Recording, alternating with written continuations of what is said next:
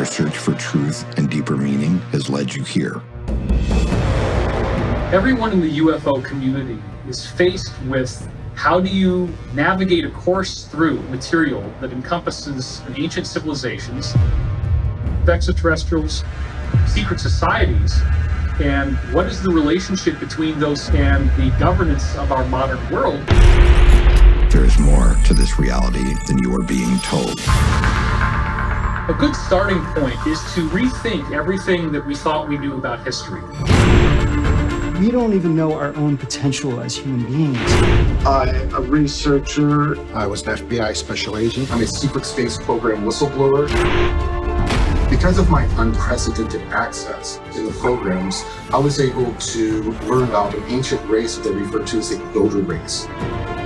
They are the most evolved extraterrestrial group that has ever been involved with humanity.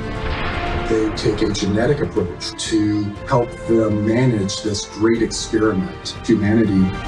They also bring us various belief systems. Isn't it interesting? All of religious traditions, Earth has end with a catastrophic event.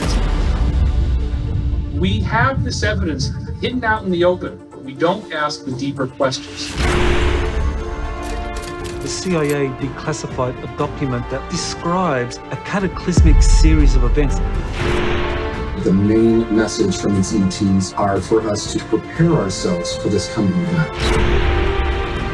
This so-called apocalypse is actually not gloom and doom. It's a rebirth. There will be a whole new beginning. Whoa, look at that, look at that! Insiders are telling me this will lead to some evolutionary leap in what it means to be human.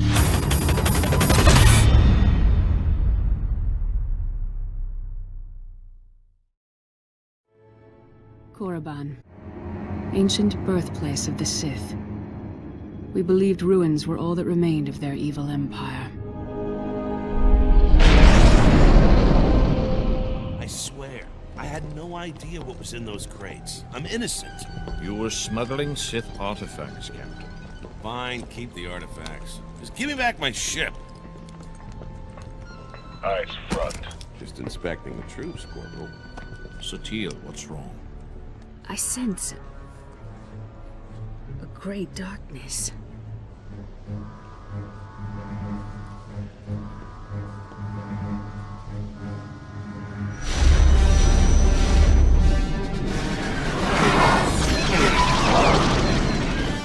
Sith Empire has returned.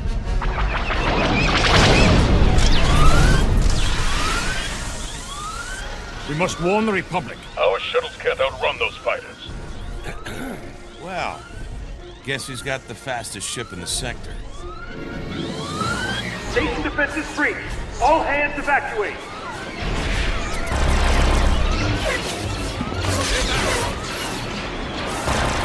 Look out!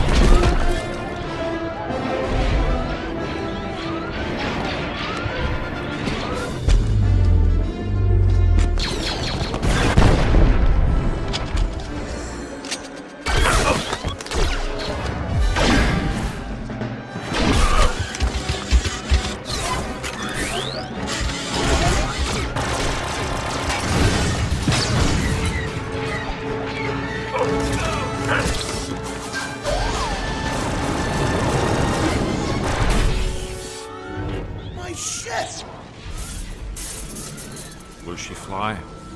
She's not pretty, but she's tough.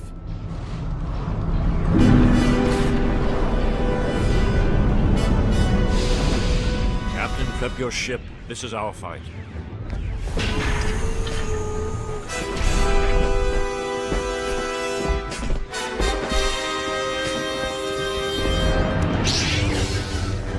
T7, prep the iron cannons.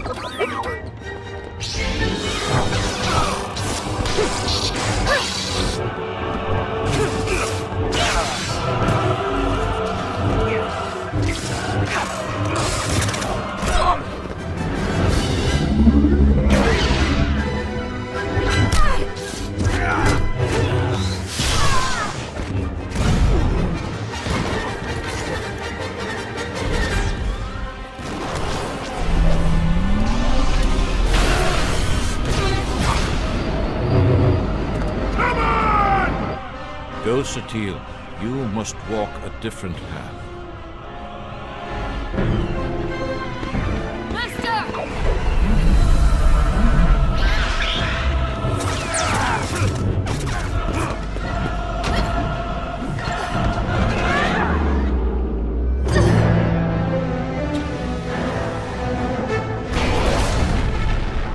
On those guns, now!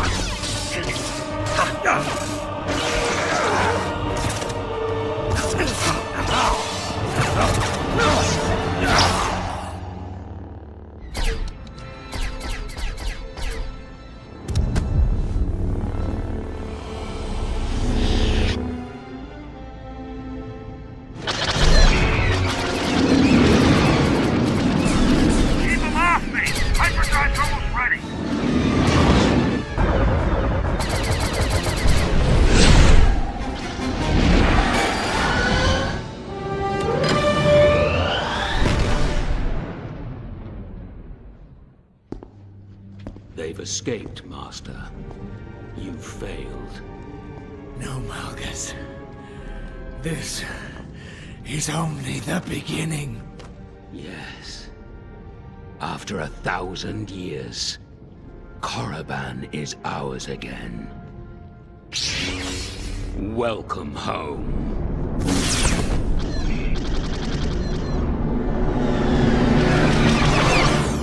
Freedom, man. That's what it's all about.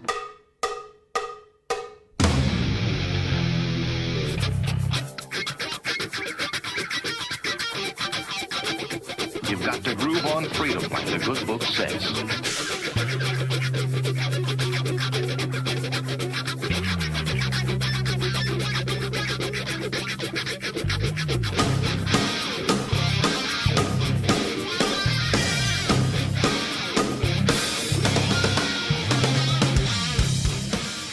Welcome.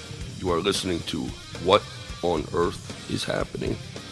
This show will discuss the topics of human consciousness, mind control, natural law, the occult, and all issues that affect the freedom of the people of Earth. What on Earth is Happening will endeavor to shine light upon the darkness of our world and to offer empowering solutions to the problems we face as humanity approaches its critical moment of choice. And now, here is your host, Mark Passio.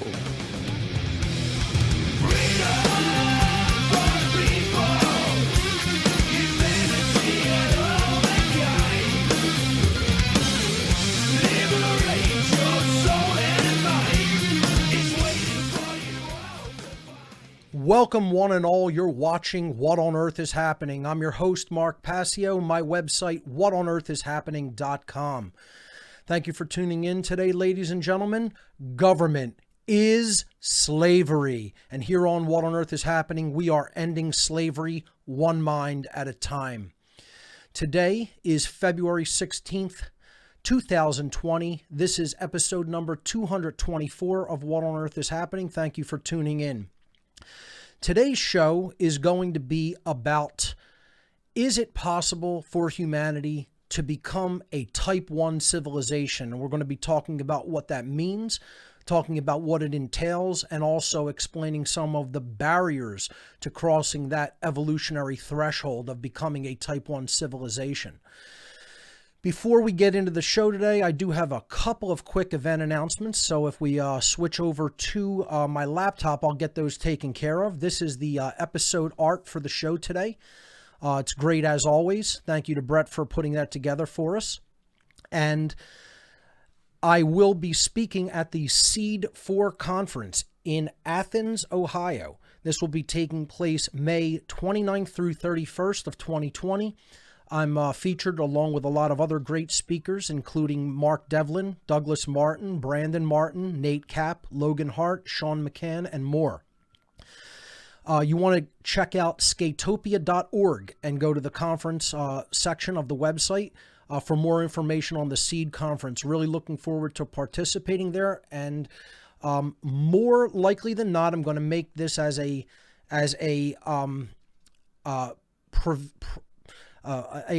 potential early announcement that we may be screening the final version of the natural law documentary at the SEED conference. It looks like we are on track to being able to do that.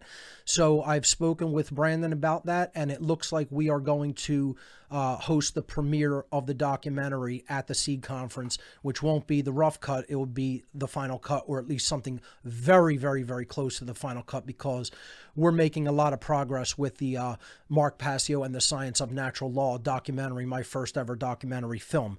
So I'm very happy about the progress that's being made there. It looks like it's well on track. I want to thank everyone for making very generous donations to the cause of completing that documentary film, because without your support, we would not have been able to do that. We were dead in the water for a little while after the Anarchadelphia conference, and your generous donations have really allowed us to budget for this film, to pay a video editor, and to get that film completed. So thank you so much to all the donors. So many very kind and generous donations have come in for this film that it's overwhelming. So that being said, I just want to say, just as a brief addendum to that last week's show, some people said thank you for doing that was very much needed and very much explained the situation about what happened in the aftermath of that conference. And I just want to say that nothing was done in any vindictive sense. If you watch it, I gave the facts exactly as they were. I did not embellish anything. I did not take any pot shots against anybody or do any kind of ad hominem attacks. I just told people exactly what happened, and I want to put that all behind me. I don't want the drama of that. I don't want to go back and forth with it. I told the truth about what occurred, and people can make up their minds as to who they will believe. See, that's how it would work in an anarchic society, ladies and gentlemen. There would be no courts or police or cages for people to be thrown into. What would decide how people interact with people who don't honor agreements would be the court of public opinion, where both sides tell their side of what happened, and people would make up their minds based on the facts and evidence presented regarding what occurred. And it's part of why the SEED is really going to be the last official conference hosted by someone else that I'm participating in, and I think that they're going to run this event with total integrity. I know that Brandon and Douglas have that kind of integrity, and I know that they'll do a fantastic job. It's why I agreed first to take part in it, and I'm going to honor my agreement because so far they have shown me to be trustworthy. I see no indication that will ever change, and I think this is going to be a really great event to attend, and I think they're going to do a great job at organizing it. So I want to thank them for doing that, and I'm looking forward to taking part in SEED 4. That being said, I am still accepting donations for the completion of the Mark Passio and the Science of Natural Law documentary film. There's 5 donation tiers. If you go up to gifts.whatonearthishappening.com and click documentary, the 5 tiers range from $50 to $1,000, and 100% of donations go directly to production costs. If we have anything left over after production costs, we are going to put that into the printing of these flash drives and DVDs. as well as maybe possibly, if we can do it, making some of these things available in our local area for free, like printing DVDs and just leaving them in certain places. So we're going to see if there's enough of a budget to just print and do that at some point. But again, that will be based on, if people do support the film and, when it is released in the gifts area for a donation, make a donation to support What on Earth is Happening. All donors that donate to the documentary cause will receive a free complimentary copy of the completed documentary on flash drive and DVD. We are holding everybody's order, okay, that puts in an order for a donation for the documentary completion. And then we are going to be sending out those to people, one flash drive, one DVD to everybody who donated when the film is completed. So please do be patient, because when it is completed, probably sometime in maybe early May, we're just speculating, it could be a little later than that, we're going to have many, many orders, pre-orders and regular orders to send out. So it may take us a little bit to get every one of those out to people, but rest assured, everyone will get the documentary that they donated for or order on the GIFTS website. Also, as I said last week, we have made available a special flash drive, a special solid state flash drive. I shouldn't even say flash drive. It's a full solid state drive. It's a USB 3 and C connection. So if your computer has USB 3 or USB-C, this drive will attach to either type of connection. And it's called the Complete Mark Passio One Great Work Collection. Here's what's on this drive. All publicly released Mark Passio presentations and presentation slides. All archived Mark Passio interviews and ancillary videos from 2009 to the present. The entire What on Earth is Happening podcast series, the audio podcast, and the entire What on Earth is Happening video show series up to date, with associated images and reading materials that have been made available with each podcast. We're putting my band, The Founders, No Masters, No Slaves EP on this disc as well. And it all comes on a very nice SanDisk 500 gigabyte solid state drive that, as I said, has USB-C and USB 3 connections. You can make a donation for this drive at gifts.whatonearthishappening.com. Thank you to everyone who has donated for items on this store. And again, voluntary donations is how we continue our work here. I never tell anyone to put themselves out. If you don't have the money to donate for anything, we make everything available for free eventually that I put out. The only thing we hold for a short amount of time is the most recent presentation, and usually we only hold that for a couple of months, and then it goes out for free on YouTube. So all of my work is for free online. However, if you want a hard copy, you can donate for that at the GIFTS website. So thank you for everyone who has voluntarily made donations at that site. It helps us to continue our work here at What on Earth is Happening. Thank you. So that's really all the event announcements that I have for today. So we're going to jump right into the presentation material. And we will be taking calls. I am going to allow time for calls this week, definitely, in some form or another. Okay, I'm going to try to knock this presentation material out in less than an hour and a half. I'm going to try to get to at the halfway point to calls. So to join us, you could go to whatonearthishappening.com/show and click at the bottom of that page the call-in link. That will allow you to open up Discord if you have the app installed. I highly suggest using the app on a desktop or laptop computer with a headset. Okay, that's the best way you're going to get call quality. Okay, you can use your web browser, but I don't really recommend that path. I recommend actually installing the Discord app. It will have better sound quality and it will connect to your headset better. You'll just have a better experience. So whatonearthishappening.com/show and click the Discord call-in link on that page that says call into the show using this link, and that will enable you to go into the call-in room on the Discord server that we run. So calls in hopefully the second half of the show. So the topic for today, episode number 224, is 2020, A Freedom Odyssey. This is obviously a take on 2001, A Space Odyssey. And this is about, will humanity actually break its chains and become a Type 1 civilization and continue its evolutionary development in both consciousness and physically? And socially and technologically, and basically move out beyond the confines of our planet into the stars beyond and our solar system and beyond.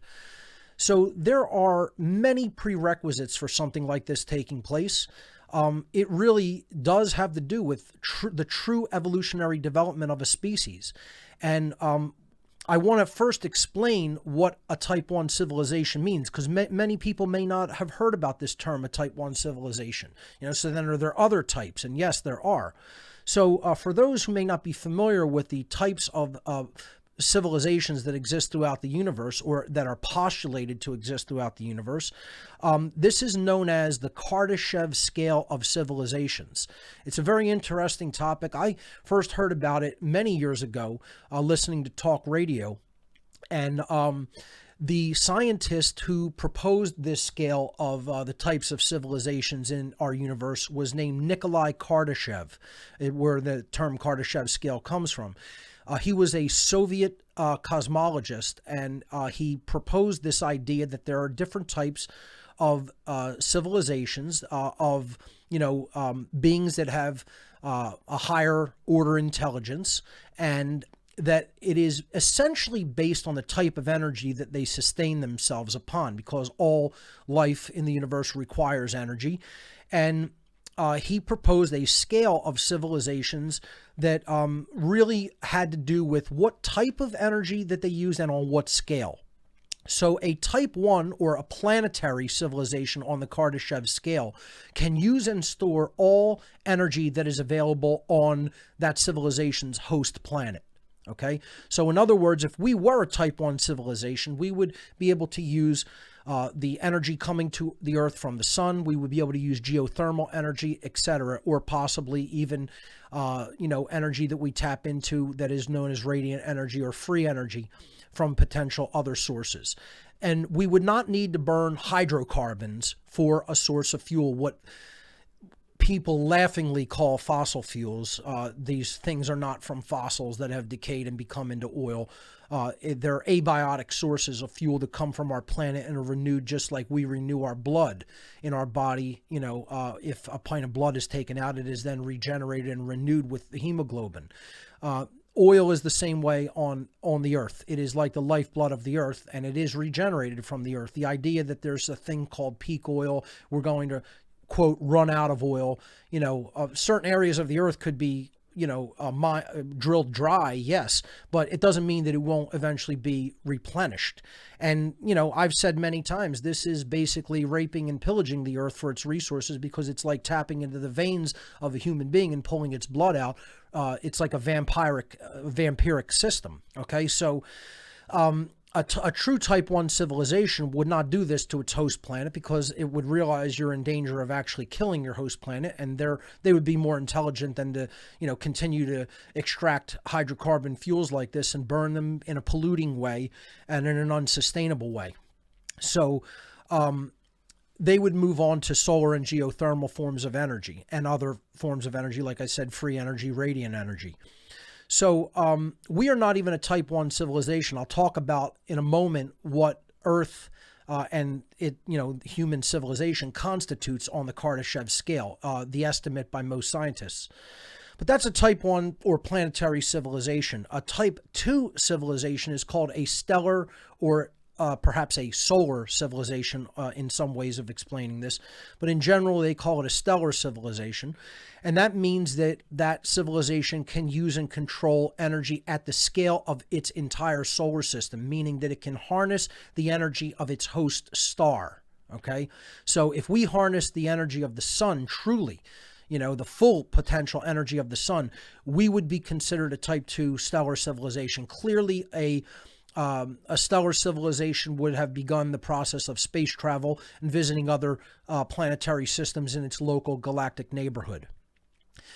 When you move up the scale of civilizations to a higher order of, energy capability, and obviously a higher order of intelligence and technology, and I would suggest a higher order of spirituality, you get to what is known as a galactic civilization, which we can scarcely conceive of. First of all, we would be able to scarcely conceive of a Type 2 civilization. The technology of a Type 2 civilization would begin to outstrip even human imagination where it is right now. And we would perceive anything of a Type 2 or higher as supernatural or magic, it would seem to us. We would barely be able to conceive of their technological advancements and feats, and they would seem like almost supernatural beings to us, okay? I likened it to taking a piece of high technology developed in the modern world today back into the Bronze Age or the Stone Age and showing it to an early human, and they would not even be able to conceive of what you were showing them. Okay, so it's similar to that, except extrapolate that to way out to advanced technology.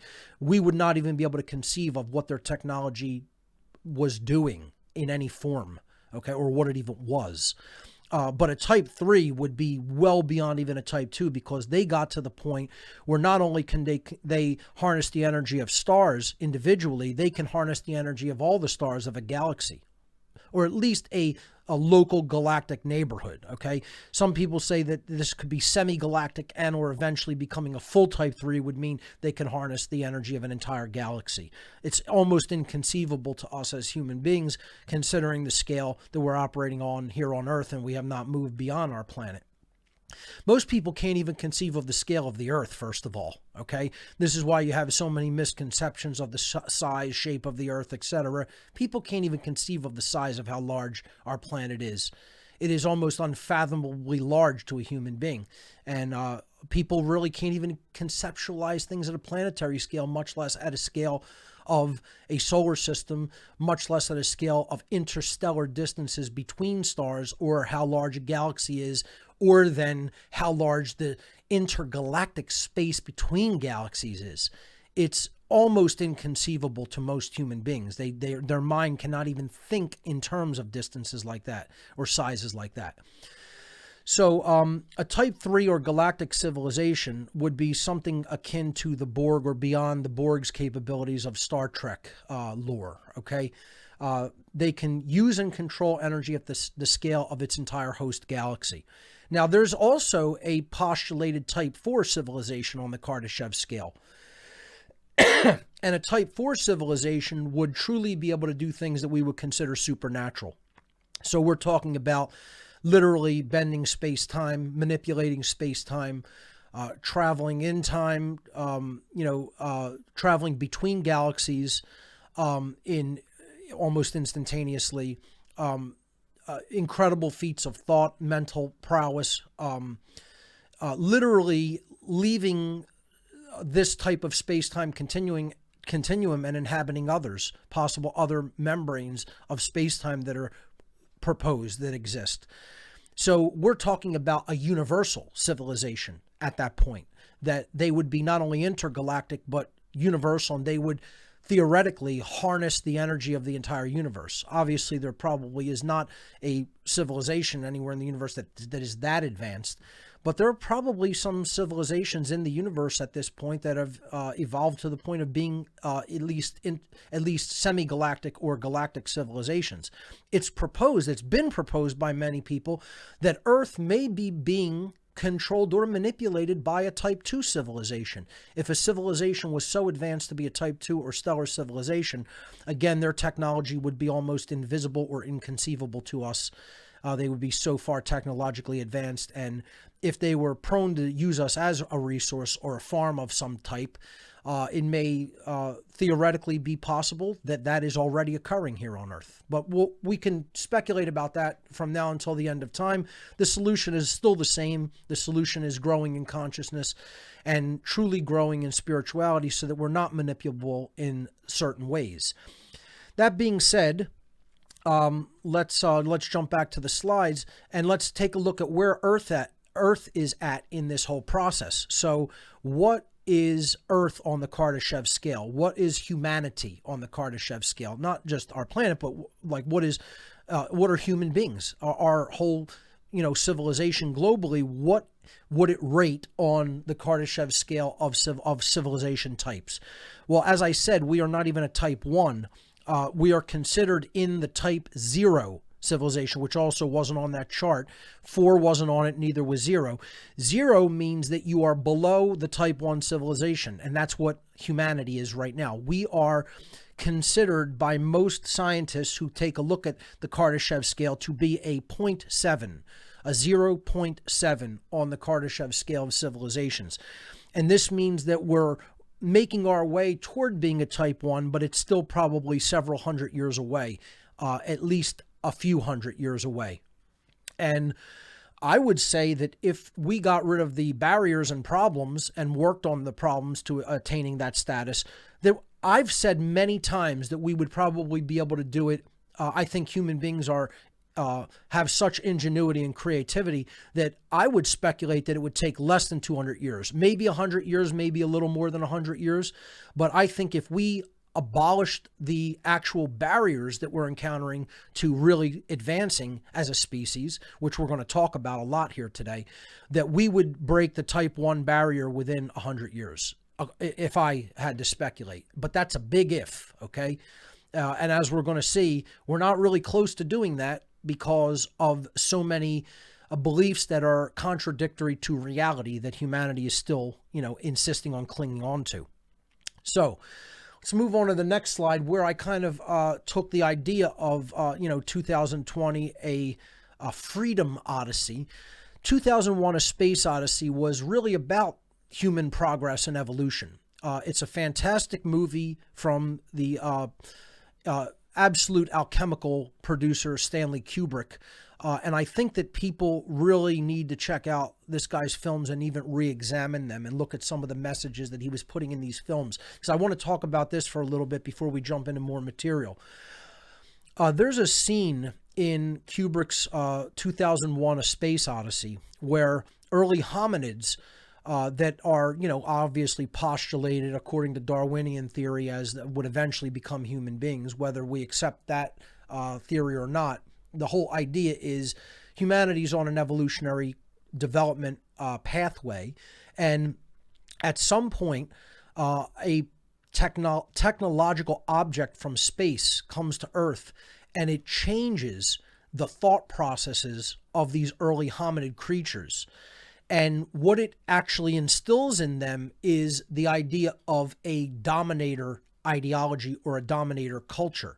It puts into them the idea that they have the right to take what they claim or believe that they need from others of their species and from the animal kingdom, whereas before they were living in a natural homeostasis and equilibrium with their environment and their fellow beings.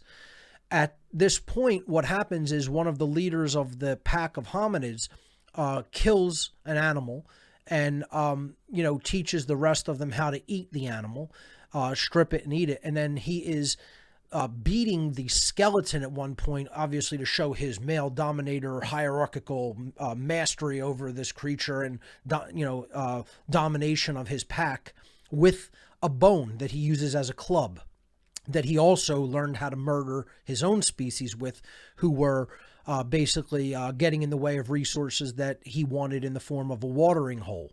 Okay. So, which was never something that they killed each other over in the past until this object, this monolithic black stone object, which is a big thing in the dark occult that is referred to as the Black Stone, a big thing in Sumerian lore, ancient Sumerian occultism.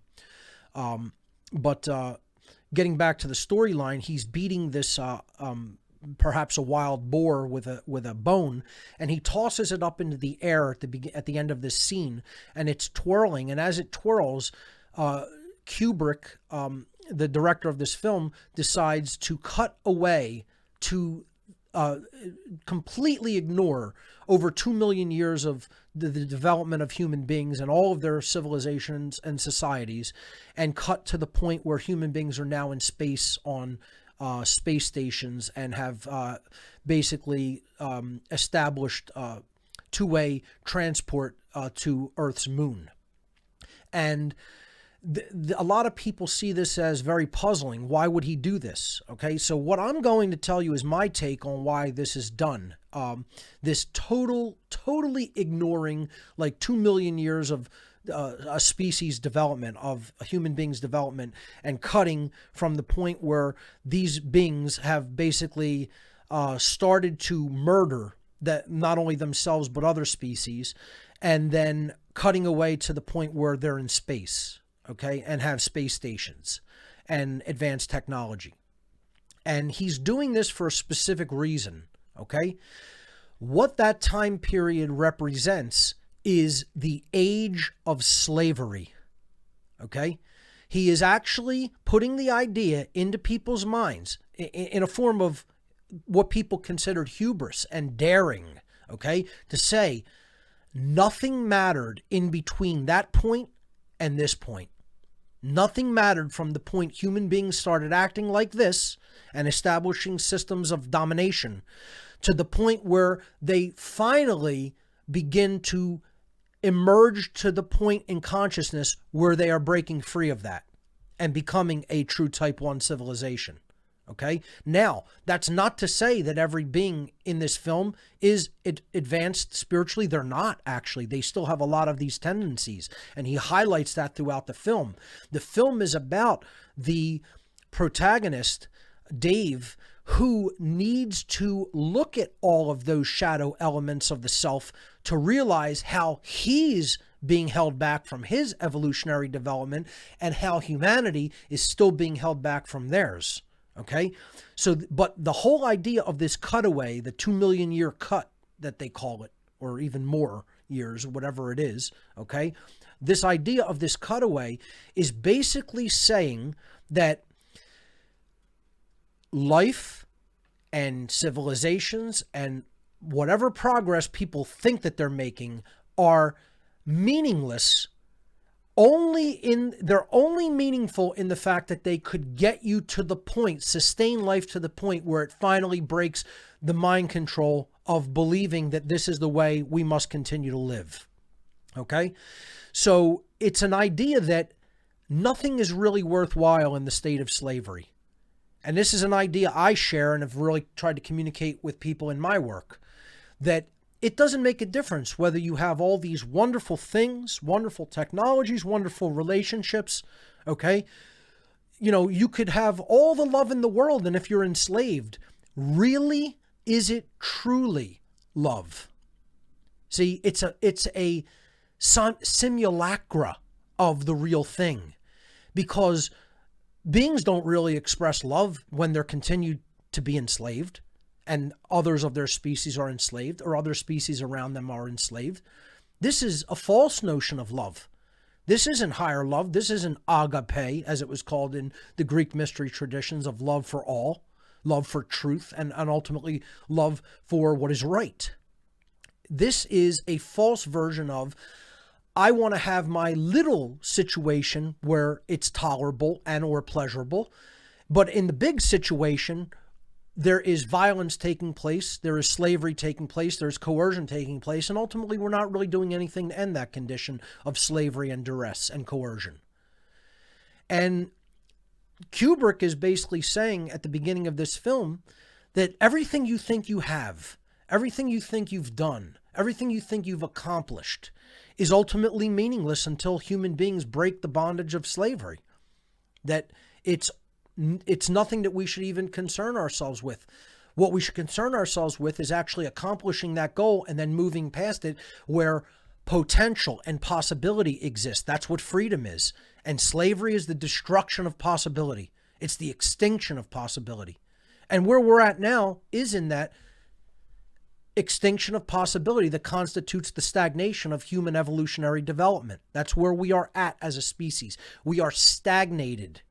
We are stuck, okay? And people don't know why we're stuck. We're going to talk about understanding that, but we're going to talk about understanding the causal factors of why that is. And these are all barriers to emerging, breaking that eggshell and becoming the Star Child, as Kubrick very brilliantly put forward, that is being reborn. This is the spiritual rebirth, coming out of that mindset. That's what Dave finally emerges out of, that mindset, recognizing it's holding him back. It's causing his own death. He has to confront his own death. All the things that he thinks are real, that are actually illusions, and things that are constitute a holding back from truth and a holding back from evolutionary progress, to be reborn. This is spiritual rebirth. And I regret to tell people we're nowhere near this. We're probably hundreds of years away from this, if that, because of the things that we continue to believe that aren't real, that aren't true, that have no basis in reality, but we continue to accept and believe with religious conviction. Because things that aren't true, that hold us back from truth, that we insist upon believing in, is the definition of religion. That's what a religion is. Religion is something that is not in keeping with actual point of fact reality in nature, inherent reality, okay? And that we insist on believing as true. See, the big part of my work, folks, is the distinction between the real and the artificial, the distinction between reality and fantasy. I go back to it over and over and over, and I'll continue to repeat it because there's nothing new under the sun. The idea that all the things that you do in a state of slavery are just repetition. Every day is the same day in a state of slavery. It doesn't matter what advances you make technologically or even culturally, etc. It's still done in a state of slavery, which is a hamster wheel, which is a cage that humanity is not getting out of because of things they believe. And we have to realize there's nothing new to teach. There's nothing new to learn. You know, I hear a lot of people saying, I liked What on Earth is Happening better when I was just introduced to it and learning all this stuff. Yeah, exactly.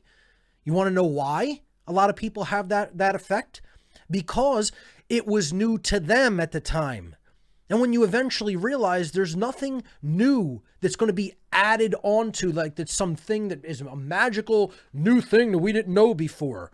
It's all about morality. It's all about understanding objective morality. It's all about understanding that rights don't come from human beings, which is a big part of growing and evolving and getting rid of the ego that's holding us back, thinking that we're God, thinking that human beings are God and we can author law. We can write law down and bind people to it. This is all the religious thought process that is holding us back from really becoming that star child and being born again as a species. Okay? That's what the awakening process or the rebirth process is all about. And then truly becoming a planetary civilization where we can move on to the stars.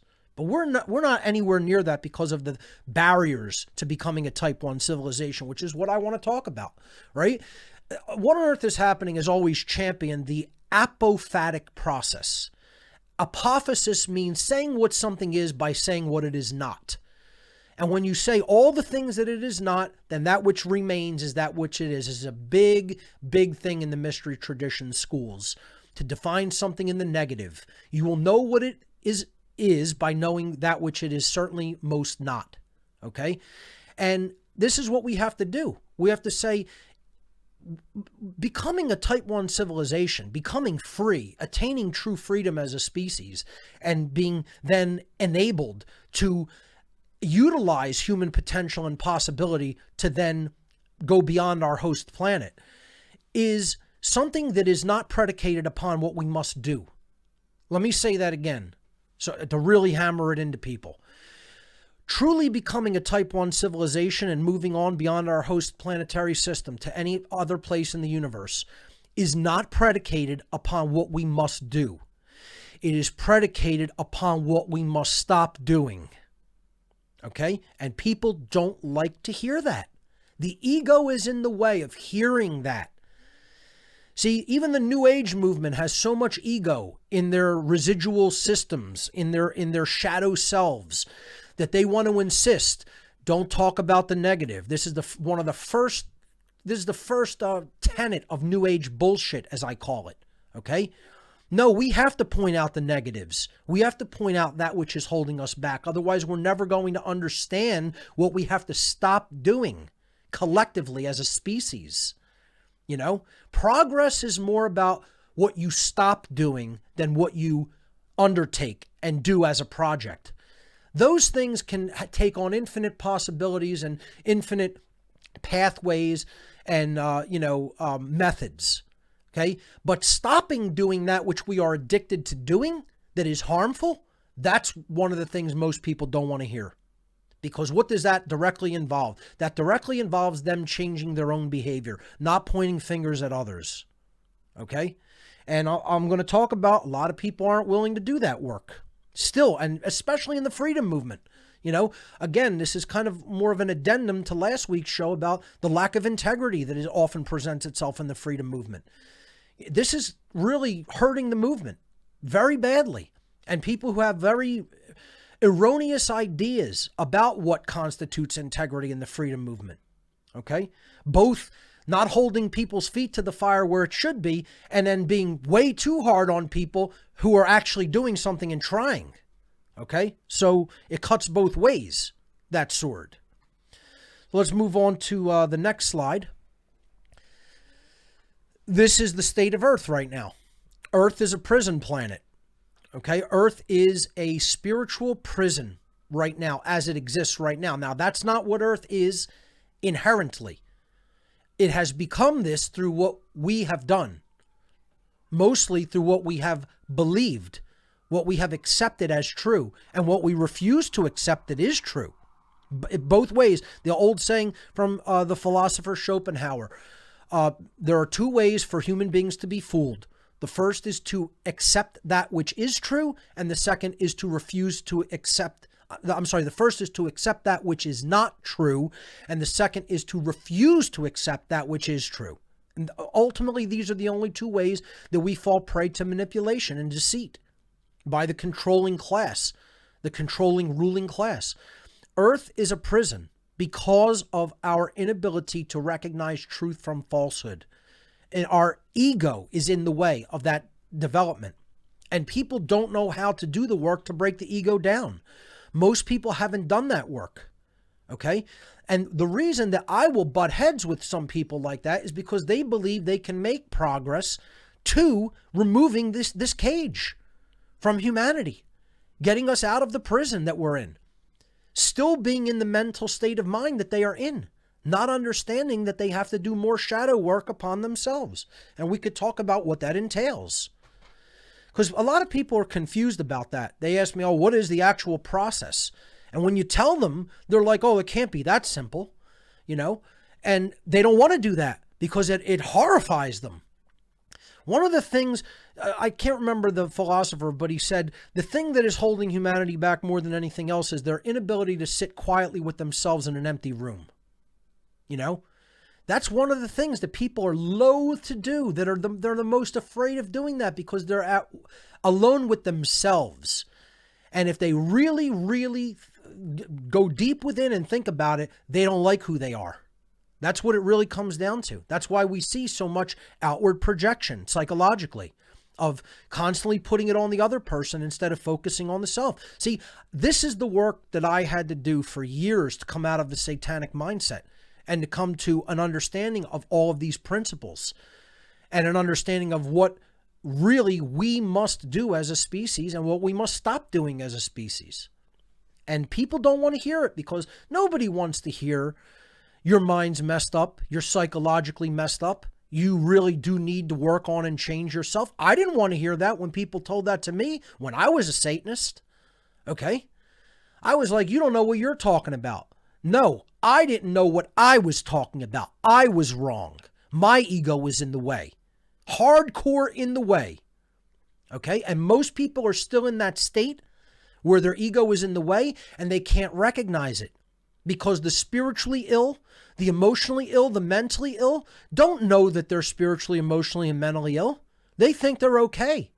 It's when you could do enough shadow work upon yourself to get yourself to the point where you acknowledge, I'm not okay. I have a problem.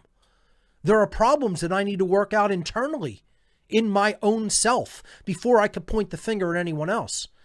Now, I would claim that I have done that work, but no one is perfect. There is always room for improvement and to do more of it and to continuously refine that process. and attain toward getting better and better, moving toward a state of perfection, but realizing in the 3D world, that's an impossibility. You're never going to reach perfection. Okay, this is like, even in the Borg in Star Trek, this idea that that's what they're trying to achieve, and they're becoming more and more controlling, to achieve perfection with themselves and then assimilating other beings. Okay, it's because they've latched onto this notion that you can achieve perfection in the physical domain. That's where their imbalance went completely awry and got out of control and ran amok. Okay, so perfection. The notion that we can attain perfection is why most people never even try to work on themselves. But we're going to get more into self-improvement and development later in the presentation. This is the state of Earth, is my point. And there's one overarching thing that more than anything else has to be recognized and realized in the minds of human beings that is holding us back as a species. It is the religion that is ultimately holding humanity back more than any other religion, and it's the tagline for the show. Ladies and gentlemen, let's spell it out one word at a time. Government is slavery. Whether you fully understand that or realize it or not, it is the case. It is the truth. It is the eternal truth. Nothing will ever make that untrue. If you don't understand that or accept it, your ego is in the way.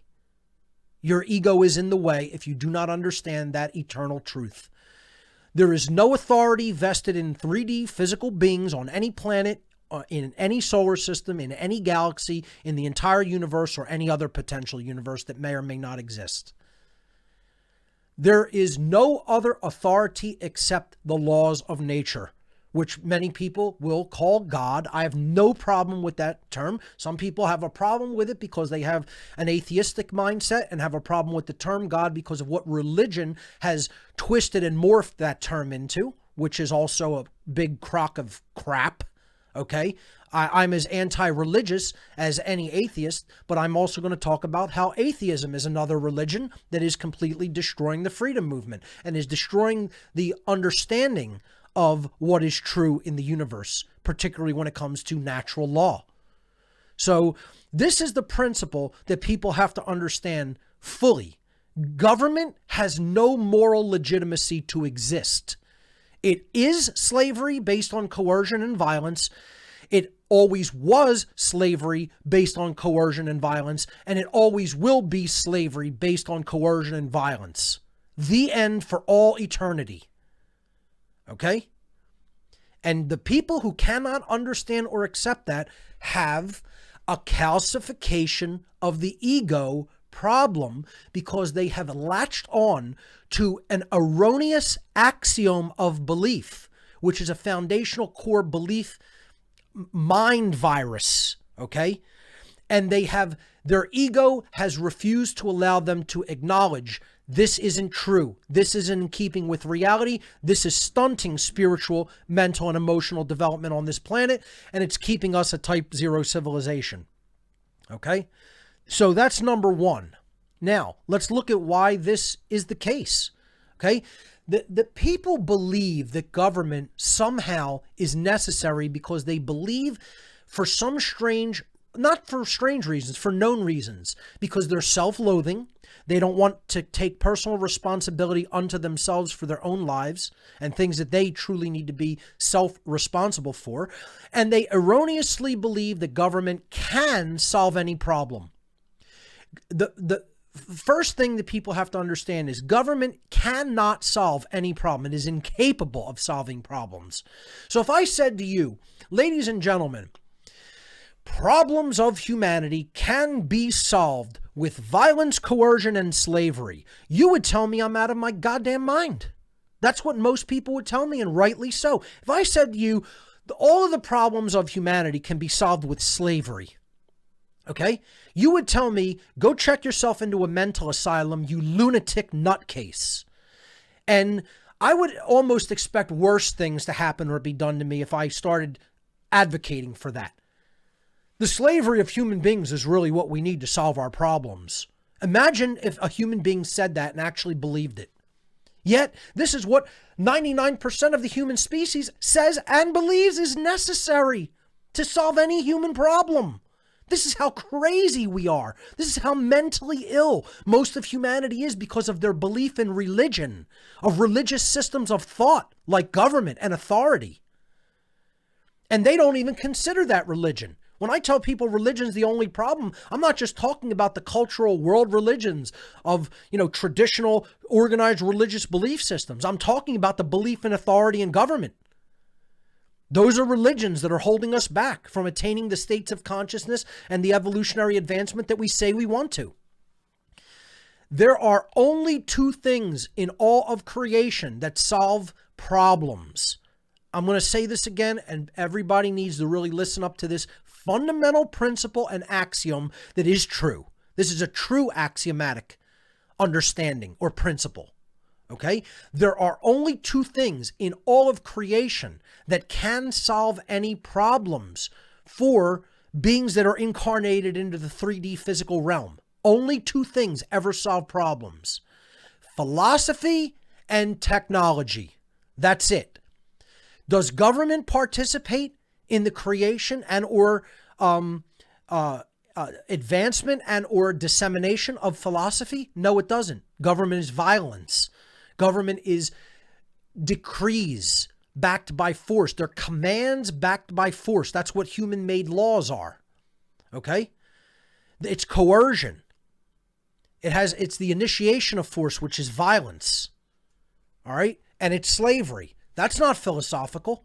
There's no philosophy in that. Oh, it's an ideology, but don't confuse an ideology, which may or may not be true, based in truth, with philosophy, which is based in truth because it is the love of wisdom. Philos meaning love in ancient Greek, and sophos meaning wisdom in ancient Greek. So philosophy solves internal problems. It solves problems within the individual, and it solves problems that are interpersonal dynamics between people and between civilizations. Okay? There is no other thing that solves internal problems. So philosophy solves mental, emotional, and spiritual problems. That's the only thing that can ultimately solve any of those problems, is the understanding and incorporation into one's mindset and into one's self, into the psyche, the soul, ultimately, of philosophical principles that are true. So philosophy is the internal problem solver. Okay? Conversely to philosophy, which solves mental, emotional, and spiritual problems, there is technology. Technology solves externalized problems, or what we perceive as external to the self. Meaning, technology is the solver of pragmatic problems in the world. Okay? So you want something to more easily place food in your mouth while you are eating your food, and or cut up things that need cutting instead of using your teeth to bite everything down to size to easily chew it and swallow it. That's what a fork and a knife are for. These are pieces of technology. You don't want to use your hands to wipe your face. Napkins have been invented. It's a piece of technology. We don't even think about things like this as technology. The camera I'm broadcasting over is technology. Okay? The computer that's sending out the stream is technology. These are all problem solvers. Okay? Technology solves pragmatic problems in the physical world, whether they be problems dealing with moving energy from one place to another, organizing things, processing data, communication, etc., health type technologies. You can go on and on with the different types of technologies, but that's what pragmatically solves physical world problems. Philosophy solves the internal problems that take place in the mind, the emotional states, and ultimately in the spirit. And technology solves pragmatic problems. Now, see, where we're at in our world is that not only do people not understand that these are the only things that solve problems, they think government can solve any problem. And they think that it has a moral right to exist. Government not only is totally illegitimate morally, it cannot solve problems. Only philosophy and technology can ever solve human problems. Period. The end. Okay? So, Moving on to the next slide, I'm not sure why I'm getting a blank slide. It looks like, oh, okay, I accidentally did not put the build in after the transition. So what I highly recommend for people to check out as far as presentations that I've done in the past that they need to understand and that most people still do not understand in our world is the occult and the most hidden part of all occultism, which is natural law. Now, not only don't people understand these things, they actually think there's nothing to be learned. And I hear this over and over and over and over again. Okay? Even in the freedom movement, the so-called freedom movement, anarchist movement, freedom movement, whatever you want to call it, I hear over and over again, the occult isn't real. It doesn't exist, or there's no reason in studying it because it's hokum religion.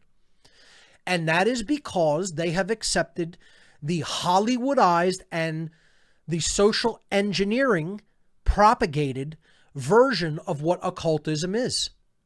See, the social engineers who practice occult practices, who actually engage in occult practices, do not want people to understand what those manipulatory practices are. Because what real occultism is ancient psychological knowledge. It's the understanding of actually how to solve problems internally using philosophy. But then if you have that knowledge, and you took it in an egoic state and you didn't really work on yourself to truly get rid of your ego-bound issues, and you want to control others with that knowledge, and you recognize, guess what? They don't have this understanding of themselves, yet I have at least enough to do a total number on someone else. That's called dark occultism, or the abuse of that knowledge, of hidden knowledge of how the human psyche and the laws of nature work. So then you could sequester people from knowledge. You could dissuade them from looking into it. It's like saying one person does not know arithmetic, yet one person is basically a master mathematician. What if that person who's the master mathematician hates the person who knows nothing, doesn't even know how to add or subtract numbers because of something that may have occurred to them socially in the past? Okay? How much could that person manipulate the other individual?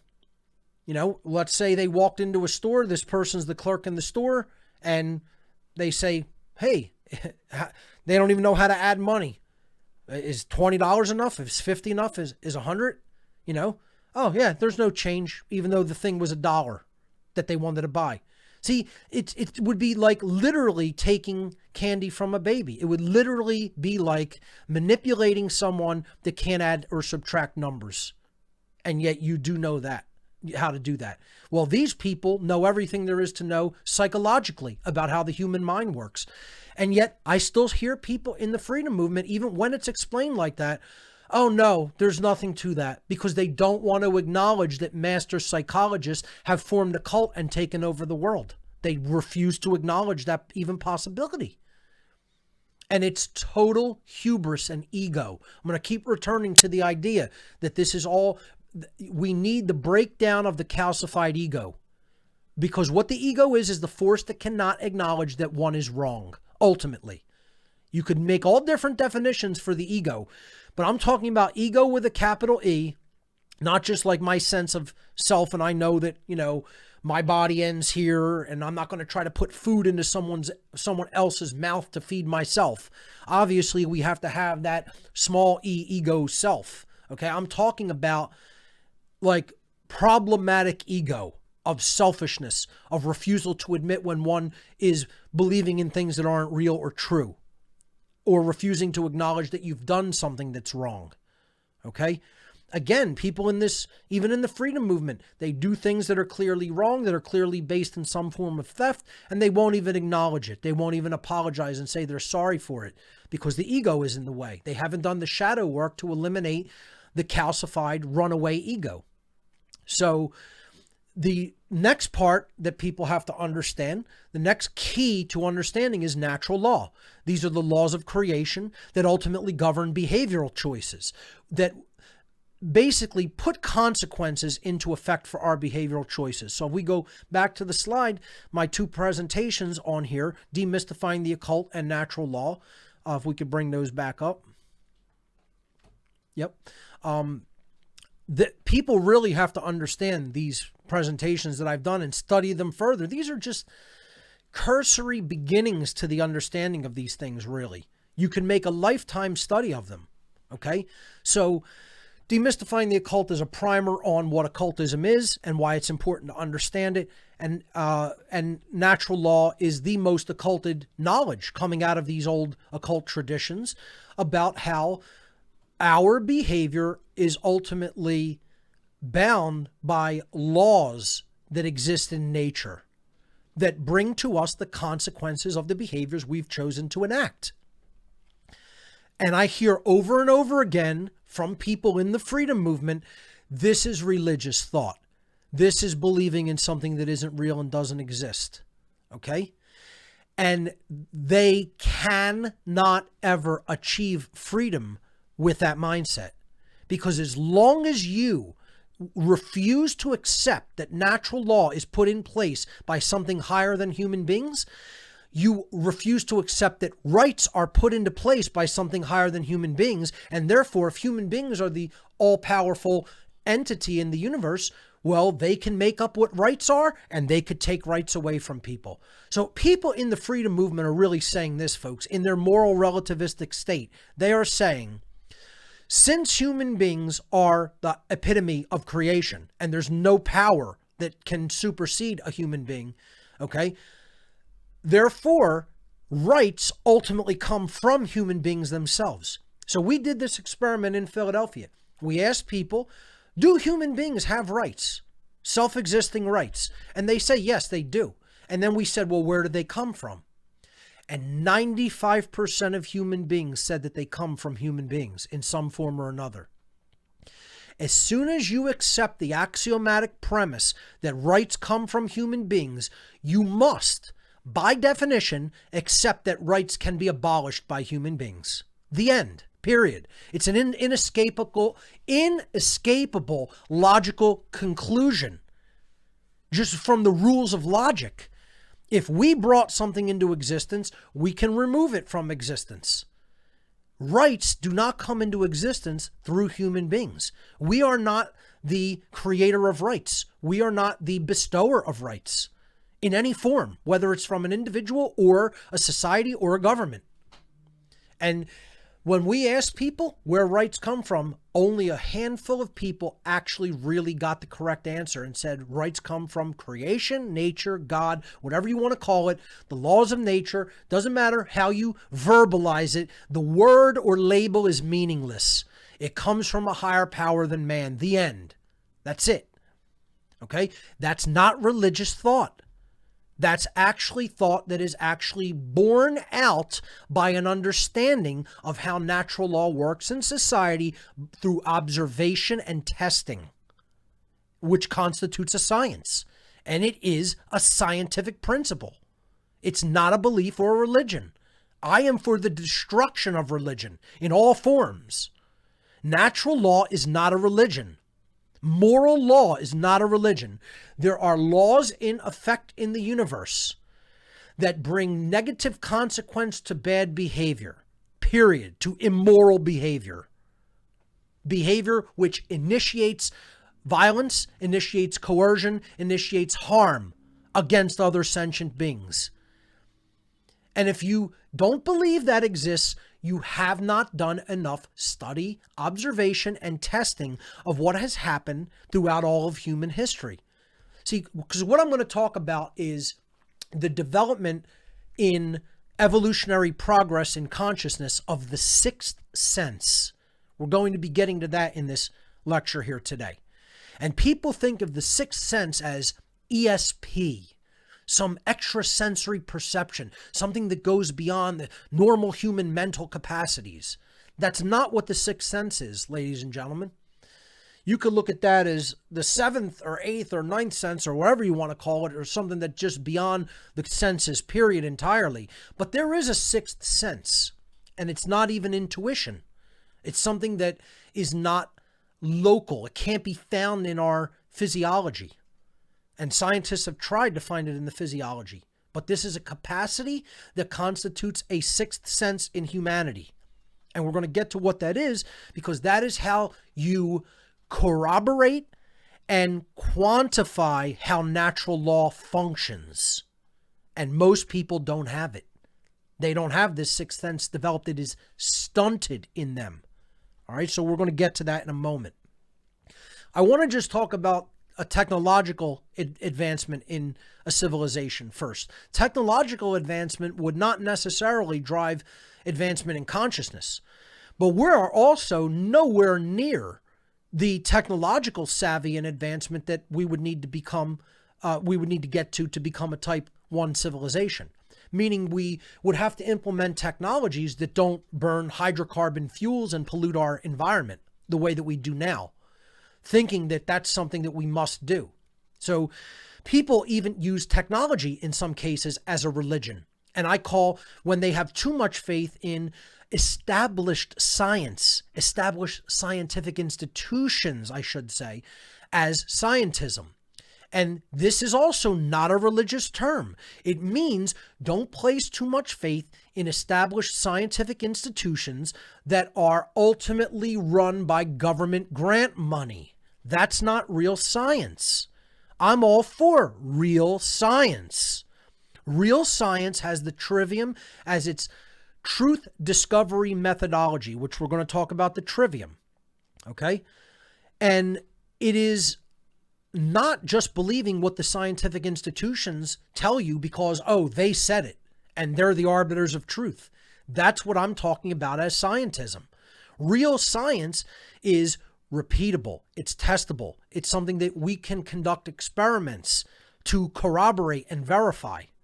I am all for the real true scientific method through the trivium process and quadrivium as the quantification of that method. Unfortunately, that's not what modern science really constitutes.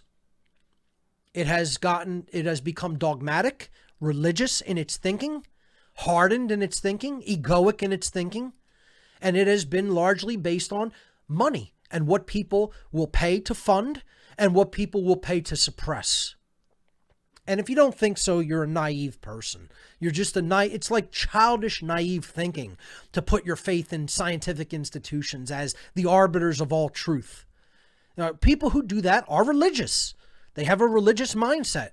They don't really understand what real science is or how it's conducted, probably because they've never really engaged in the scientific method themselves.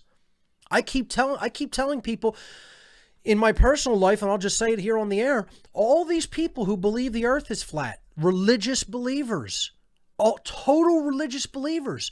You need 2 little tiny pieces of scientific equipment to totally prove to yourself that the flat earth model cannot be true. You need a pair of solar observation glasses, or otherwise called eclipse glasses, and you need a digital caliper. That's it. 2 little devices, and you could track the path of the sun in the sky harmlessly without harming your eyes, and take a measurement with the caliper of how much it occupies in the sky and realize that doesn't change, so the sun cannot be getting closer or farther away to you.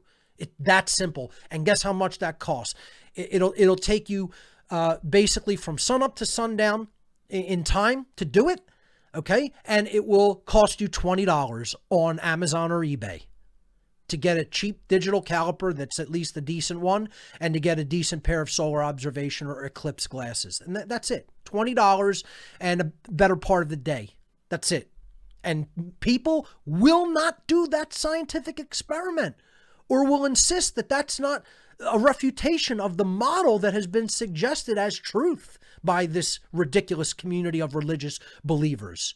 The CIA made a religion and got a bunch of jackasses to believe in it within a short period of time, okay? Because they're trying to exercise their power as occultic gods, saying, look what we can get all of the riffraff out in the world to believe.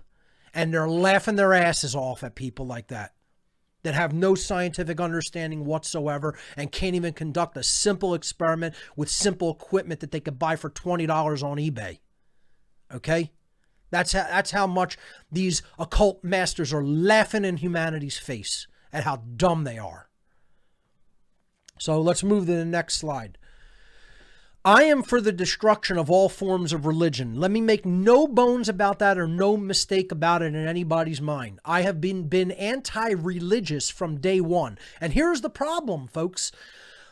Because other people are anti-religious, but they're reactionarily anti-religious. They're not logically anti-religious. They have a reaction against religion. This is what I was. In my lack of knowledge and in my lack of the understanding of the scientific methodology when I was young, okay, I turned reactionarily anti-religious. There's a difference between being logically anti-religious and being reactionarily anti-religious.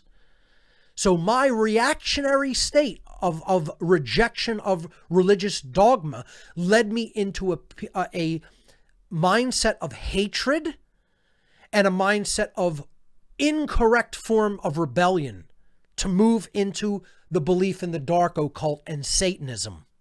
That's my life path. That's what happened to me.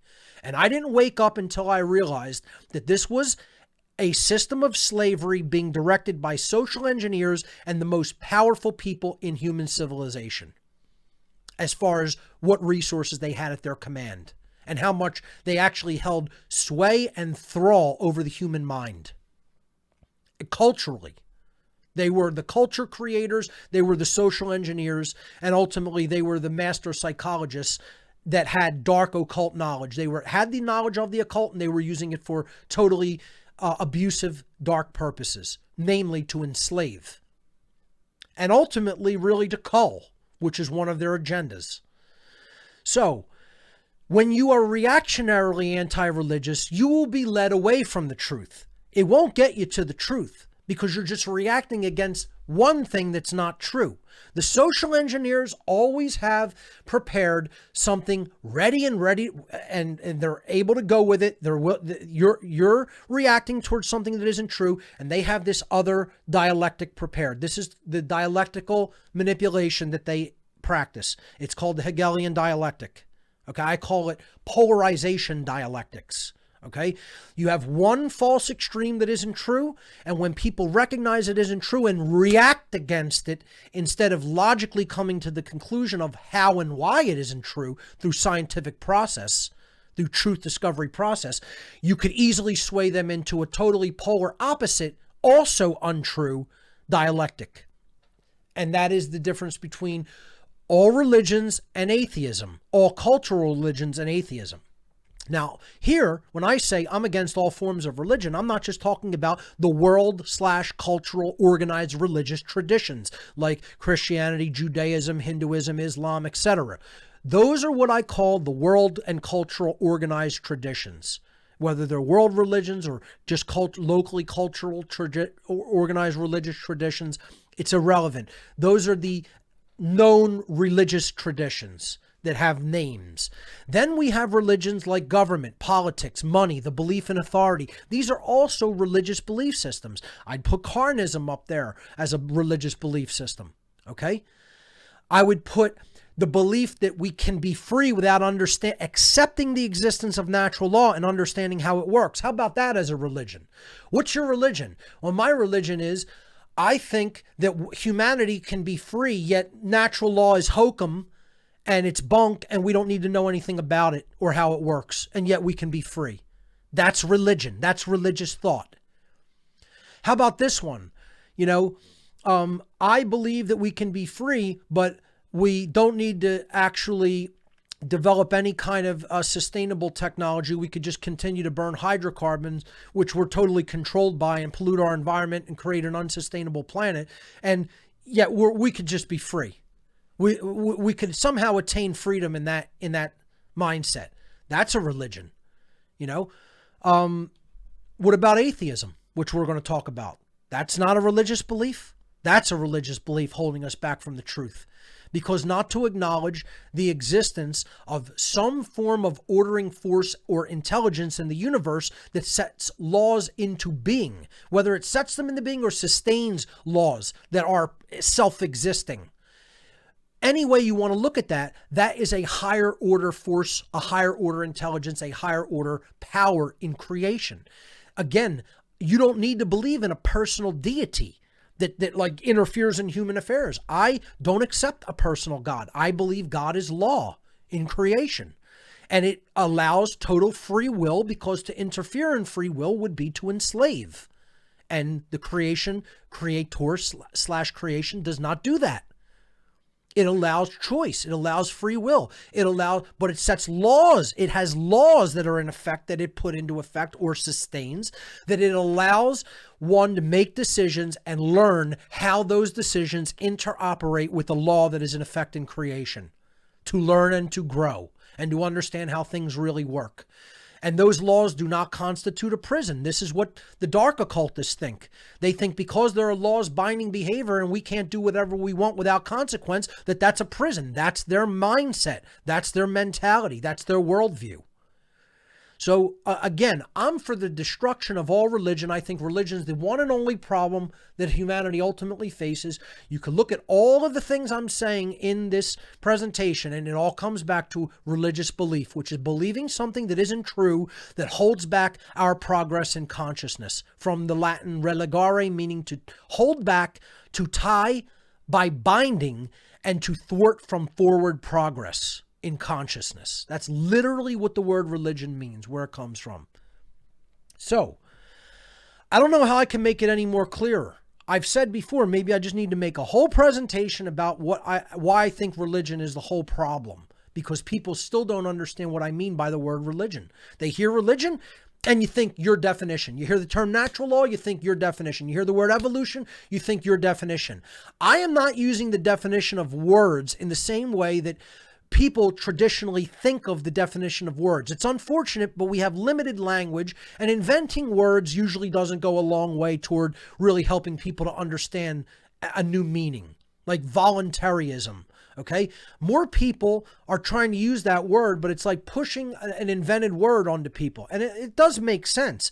But like, just going out of your way to try and invent a word. We could use language and we could say, here's what the culturally accepted definition of this is, but let's look at what it really means at a deeper fundamental level. Religion doesn't just mean Christianity, Judaism, Islam.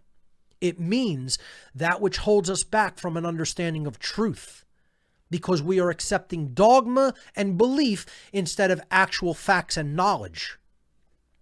And I'm for the elimination of that erroneous thought process. I want a scientific, rigorous investigation of how nature actually functions and the laws of nature function.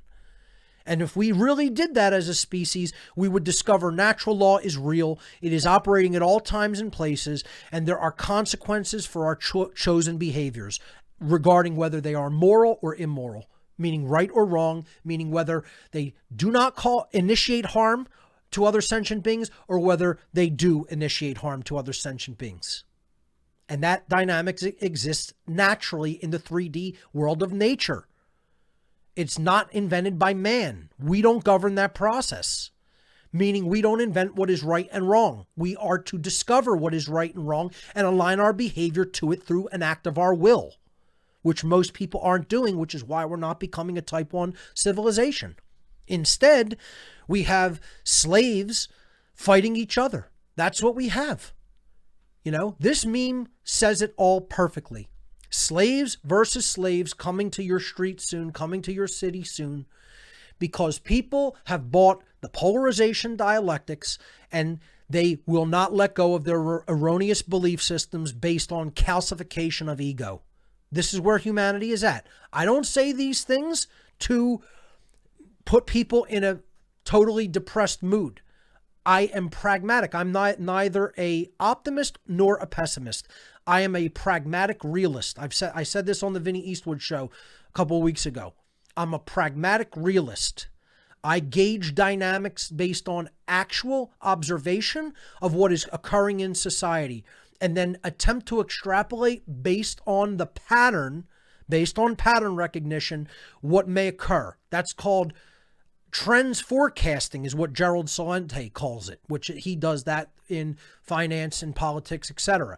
I do that in consciousness. You could consider myself a consciousness trends forecaster, okay? Because you could extrapolate patterns based on existing dynamics that have already occurred and say, if this dynamic doesn't sway or change in an amount this way, it's going to continue on the same trajectory. And then you could actually sort of predict what will happen, barring any kind of a miracle. Okay? Yes, occasionally miracles do happen, but don't count on them. They are not the rule. They are the exception to the rule. And I don't mean miracle in a religious sense. I mean like some real super wild card thing that wasn't calculated for does occur. You know, like a meteor strike or something like that. You know, occasionally monkey wrenches get thrown into the works and things change as a result, you know, that weren't accounted on. Okay. But we don't want to count on those things. We want to say, hey, maybe they happen, maybe they don't, but don't like let us actually exert our will to change things, because that's what this is all about. Developing the will to create change, because we're lowercase creators, small c, lowercase God, small g, meaning we have a say over what we will live, how we will live, what will happen in our environment, what will happen to ourselves. We are collectively the controllers of our destiny as human beings. You know, there's no one doing this ultimately to us externally. We are doing this to ourselves in the long term. Okay, you could talk about manipulation. You could talk about things trying to be pushed one way or another, but ultimately our will ultimately directs it. What will we do? It's not about speculation and just thinking. It's not about intention. It's about behavior. You know, we're going to be judged not on what we thought, what we intended, okay, how we emoted, what our emotions were. We will judge ourselves and our own progress and evolutionary development based on what we did, what our actions were. That's what that ultimate value is going to come down to, what we did or did not do. And right now, we're falling into the divide and conquer strategy of the social engineers. And we have to get out of that mindset of us versus them. Yeah, there is people who believe in order following, you know, and they have to get out of that mindset. The order followers, the moral relativists, the problem of them not understanding morality absolutely lies in their mind. It lies with them. They are religious believers. But what I'm trying to say is we can't keep taking this idea of we're just going to be fighting each other. That's what the social engineers want. They don't want us uniting and understanding the occult principles they're operating on and ultimately overturning their mind control, not falling for it anymore. That's the last thing they want. Is it possible? Yes, it's still possible. Is it likely? Not based on how humanity's going. We're not exerting our will to understand what we need to understand, to learn what we need to learn. And ultimately to stop buying into dialectics, because that's exactly what they want. They want slaves fighting each other instead of understanding how the slaves are being manipulated to stay in slavery by what they are conditioned to believe is necessary, is somehow moral, when in fact it's violent, coercive, and creating more slavery. And now we're in an era of censorship of information and words and the communication of ideas. That's how crazy the slaves have gone, believing that their masters have a right to rule them, that they actually want to take information like this away from people so that it can never reach their eyes and ears and they can never understand that they're slaves. You know, that's how bad things have gotten. Now, the dynamic that people actually have to learn how to evolve within themselves and activate within themselves, which constitutes the sixth sense, is memory. Memory. Now, I'll bet you most people weren't expecting it to be that. That is the ultimate human sixth sense. Okay? So the other five senses help us to make sense of our immediate environment, but then there's a sense that goes beyond locality in time. It goes beyond the local space-time that we're occupying okay? And it goes back into the past. The ability for human beings to remember and to carry on that memory through the preservation and dissemination of information, of truth. That is what we have to activate in ourselves as individuals and as a species. Because the failure to activate the sixth sense of memory that operates outside of time, okay, means that we are condemned to repeat the mistakes of people from the past. The mistakes people made in the past. And the mistakes that ultimately our ancestors made in the past is that they accepted and believed with religious fervor the idea of authority and government. That's the main thing. They believe that they can give away their personal responsibility to someone else to protect them, ever, that it can be done in nature. They believe that they can delegate rights that don't exist in themselves. I explained this I went to the Liberty on the Rocks meeting in Philadelphia this past week and helped explain to a new attendee. You can't pour something out of empty glasses. It doesn't matter how many empty glasses you put on a table. You cannot fill another glass over here from all glasses that have already been drained and are empty. It's not possible to do. You have to have something in them. So in order to give somebody a right, first of all, human beings can't do that anyway.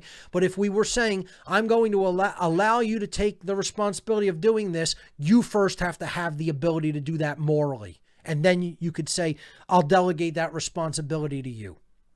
Okay. So let's say in a business operation, a CEO might delegate responsibility and does delegate responsibility to handle certain things. Well, it's their business. They're allowed to do that as long as it's a moral thing and it's not taking away anybody's rights. So delegation can happen in things like that. But when it comes to saying you have a right to do something that I don't have a right to do, okay? I can't tell someone that they're allowed to steal from someone else. I can't tell someone that they can coercively control the behavior of someone else that is not harming any other sentient being. You cannot delegate a right that doesn't exist for an individual. That completely annihilates the idea of government altogether. The person I was explaining this to agreed. And I said, well, then you're really already an anarchist. You just don't know what anarchy really is. And you don't know that you already agree with the basic tenets and principles of anarchy. Because they believed in non-aggression principle, and they believed you can't delegate a right that you don't have. You know, again, I recommend to people, I recommended this in my interview with Vinnie Eastwood, listen to the philosopher Jan Helfeld, okay? Jan Helfeld, okay? He's been doing videos for years where he goes into politicians' offices and he asks them if they believe that rights that don't exist for an individual can be delegated to another individual or group. And he just shows them making complete asses out of themselves because they either have to admit that they believe rights that don't exist can be given, that I don't have it and no one has it, but we can come together and grant something that we don't have for ourselves to someone else, which is logically impossible and makes no damn sense. They either have to admit that or they have to admit that they cannot be done. So that cannot be done, and that obviates the moral legitimacy of government. It destroys any idea that government can be morally legitimate, ever. So you just watch these little worms squirm. He makes them dance, this guy. Highly recommend his stuff, okay? And he makes these people squirm because they're liars and they're immoral trash. And they want to tell you they believe in principles of self-ownership and principles of morality, when in fact they are actually completely condoning coercion, violence, and slavery. And then blowing smoke up people's asses trying to tell them that their ideas are somehow consistent when they're constantly contradicting themselves. And they won't answer the question directly because they know they either have to show themselves to be a complete liar or in complete contradiction with their own previous statements. Okay? So, John Helfeld, check him out. But this is the sixth sense, folks, memory. And this is what's not developed. We have no long view of human history. We have no short view of human history. I mean, we can't remember what happened yesterday, let alone what happened hundreds or thousands of years ago. This is what we have to develop and hone our sixth sense of memory. Because if we don't, we're going to continue to make the same mistakes and can continue to believe in the same erroneous things, believe in the same religions that our ancestors did that put us into this situation as a species of slavery. How we do that, how we get out of this whole erroneous thinking, is by employing the true truth discovery methodology or the true scientific principles of the trivium method. I've done a whole show on the trivium and quadrivium, and what people have to understand about it is a three-step process. It means the three methods. That's what the word trivium literally means.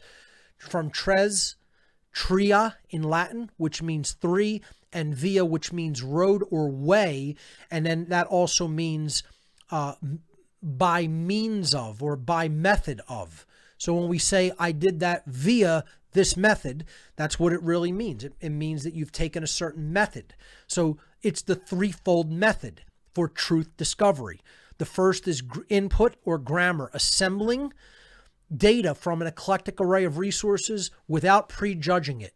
And you have to have enough grammar. You have to have enough raw data before you process it, and you can't judge it first. You have to take it in. This is what people always make the mistake of, emotionally judging something based on how it makes them feel, when in fact it should just be amassed and taken in as raw data to process at a later time. And this answers the questions who, what, when, and where, the raw data. The second step of the trivium is the processing. This is also called the logic phase or the understanding phase. It's comprised of three basic substeps: filtration, correlation, and analysis. The quadrivium method is largely utilized here, which is the quantification method of the trivium. It's basically, the crunching of numbers part. But you have to filter out logical inconsistencies. You have to correlate data to understand how there are cross connections between the data and what it means, the analysis, coming to a conclusion of what it means. And this enables us to learn why. Why is this so? Why is this in place? Why does it work like this? What is the reason, meaning, or purpose? And then the third step of the trivium is output, rhetoric, or wisdom. And we're falling horribly in all of these. The freedom movement is failing horribly in all of these steps. We don't have any one of these steps where they need to be in the freedom movement. That's why the freedom movement is failing. And less people are being attracted to it, and less people are even staying involved in it. Okay, it's falling apart. It's falling apart because we're not exercising real scientific methodology. It's falling apart because we don't have enough grammar. We haven't collected enough data about how natural law works, or even that it is in operation. We haven't understood how it works over time through our choices, and we haven't taught that understanding through rhetoric, through output, through conveying it to others, which is what wisdom really is. It's what we do with what we know. Okay, so output or rhetoric or wisdom is speech and action based upon the knowledge that one has gathered and understands correctly. This is how knowledge and understanding are propagated so that real and positive change can be created and realized. So what we're really talking about here is different things that we are actually doing with knowledge.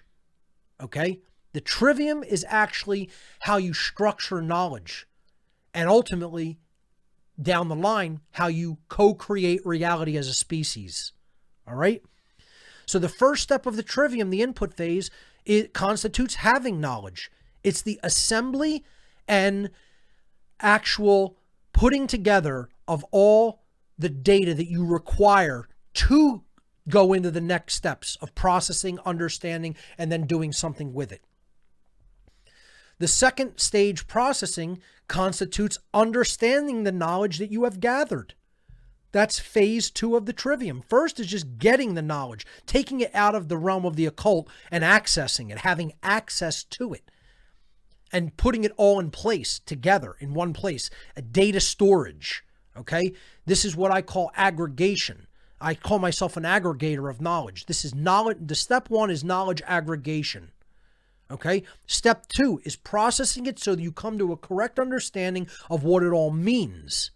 And then step 3, the output or rhetoric stage, means you're taking right action with that knowledge that you now correctly, properly understand. The freedom movement isn't doing any of these 3 things. They don't have the knowledge of natural law. They don't understand the knowledge of natural law or what it means and how it works. And they are not taking the right action of that with that knowledge by teaching it to others. They are continuing to go in circles of telling people that political and financial machinations are all we need to become aware of, and then we need to rearrange the deck chairs on the Titanic by rearranging the political system, and somehow we will magically come out of human slavery without addressing deep-seated issues of dealing with human consciousness and spirituality, because they think those are meaningless terms, most people in this movement. And they insist almost repeatedly that we need to know nothing about how consciousness works. We need to know nothing about how the psyche works. And we need to know nothing about occultism. We need to know nothing about natural law, because all those things are meaningless terms and don't exist. More people in the freedom movement are like that than are not. And guess what? I challenge people to show me otherwise. Most people are atheists in this movement. There's more atheists than there are not. There's more total scientismic-minded people who believe science is the full arbiter of truth, that there's nothing beyond the physical. They believe in the materialistic realm only. They don't believe in spirit or consciousness. I've been told it over and over and over and over.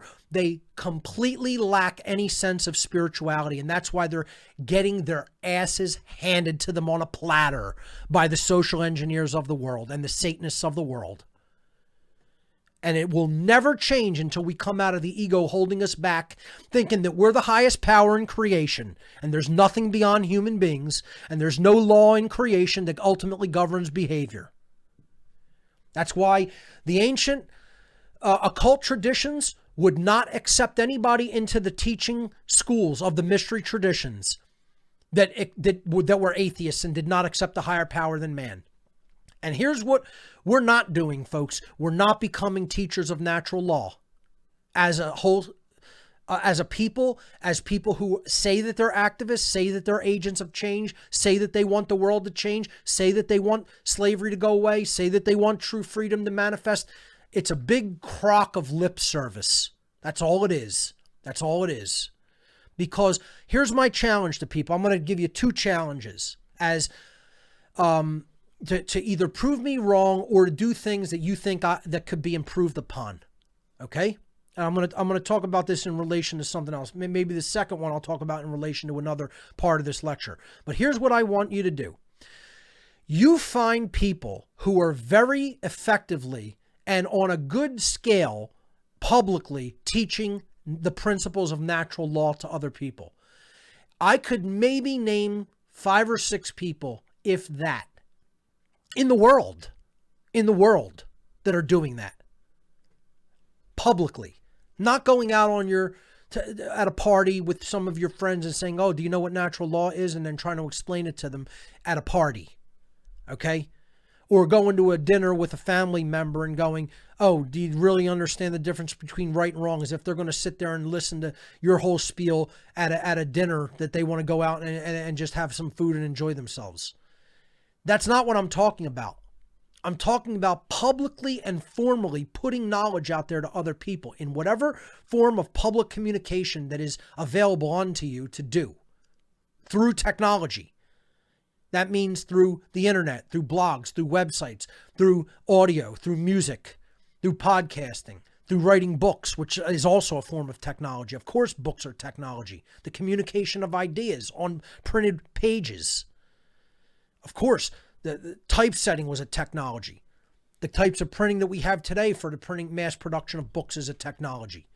Technology makes that possible and solves problems of communicating knowledge over vast distances and in large numbers. So this slide represents how many people are actually really becoming teachers of natural law in the world. The numbers are horrible. Horrible, horrific, pathetic. And again, this is my challenge.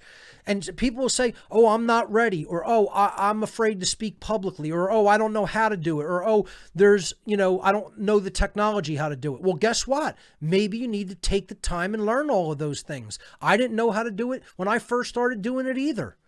I started and got better at it as I went, which has evolved into what I'm doing now. And I'll get better at it as I go doing this. We try to constantly improve, get some better technology.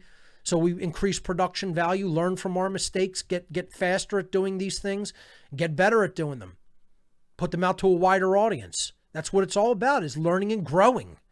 Why shouldn't I want to grow my operation and reach more people? I think I'm the best at what I do. You know, I don't leave it to other people.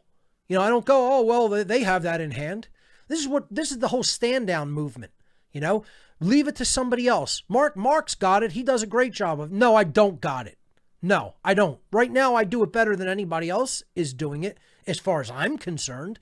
You could say that's ego, but guess what? I'm just saying what is. I'm just saying the truth. Nobody teaches natural law like I do and has taught it like I do. Okay?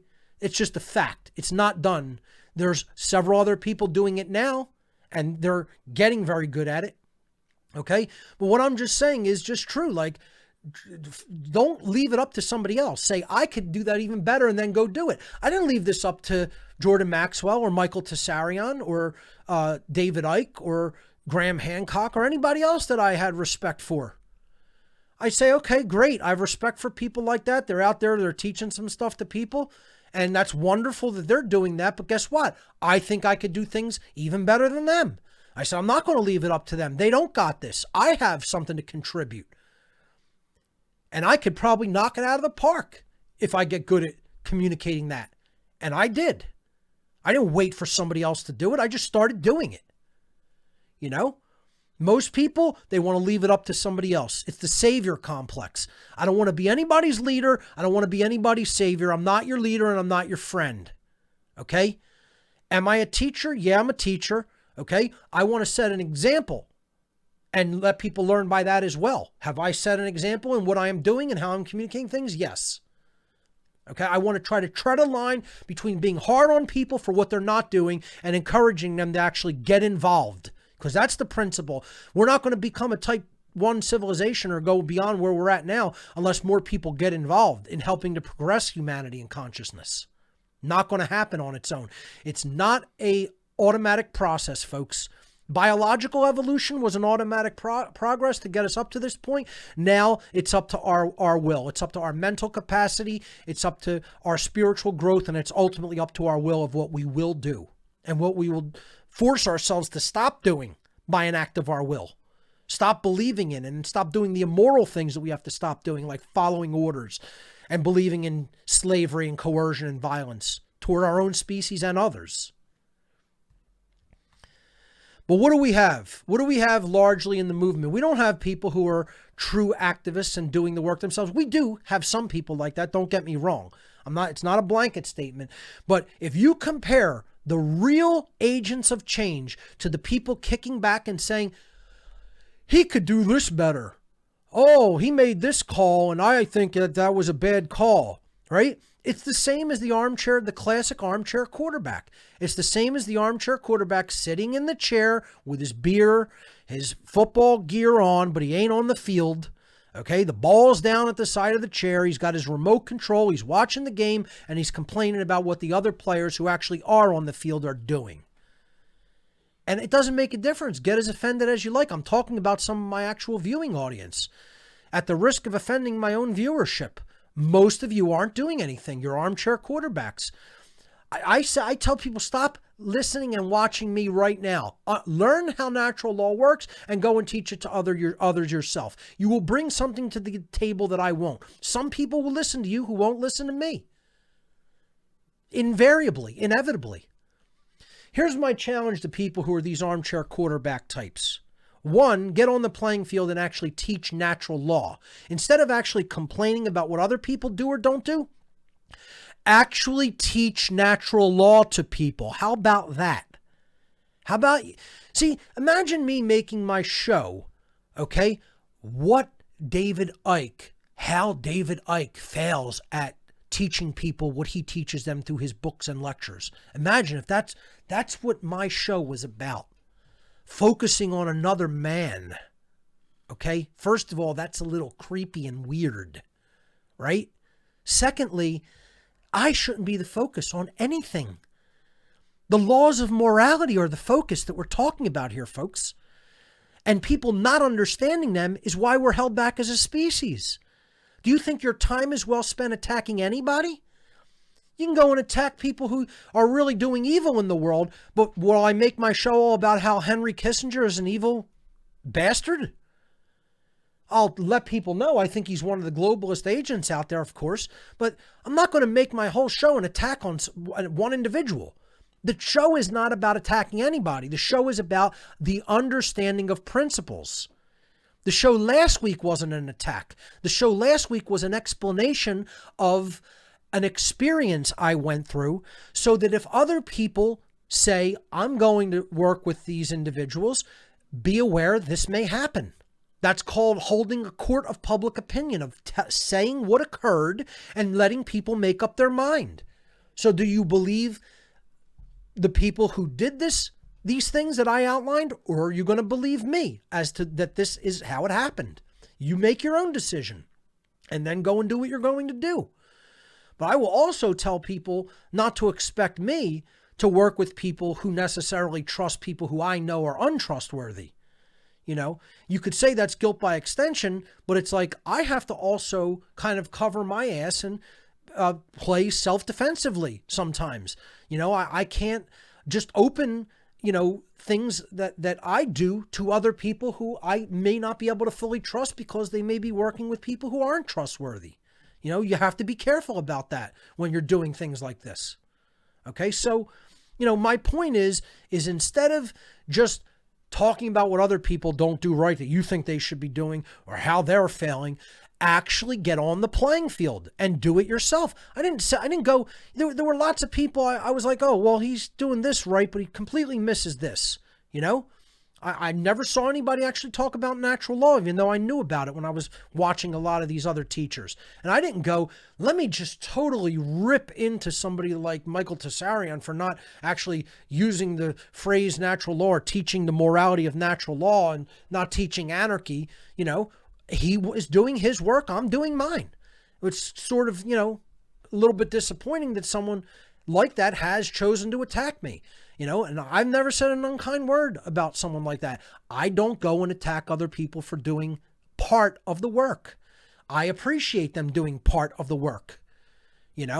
I'll fill in the gaps in places that I think are important. Some people say, Mark, you don't talk enough about, this aspect of shadow work or this aspect of meditation or whatever.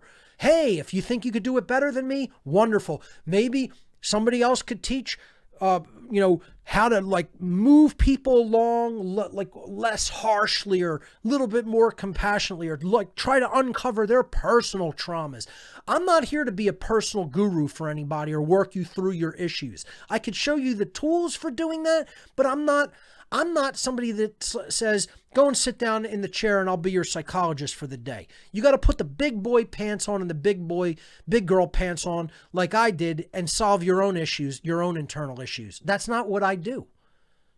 Hey, maybe people go, oh, well, since you don't do that, I'll do it and I'll do it better. I'll do it more effectively. Wonderful. Go out and do that. Show me how that's done. Right? But get involved. Getting involved solves the problem. Talking about what other people are doing wrong or not doing doesn't solve the problem. You're not part of the solution when you do that. Okay, if somebody's doing something overtly immoral, expose that, right? Especially if they're asking other people for their trust. But don't just start attacking people who are actually doing something. That's not a good use of your time. It doesn't matter who it is. It's not a good use of your time. The time should be spent teaching objective morality, teaching natural law to people and explaining to them how it works and why it's important to know about it. Teach occultism to people. Explain to them how it works and why it's important to know about it. Teach them the underlying causal factors, the why. Okay? Get them to that level of understanding. How many people are doing that in the world? Not many. They're all looking at the daily events, the happenings. I could be sitting here talking about coronavirus. I could be sitting here talking about Trump. I could be sitting here talking about, whatever's going on in the leftist communist circles of politics. It's all the symptoms. Getting to the causal factors is solving the symptoms. And people who point fingers at other people, they're not doing that work of exposing the causal factors. They're getting involved in interpersonal drama.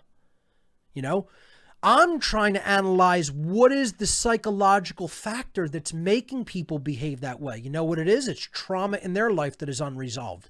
It's them not doing the shadow work upon themselves. Deep internal shadow work, alchemical shadow work, deeply done upon their own psyche because they still have unresolved traumas. It's deflection. It's, putting their projection. It's saying that their psychological problems are actually other people's when they're not really doing the work to resolve those psychological problems and traumas in their own life.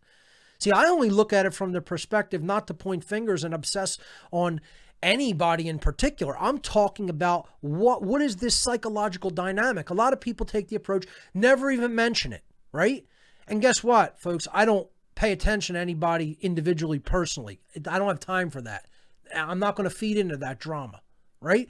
But I'm talking about the psychological dynamic of all the people in the world who behave like this. That's who I'm talking about. A lot of people get egotistical and want to say, he's talking about me. I ain't talking about you. Okay? Trust me, I won't waste my time for a moment. I have way bigger and better things that I'm doing with my life. I'm actually doing things that take up my time, that take time to do. Okay? Like build presentations and deliver presentations and attend places where people want to hear me speak because they think I have something valuable to say and to teach them. So my point is we have to look at the psychological dynamic because this armchair quarterback syndrome is one of the things that's holding humanity back from becoming a type 1 civilization and getting out of human slavery. So analyzing the psychology of this, the diseased psychology, is very important, not focusing on the individuals. And then, through putting that knowledge about how they can heal their traumas, we're helping them get up off that chair and get onto the playing field and really do the work. See, again, there's a big difference between having knowledge and understanding what it means, and then there's a world of difference, a huge gap and divide between coming to a level of even rudimentary understanding of what all that knowledge means versus really doing the great work truly, versus doing the right thing with that understanding of that knowledge that you have accrued. There's a world of difference between all those things. Having it versus understanding it versus doing the right thing with it. And most people have all of those things either flipped upside down or they're part way and they're failing in a lot of those elements and not even understanding how or why because they haven't done enough introspective knowledge of self. And here's the thing that is absolutely murdering the freedom movement. I mean, annihilating, murdering it, brutally putting freedom to death. Okay? The atheist movement and atheism in the freedom movement is one of the most destructive ideologies that has ever existed in humanity. I am going to start referring to atheism as the great freedom destroyer. That's what it is. The great freedom destroyer. Because true freedom can never be obtained in a state of moral relativism. And because natural law can never be understood without understanding where the laws of behavior come from.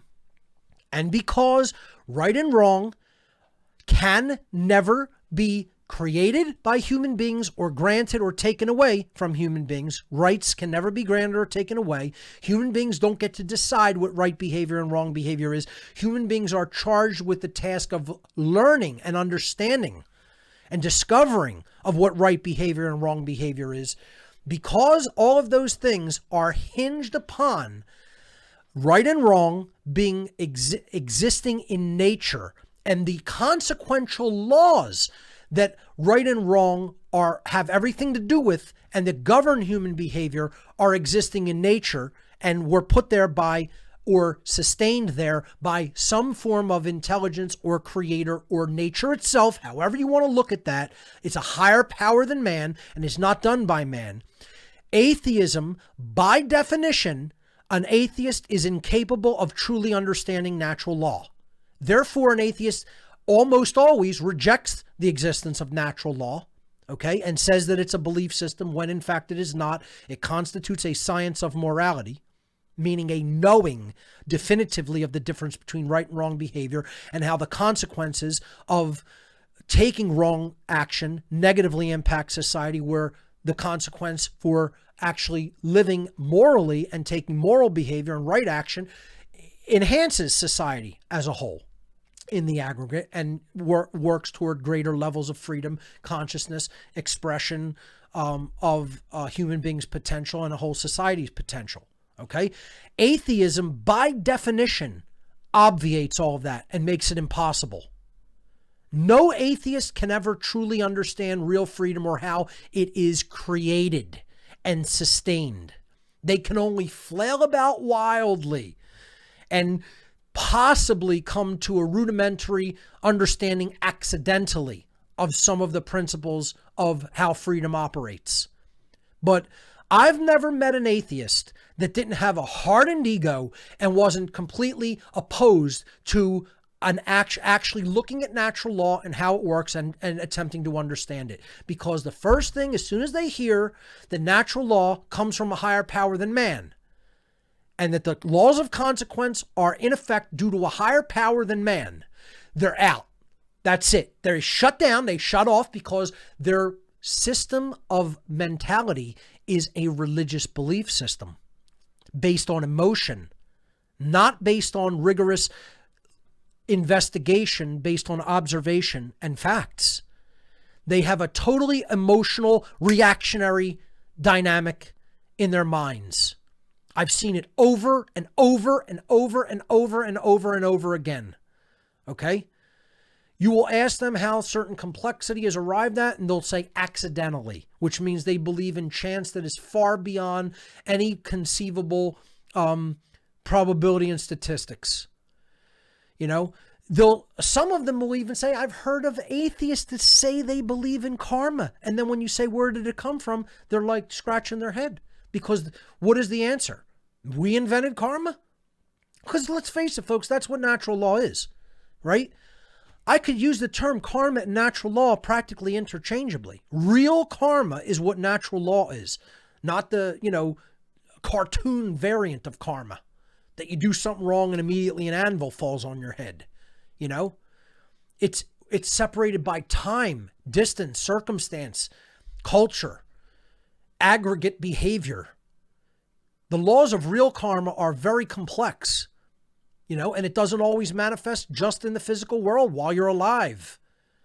It's propagated through memory over time down to future generations and has an effect in long-standing stretches of time. This is why people can't readily see it. It is why it is of occult laws. Karma or natural law is of an occult nature, meaning it is not readily seen with our eyes, our normal five senses, which we perceive the physical world with, and it is not measured with traditional scientific instrumentation like a digital caliper or a pair of eclipse glasses. You're not going to detect natural law with those things. It involves a sixth sense of memory and observation over long periods of time. And that's what most people don't want to do, and they have no sense of, and they have no long-standing understanding or view of history. And that's why they fall into these things like the atheistic belief system that there is no higher power than man. It's like a fish denying the existence of water that's sustaining them and giving them life. It's the religious belief in a spontaneous, causeless, sourceless, purposeless, meaningless existence. And guess what? If you don't think that's what atheism is, folks, talk to some hardcore atheists. I'm not talking about agnostics here. I'm talking about people who say, absolutely, there's no power higher than man in creation. That we're the epitome of existence, that there's no creative force or intelligence in nature, that nature is a mechanistic dead thing that exists for no purpose or reason. I'm talking about hardcore atheists here. They are scientific materialists. I can call them scientismic materialists. All right? And you know what it gets you? Totalitarianism and slavery. Because every totalitarian regime was backed by a total materialistic worldview that has ever existed. And that man is God. There's no power higher than man, so man is the lawmaker. Man is the authority. There is no natural law. There's only man's law, and we get to decide what's right and wrong, and we get to enforce it through brutality. That's what's gotten you. Atheism is what's gotten you every totalitarian regime on the face of the earth, folks. And again, I'm not advocating for religious belief. See, this is where people are in a totally rudimentary, childish understanding and trapped in a dialectic, because people vacillate between religious fervor and atheism when both of them are completely wrong. Religious thought needs to be destroyed, and atheism needs to be destroyed because it is religious thought. It's all religion, folks. It all holds us back from truth. It all holds us back from an understanding. So when I tell people I don't believe in any religion, and I'm not an atheist either, I want the destruction of all of those things, they don't know what to think because their minds are so unidimensional and unevolved that they cannot perceive that there is something that goes beyond those two extreme false dialectics. And yet there is.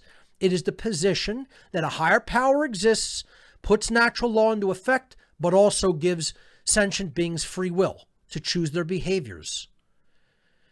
And it doesn't interfere in the process from that point. That means that the universe is governed by law, both physical and behavioral law. Physical and spiritual law all exists in the universe. And the randomized component that cannot be fully predicted is free will. This has been called the free will theory or the free will hypothesis. But if you really understand how this works, it's an actual science. It's not a hypothesis or a belief. Okay? The problem is most people don't have the grammar assembled to understand how it works and then to teach it. They don't have the trivium in hand. And atheists are one of the core problematic figures of this. Okay? They're the people who are destroying the freedom movement daily. There are anarchists, people who consider themselves anarchists that are atheists. And in my presentation at Seed called Fake Ass Anarchists, I am going to explain that there is no such thing as a true anarchist who is an atheist.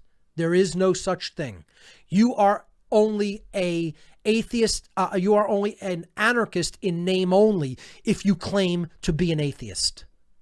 There is no true anarchy in atheism. It is impossible. It cannot be.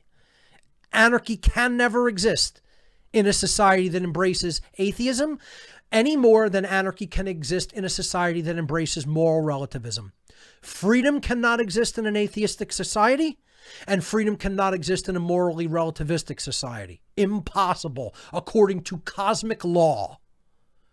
And nothing will ever make it so. You can beat your head and fists on the table till the end of time. It will never be true. It can never be true. Those things can never exist simultaneously. Get as offended as you like.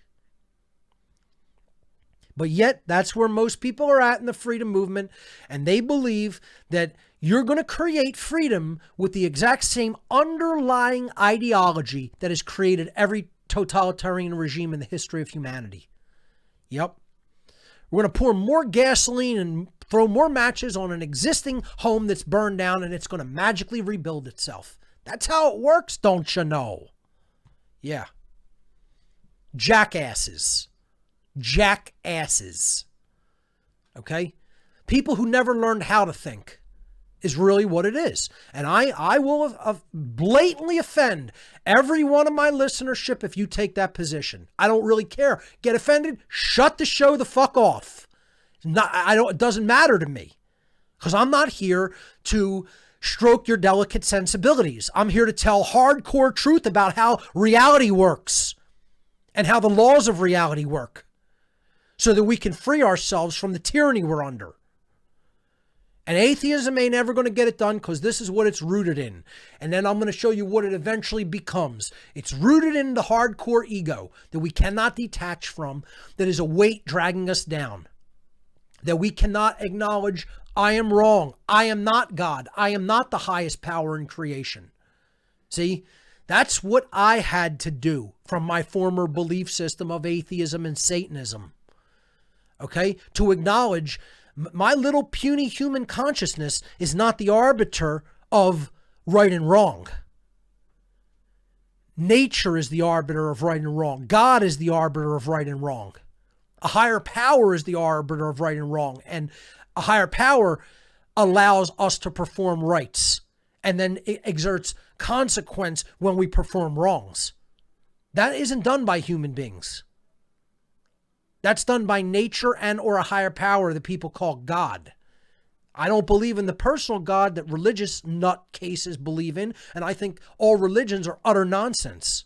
But do I believe in creation and intelligence that underlies creation and either creates and or sustains laws that are effect regarding not only the physical things in our universe, but also behavioral choice?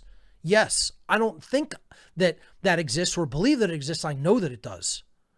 And that knowledge is what most people lack who have a calcified human ego that has gone completely out of control and is holding them down like a shackle on their neck and a huge steel ball that they're taking themselves and throwing it into a deep water system to drown, because that's what it's doing. It's killing us.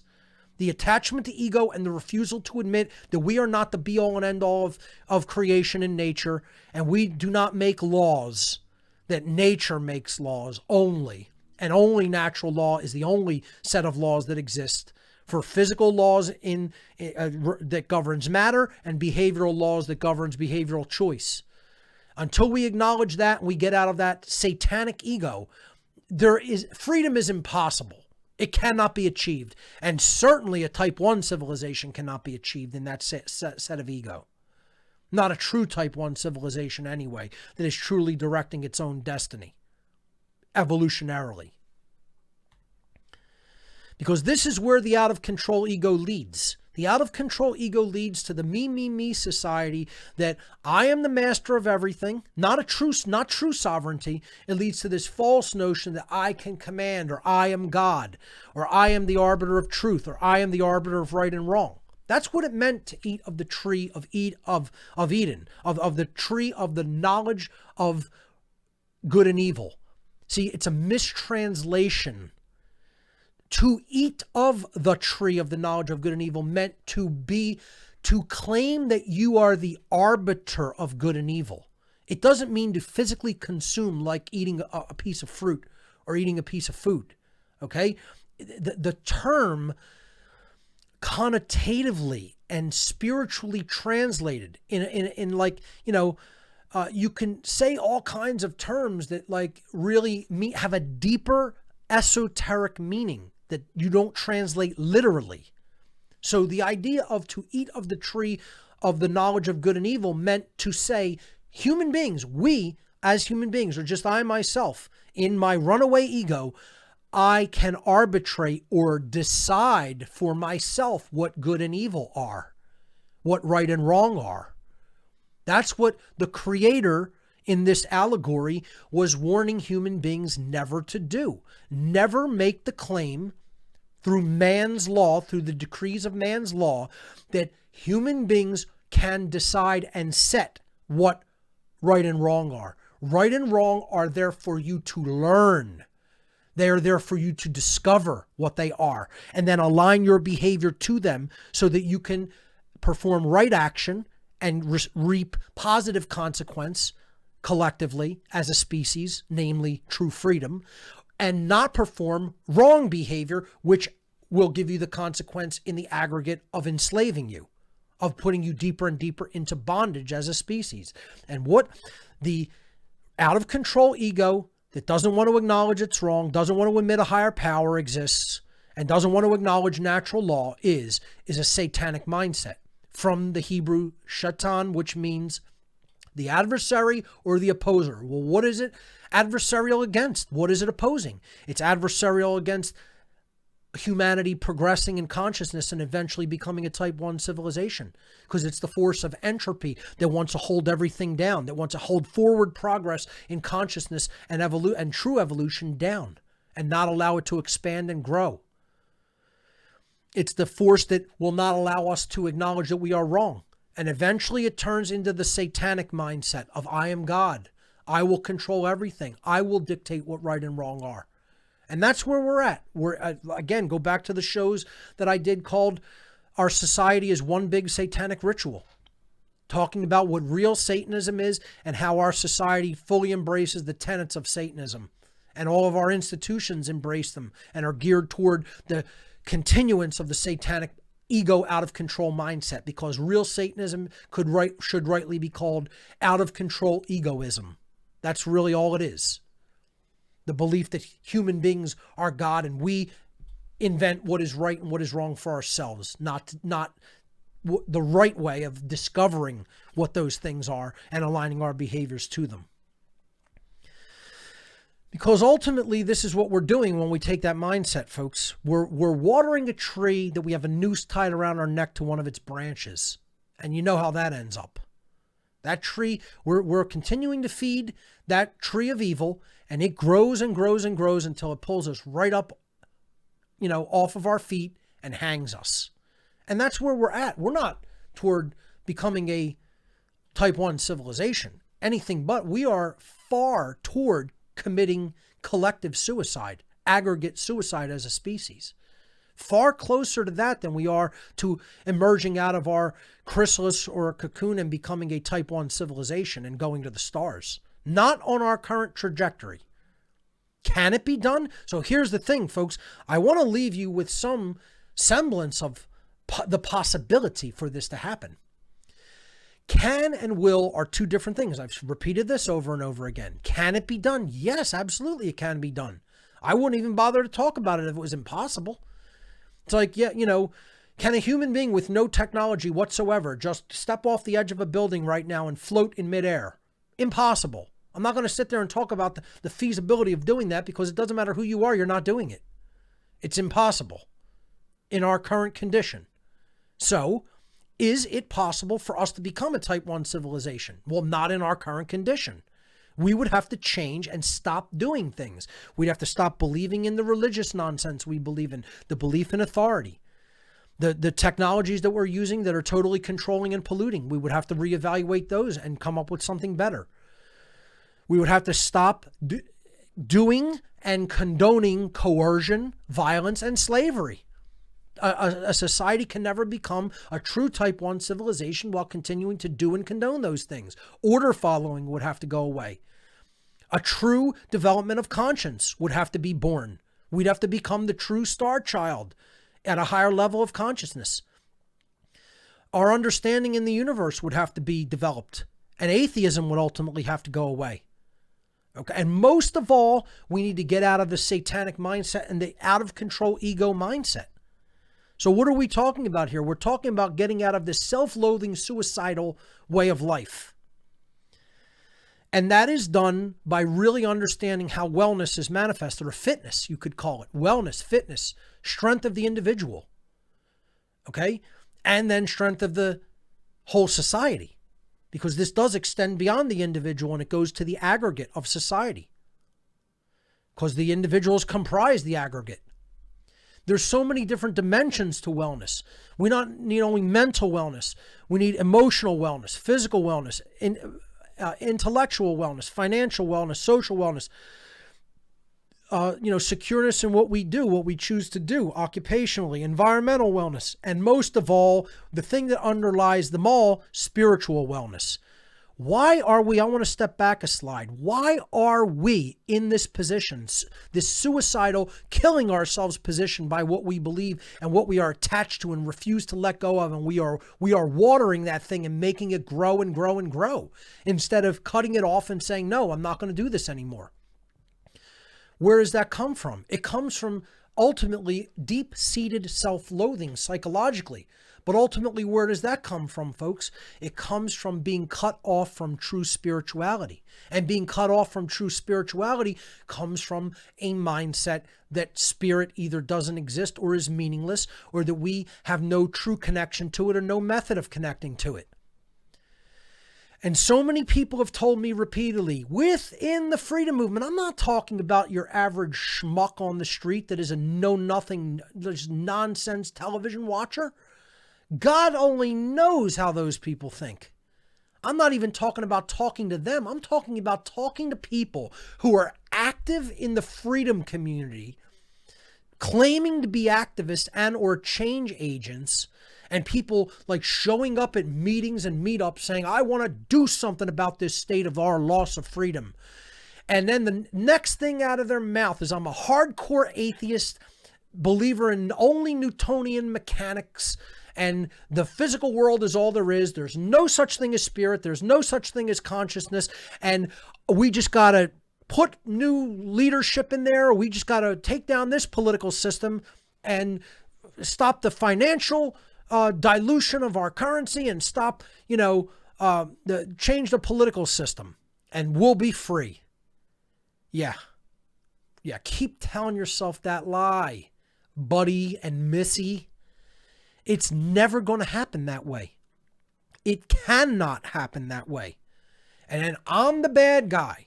I'm the bad guy for saying that, because I'm hearing a slave yap away that, whoa, there's no spirit. There's no spirituality. This isn't a spiritual crisis or problem. No. It's all just physical. There's nothing beyond the physical. Matter is everything. Just popped into creation for no reason, no purpose, at some point in the past for utterly no reason, from nothing. And that's not a belief. That's science. Yeah, sure.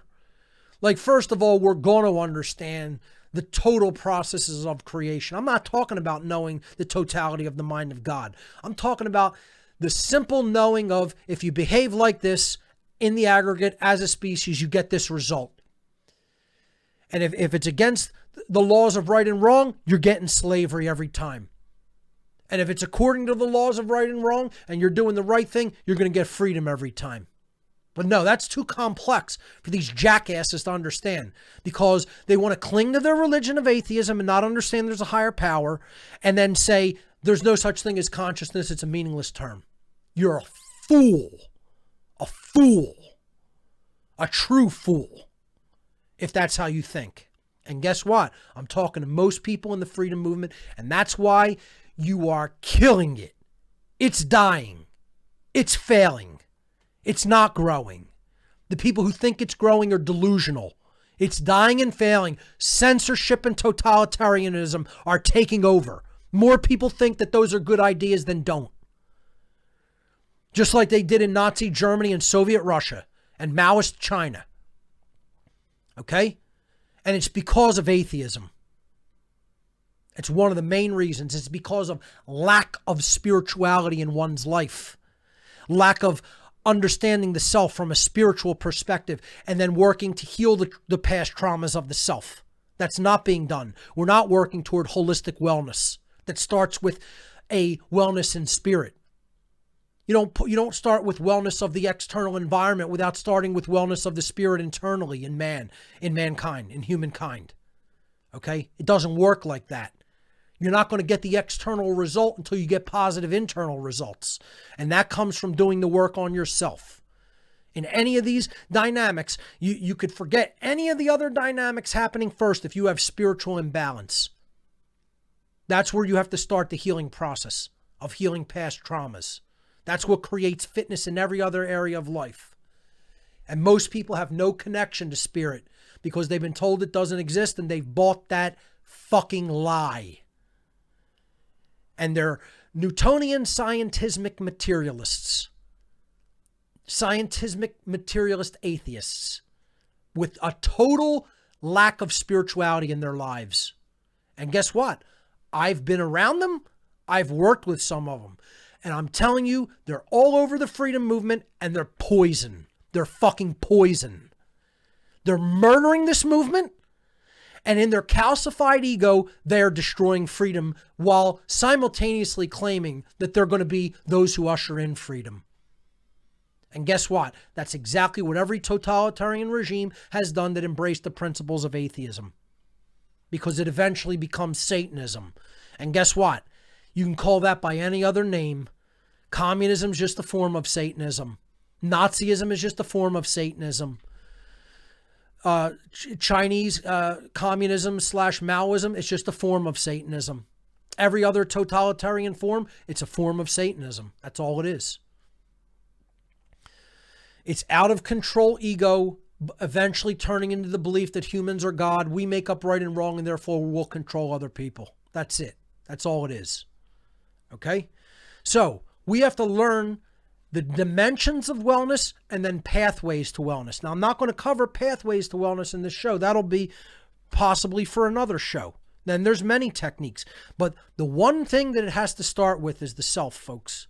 It's got to start with the self, the shadow work. And this is what I envision, how I envision people in their refusal to do the shadow work. One, they don't even know what it is. First of all, let me just clarify this before we go to calls for the rest of the show. Okay? I get this question a lot. It's one of the biggest questions that I get. Like, put the slide up momentarily, then you can cut back to me. Okay? So see this slide? This is like a hazy, shadowy figure that isn't fully formed, that it's nebulous. People don't know what it really is, what it's about. Was that male or female? Is it something that is, a parasite? Is it really human form, or is it taking the guise? It's nebulous and unknown. This is what the deep inner work is ultimately about, right? Now, there's a million techniques to do it. There's a million techniques to work your way into doing it that I would say maybe aren't actually the shadow work themselves, but kind of almost condition and fool yourself into going within and doing it. But I'm going to explain what the shadow work, because I get this question almost all the time, and no one's ever satisfied with the answer of what does to actually do internal shadow work really mean, right? Do you have to learn all these complicated techniques? Do you have to go into all these mystery traditions and become an initiate and go into this school or that school? No, none of that's necessary. Do you know what's really the shadow work? What all that's involved is you set aside external distractions, okay? Sit with yourself. And as soon as that's said, most people, they're out, I'm out. That's done. That's the last thing I'll ever do. Sit quietly with yourself and be honest with yourself in your own internal mental dialogue. The ways that you fall short of being the best and most moral human that you can be.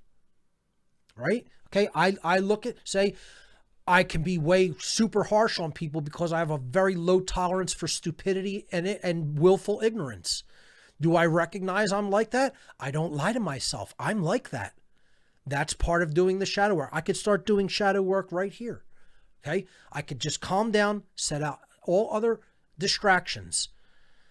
I have a problem with other people's extreme willful ignorance, and it makes me like a crazy madman in anger. Yeah. Is it something I should just tolerate and accept? No. But maybe there are other ways to reach people. I want to try to do that. Strike a balance between saying this isn't okay, and you can get out of that state, right? Maybe other people say, oh, he doesn't do that well. And I admit, maybe I don't do that well. But that's part of shadow work. You say, here's my shortcoming. This is what I have to improve upon. This is what... Sorry, folks, I dropped my headset. Let me just get that. Because people generally listen in through Discord that way. I keep the mic from that there, and the cord pulled it off. You say, here's the ways that I'm falling short in what I know I could do better. So guess what? Here's my other challenge from earlier. Instead of being an armchair quarterback, pick the things you think I don't do that well and do them yourself. Show me how it's done. Set an example for me about how I could improve aspects of what I teach. That's it. Wonderful. I would love people saying that. Send me a video. Hey, Mark, I noticed you tend to fall short at doing this. Maybe I could pick up the slack and do it better than you in this respect or in this aspect. Wonderful. That's a challenge out there to people. Do it. Don't talk about it. Go out and do it. Put it out there. You'll probably surprise yourself and me at how well you do, right? I'm not saying I'm perfect at everything or I'm the best at every aspect of it. I said, in general, holistically, I'm the person I think is putting out the teaching of natural law more and better than anybody else doing it. But I never said I'm perfect in all the aspects, never would. Okay? So that's part of the shadow work. It's just sitting with yourself. You don't even have to look in a mirror. Close your eyes. Just say, hey, I sometimes don't treat people with as much respect as they should be given. And I'm maybe curt, abrupt, not as kind as I could be. Whatever the element may be. I tend to ignore things that I don't agree with and react emotionally. There's a million ways you can do this shadow work. But the first place it starts is with the first tenet of awakening and the first tenet of initiation. Stop lying, especially to yourself. All the ways that we're falling short of becoming a type 1 civilization, ladies and gentlemen, starts with lying to ourselves. Lying to ourselves about what's true, lying to ourselves about what's real, lying to ourselves about what we must do, lying to ourselves about what we really should stop doing that we don't want to admit we should stop doing. And most of all, lying to ourselves about our immoral and bad behavior and or our condoning of it for others. This is what the shadow work is to do, folks. It's deep introspection with the self and acknowledging the shortcomings of the self. It isn't anything more or less complicated than that. Now, there are techniques that can open that up for people. Tapping, meditation, rhythmic drumming, psychedelics, emotional freedom technique. You could go on and on with the multifaceted methods, but they will all open up some aspect of your psyche and personality to the same thing, to acknowledge those dark aspects of your persona, your personality, your psyche that are nested deep in the subconscious. Bring them forth so that you work with them at a conscious level and acknowledge their presence. It doesn't even mean you have to eradicate them forever, permanently, which would constitute a form of perfection. It means you know that those things are there that you have to battle with on a daily basis continuously. And consciously, in the moment, make the decision to choose to do better than your former self, your previous self. That's who you're competing with. It's nothing external to the self. It's within. That's the true alchemical shadow work. And I'm telling people, most people will run away from that faster, that they would rather go into a situation of blazing warfare where they are almost assuredly going to die than do that type of internal work. Almost assuredly, they would choose certain death in battle rather than face the courage of going within, rather than develop the courage of going within and deal with their own internal spiritual, psychological, and emotional issues, without any doubt in my mind. And that is what we have to do above all else if we're going to turn the tide, truly start making our way toward real evolutionary progress and a true type 1 civilization. So I think that covers what I wanted to talk about here today in at least the formal part of the presentation. If we cut back to the slides, I just have a couple of quick things at the end, and then we're going to go to your calls on Discord. All right, so if you have found value in what I have said here today and what I've taught in the whole series of What on Earth is Happening, and I always preface that, folks, notice, it's not a command. It's not me telling you must do it. It's saying if you have found value in it, right? It's a provisional statement. It's saying if you think that this has been valuable to you and you've learned something that is capable of adding value to your life or helping to change your life in a positive way, then we do accept voluntary donations here at What on Earth is Happening for hard copies of the material that we otherwise make available for free online. You can get those at gifts.whatonearthishappening.com. We have t-shirts, we have flash drives, we have DVDs, we have keychains, buttons, stickers, and then we have some really special items. Namely, we have the complete Passio collection, and then you could also make donations for the completion of the Natural Law documentary that we are very successfully working on and getting ready to bring to its completion there. 5 tiers of donation available on the gifts.whatonearthishappening.com site. If you want to make a straight donation voluntarily because you find value in the work, we'll get to that in a moment. But I also make available a data hard drive with all of the study materials and all of the things that I personally studied to come to the understanding that I have come to. In other words, I'm aggregating the grammar on this drive called the ARC. Okay, I'm putting all the knowledge collected from an eclectic variety of sources, aggregated onto a 1 terabyte hard drive. If you're interested in that research knowledge, you can go to whatonearthishappening.com/ARC and read the instructions for receiving that. Okay, it is also a free offer of the data, and I ask for a voluntary donation for the work in the assembly and dissemination of that, and the work that I do in actually copying that data and putting it all together and shipping it back to you. So you could read about what it is at that page, or click the ARC tab or button on the site. And there's a form at the bottom of that page you could fill out for shipping instructions. I do have very stringent shipping instructions for it to protect your property, namely the drive you're sending me. So that's the ARC drive.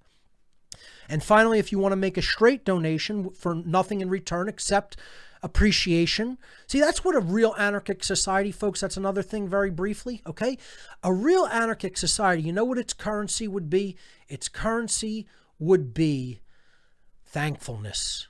It would be gratitude.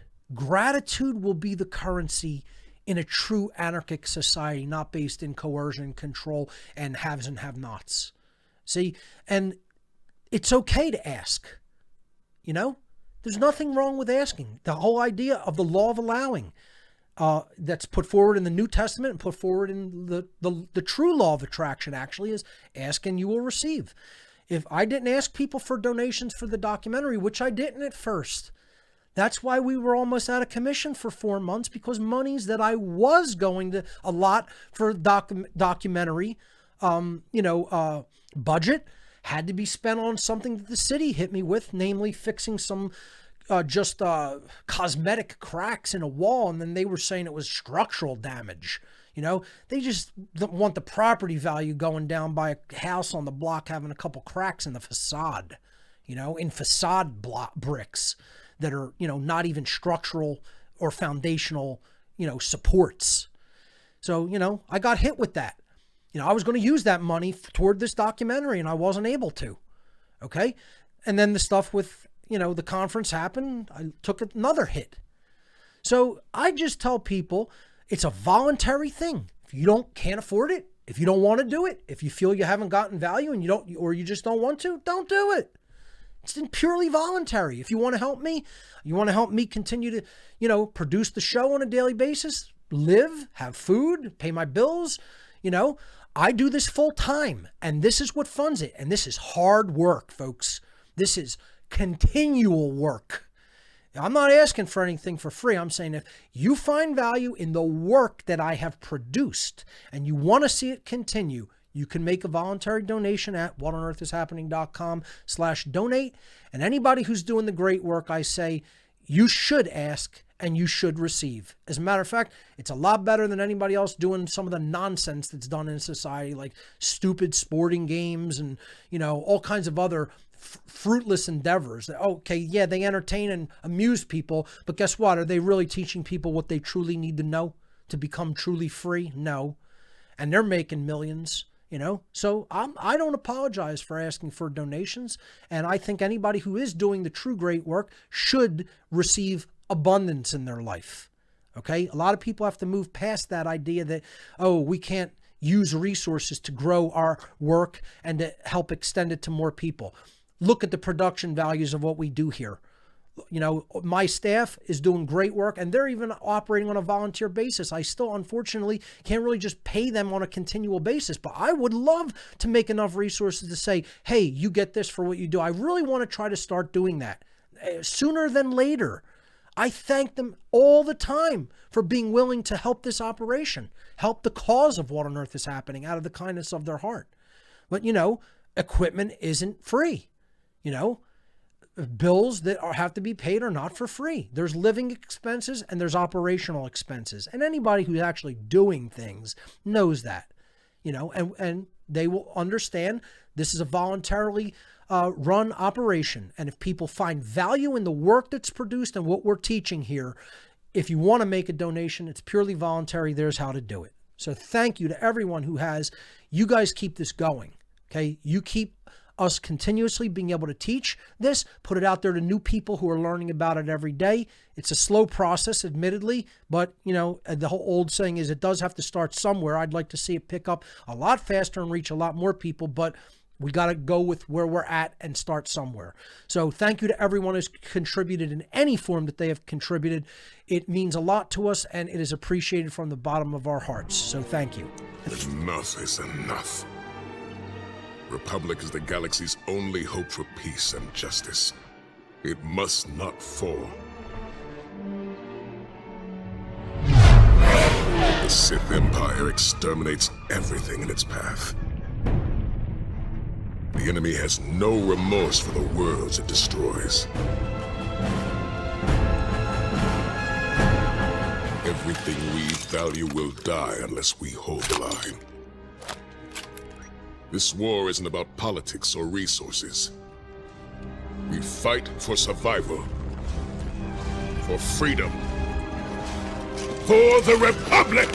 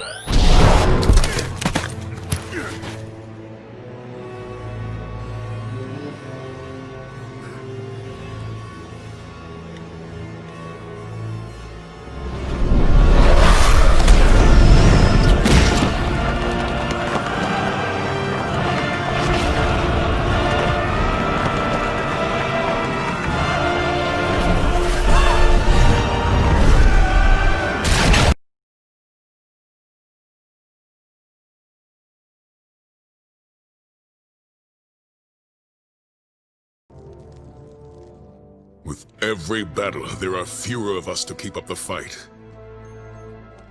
Those who remain pay a heavy price, but we know the Force is with us. We will never surrender, and we are not alone. The long night is finally ending.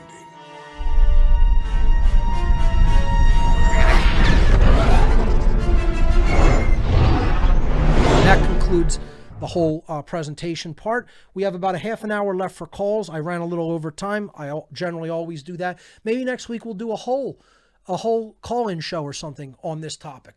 But let's see what people want to talk about. I'd particularly like to hear questions regarding things that I talked about today and or in any part of my work. And I'm just going to randomly go to some callers in the Discord room. I always, put this headset on to talk to people so they can hear me clearly in the Discord room. So let's see. Let's go to Anthony from Australia. You're live on What on Earth is Happening. Welcome to the show. What do you have for us here today? G'day, Mark. How are you? Can you hear me? Yes, I can. You're coming in loud and clear. Yeah, I'm great, mate. Look, first of all, I just really want to thank you for everything you've done. Thanks to you, I've put so many things into my life. I've gone vegan. I've come off my SSRIs, which I was on for about 10 years. Wonderful. I stopped drinking fluoride. I left a career in marketing because, it was morally wrong. And I can just attest to the fact that even just putting those things in my life, I can just think clearly. I can look at a news article and connect the dots where people around me, they're just completely confused. Yeah, that's what this is all about, is clearing up that confusion in people's minds to help them to understand accurately what's really going on, not only around them in our society, but within them internally. Yeah, and, one of the things I wanted to mention to you was that, I'm not ashamed to say that I'm a recovered alcoholic, and I'm in Alcoholics Anonymous. Okay. And when you look at the way that Alcoholics Anonymous operates as an organization, it actually teaches morality and spirituality, but not in a dogmatic way. Mm-hmm. They allowed you you basically just have a higher power in your life. Right. And also the way that the organization is structured, it is anarchistic. It's an anarchy organization. There's no hierarchy. Every group's autonomous. One of the traditions is that there is no authority in AA except for a higher power. Right. That someone has to make a personal one-to-one connection to get some guidance in what they need to do to solve the problem themselves. It doesn't do it for you. Yeah. But you get some guidance by connecting to that higher aspect of self and nature and creation to get the spiritual strength and well-being or fitness enough to say, I'm worth it. I'm not going to be self-loathing anymore. I'm not going to hurt myself in this way anymore. And I'm going to do that for myself, because that higher power, as the saying goes, helps those who help themselves. Yeah, and when you talk about shadow work, I mean, what happens in AA is you have to sit down with your sponsor and with a piece of paper and write every wrong thing you've ever done in your life. There you go. And then you have to go back and make amends for that. And now you know why people don't want to do it. This is why we're falling short in that. Yeah. And they die. People die. It's hard. People come into. I've seen people come into AA that they see that that's what they have to do, and they go fuck it. They leave. Right.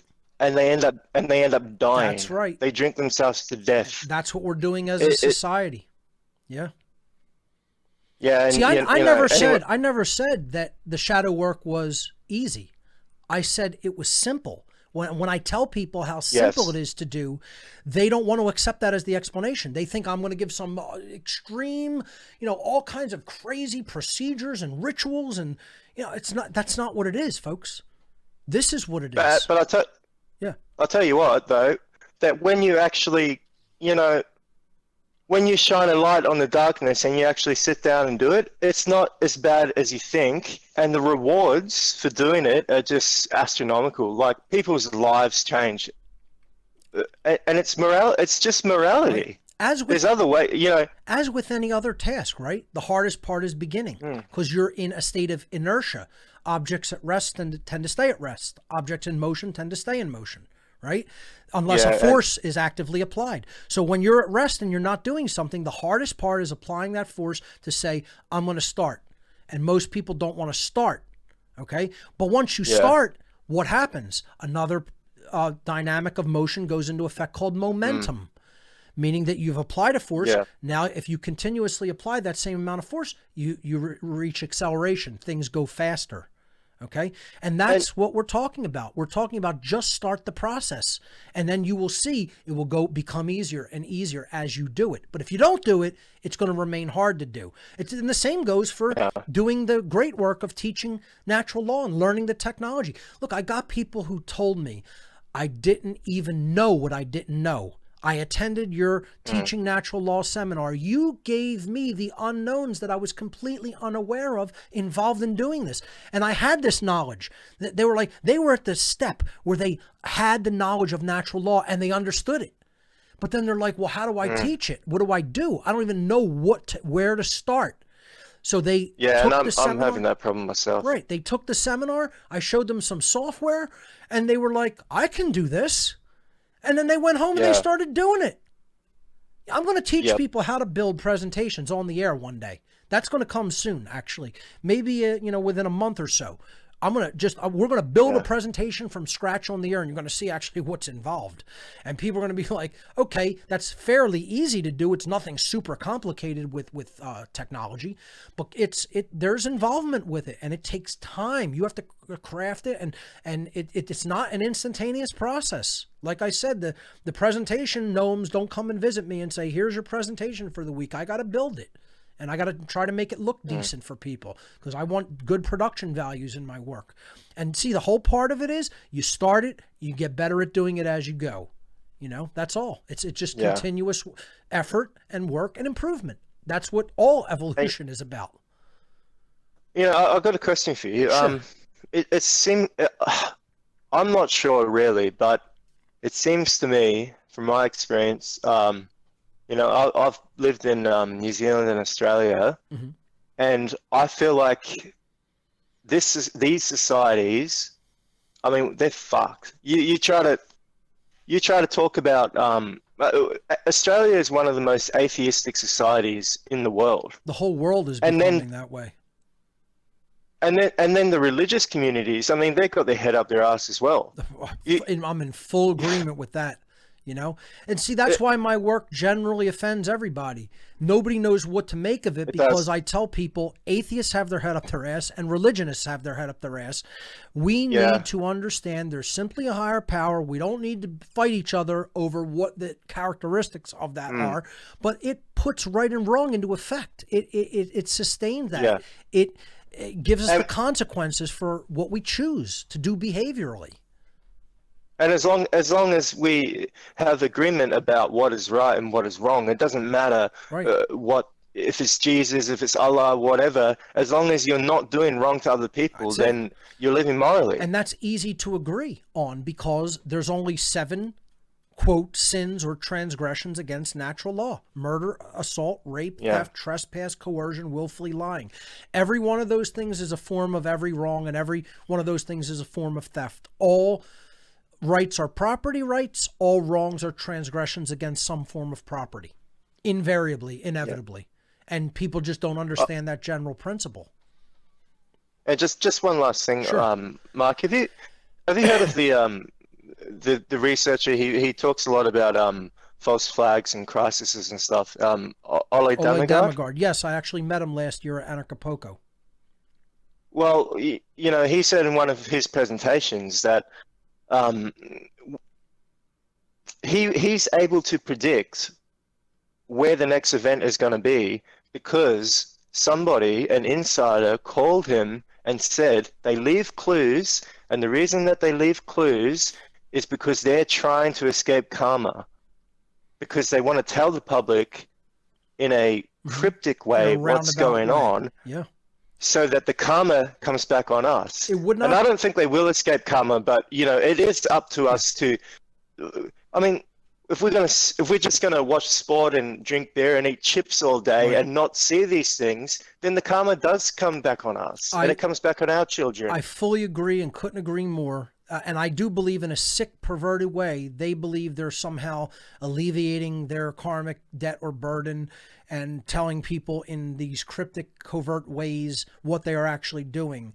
It would not surprise me a bit if that is what is actually occurring. And I think Ole has done a lot of great work regarding false flags, and even that aspect I think should really be looked into and seriously considered, because it very, very well may be exactly what's happening. So, Anthony, I want to thank you for your great points and thank you for the call. I'm really glad that some people are tuning in from Australia and really getting the message. So thanks so much. No worries. Thanks, Mark. Awesome. See, like, the message is going out there slowly but surely, and it's getting out to different areas of the world. I'll tell you, I've said it before and I'll say it again. I've been very hard on our European brothers and sisters. Super tough on them, okay? It's because the tyranny is even more advanced there, okay? But they've really been picking up the pace and paying attention, and people in Australia and New Zealand definitely. And unfortunately, I think it's because like things are so bad, getting so bad in those areas, because the whole authoritarianism has gotten worse, and the propaganda in those countries has gotten even worse. The United States is in a slight bit of a better position, namely because we haven't given up our firearms and because there's a lot more alternative media going on in the United States. I see a lot more people from Europe coming online and waking up and really being hungry for this knowledge. A lot of the ARC drives orders I'm getting are from Australia, and a lot of the gifts orders I'm getting are from Australia. So are from Europe, Australia, New Zealand. Look, folks, I want to tell you something. I got the first ever gifts request for items, for hard copy of items in my gifts area from China this past week. That's something. That is something, okay? If even people from China, and it was a woman in Hong Kong, that's all I'll say. Okay, but a woman from Hong Kong requested some things from the donation gifts area of my website. The first ever request from China. That's significant. That's powerful, and there is something happening there. So let's move on to another caller, and let's go to let's see. Let's go to Josh. Josh, you are live on What on Earth is Happening. Welcome. Hey, Mark, can you hear me? Yes, I can. Coming through. Hey, I just want to say how grateful I am and thankful for your work. You really inspired me to do better. I got a better job. I'm now a truck driver, and I want to be making more money so that I can be more creative in music and things of that nature, and start teaching myself about natural law. Awesome. I mean, that's really what this is about, is improving yourself in the way that you can build up your own wellness and fitness, and then you could help to reach other people who might not be as fortunate or might not be in the same position as you, and you could help bring them up in their understanding. It's about becoming a student and then becoming a teacher. And, I'm always a student still. Their learning process should never stop, should never end. But we should also make an effort to teach what we have come to understand to people who have not yet come to understand it as well. Yeah, amen, man. Well, coincidence today, I wanted to share with you an experience which leads up to my next question, if that's okay. Sure, go right ahead. That I actually had today. So you've mentioned Nicholas Schreck on your show before. Yes. I actually was very fortunate enough to talk to him just this morning. His website was doing a contest thing where, you're the first person to message the page And I did get to talk to him just today from Berlin, Germany, and it was very interesting. And we talked a lot of things about, the old Satanism, Temple of Set, things like that. And then we started talking about consciousness and this reality being more of an illusion. And I wanted to ask you, I saw that you were live today. What do you think about this domain and this reality and its ties into being an illusion? Well, I've often described it as a consciousness holodeck.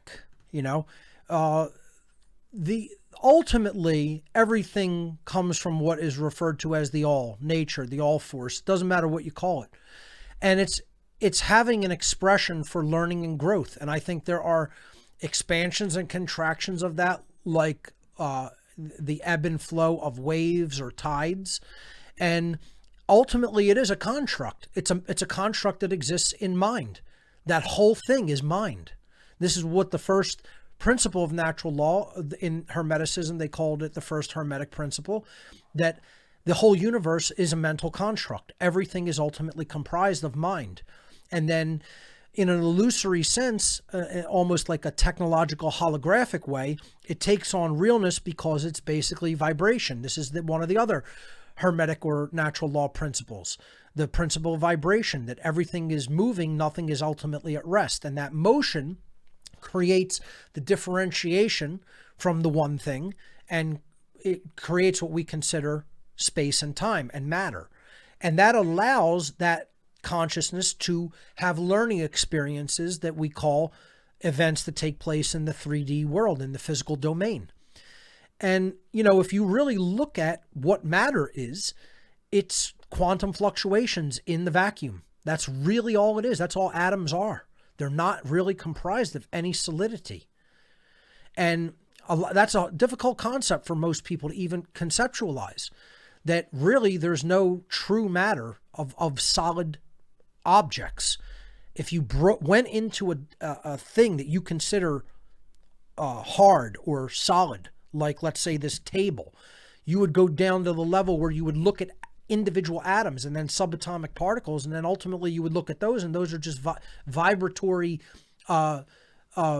really literally vibrations that are like things in a vacuum creating a vibration that seems like a particle, but really it would be like, blowing air and it like, taking on some form or shape, but there's really not anything solid there. It's just a vacuum fluctuation of vibration that is vibrating so quickly that it appears that, it's actual solidity.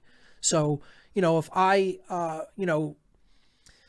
made air vibrate in a certain way, you might think you were being hit by a solid object. If I pushed it toward you quickly enough, you could actually put a hole in somebody by blowing air toward them, And yes, it's obviously gas. There is something there, but it's the general idea that a vibration and force can create something that really there's not anything truly solid there, but yet it would take the form of, seeming like solid matter and even having an effect on other solid matter. Ultimately, that's what everything is. It's a construct of mind. And, people never really do those mental experiments and look into things at that deep of a level, or look into cosmological theories or tenets and, get to that level of even conjecture. They're so attached to the physical.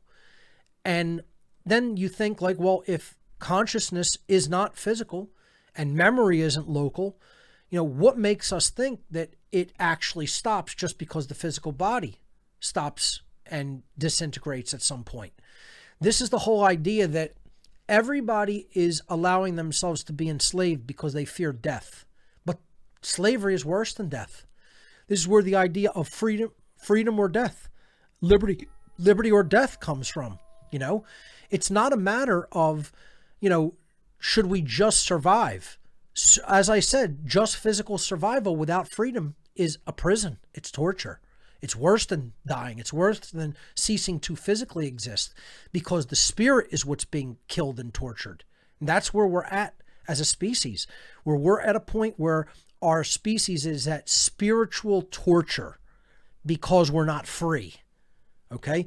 And the beginning of that process of allowing ourselves to be enslaved in that way is the fear of death, because we've bought into the notion that the physical is all there is, that there is no such thing as spiritual, and we're in existential crisis of believing that physical death is the cessation of all consciousness and spirit.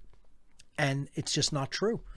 And you have to lose that existential fear to actually gain the courage to really do what's necessary to become free. And most people don't have that courage, unfortunately. I'm not saying none do, but way more don't have it than do have that level of courage. You know, that's why only 3% of the inhabitants living here in the colonies actually fought in the Revolutionary War. Most other people are just too cowardly to say, I'll put my physical life on the line because living as a slave is far worse than dying.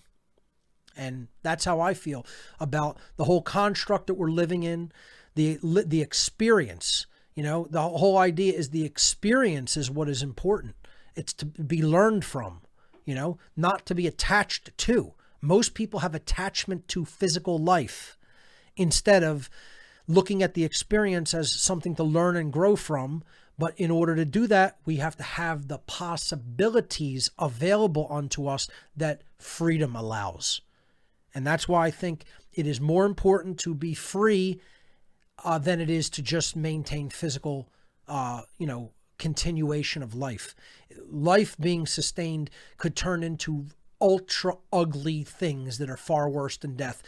Biblical prophecy often states that there will come a time where people are so evil and freedom is so destroyed that life will be sustained in artificial ways where people will not be able to die and will be so enslaved that they will want to die with every single second and every breath and will not be able to. I believe that's where we're headed as a society. I think that's where this whole society, human beings, will live in that hell at some point in the future, unless we get our head out from up our ass and really do something to turn the tide now. Because the possibility is going away, folks, because of censorship. Right now, you search the internet, you cannot find a massive amount of the things that are on the ARC drive right now online. You can't do it. You would not be able to do it, because of how censored the internet has become. That's why when I found something worthwhile, I don't go, oh, that'll be there next week or next month or next year. I download that shit. You know, I download it and I archive it in my personal archives. You know, I don't trust anything that it's not going to get taken down, censored. The author's going to die and then take it down. Their website's going to close down. Anything can happen. You don't trust that things are going to be online that are valuable. People should be downloading things that they think are valuable. Learn how to download things from online and create data archives. That's what I did. That's what the ARC is. And I'm telling you right now, if you search for like 2/3 of that stuff online today, you'd be hard pressed finding it. All right. So thank you, Josh. Let's go to another caller. Let's hear from, let's go to Luke. Luke, you're live on What on Earth is Happening. Welcome. Luke O'Handy, are you there? How do I sound? Hey, there you go. Coming in loud and clear. I just like to start off by, like everyone else, saying thank you for doing the actual, like, holistic, true work that it's impossible to find. Thank you. I appreciate that gratitude. And my response, as always, is the best way you can thank me is to eventually activate and become a teacher of natural law yourself. That's with everyone who thanks me for doing this. You know, I want to thank you as a peer for at least learning this, but then, you know, really become a peer in teaching it. That's how you could thank me the most. That's the most thanks I could ever get. Okay. When people tell me, because I've learned this, because you put knowledge out, okay, I've become a teacher of it, not just a listener to you. I don't want followers. I don't care about followers. Okay. You know, people accuse me of trying to be a cult. Cults creep me out. I don't want sycophantic worshipers.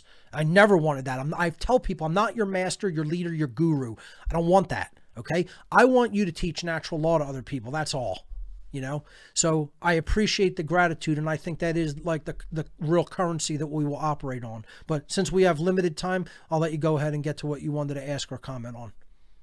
Oh, I've done a little bit. My local city uses sodium fluoride in the entire water, so I usually go talk to them about that. And I've talked to them about putting up 5G towers and stuff. And then I live out over in Oregon, so I live pretty close to Portland. And I went to a gun rally. It was about gun rights, and it's just listening to people argue about, it's just, you know, division and this victim mentality. Yeah. And then I try to talk about like freedom and truth, and then, you know, it's just so ingrained. How do people who are drinking fluoride and it's a big part of it. Like, how do we escape? You know, it's affecting their ability to really truly think critically and apply the trivium process and come to accurate understanding. Filtration of water, folks, it's very important. See, here's another thing. And I'm sorry, the caller's name again, Luke. Luke, I really appreciate you bringing that up, okay? And here's why. I need to revisit some of the things that I talk about regarding health, holistic nutrition, because there is so much disinformation going on about different things. There are so many people trying to gain, you know, followers and money and selling books and videos just because they're putting out the latest fad or the latest thing that, oh, this is now off limits for consumption, or you should eat all of this, or, you know, different things. I have heard people online saying, don't get a reverse osmosis system. You know, it's like reverse osmosis system is the best thing you could do other than distilling water. If you don't want to buy a tabletop distiller or a larger distillation unit, which is more expensive, like that's probably the best water you can drink. Drinking distilled water, if it's unpolluted, you could test it with a total dissolved solid tester that you could buy for like $10, $15. Okay. Obviously, yeah, you leave distilled water in any kind of a polluted or dirty environment, it's going to soak up the toxins. But if it's clean and it's distilled into a good, clean glass container, that's the best water to drink, folks. Your cells need pure H2O. They need pure water. No, they don't need mineral-infused water. Incorrect. I've said this over and over, and there's still this lack of understanding that your cells need pure water.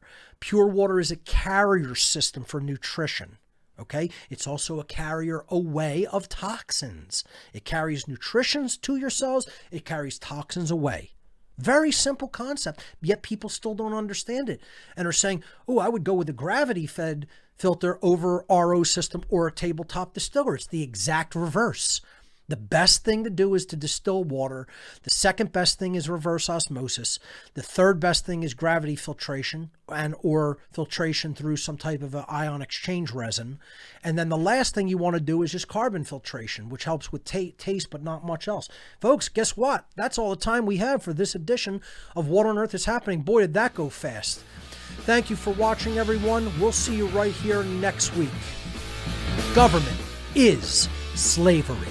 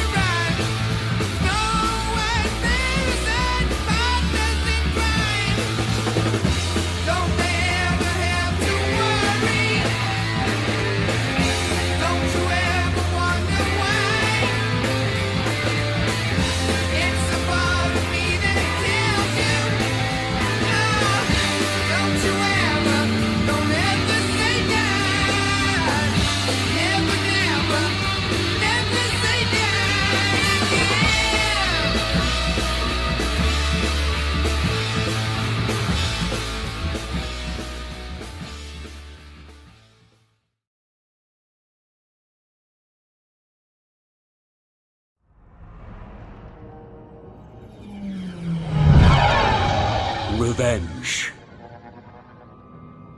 That is what brings us here. To the heart of our enemy.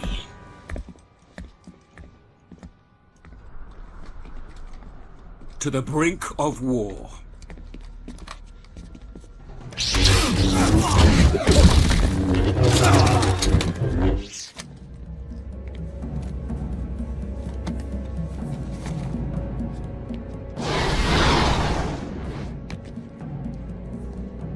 The Emperor's plan is in place.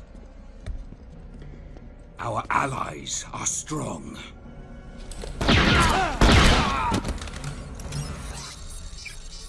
The Jedi hunted us, drove us into the darkest reaches.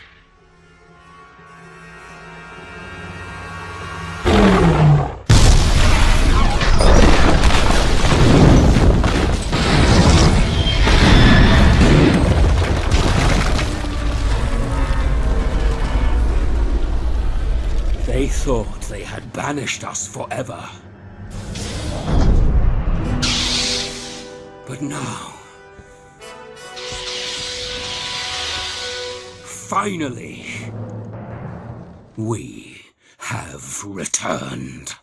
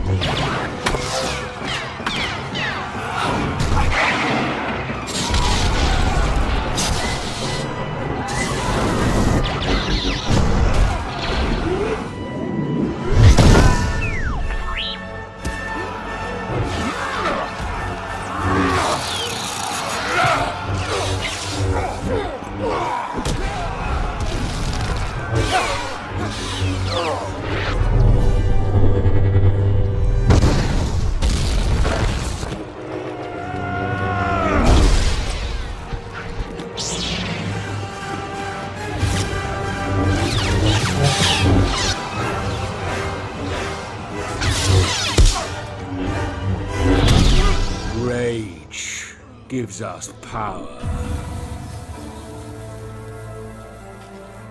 We will feed on vengeance until the Republic lies in ruins.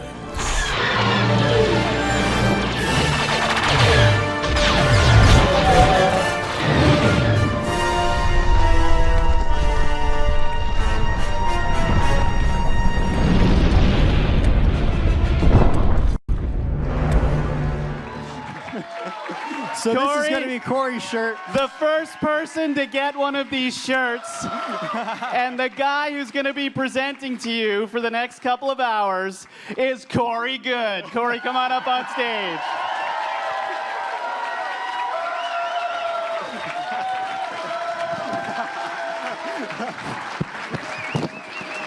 Oh, by the way, it says haters gonna hate up there. Yeah. Not here. I feel at least 2 trademark violations. My attorney's over here. You say you're gonna try. Cool. All right, you guys.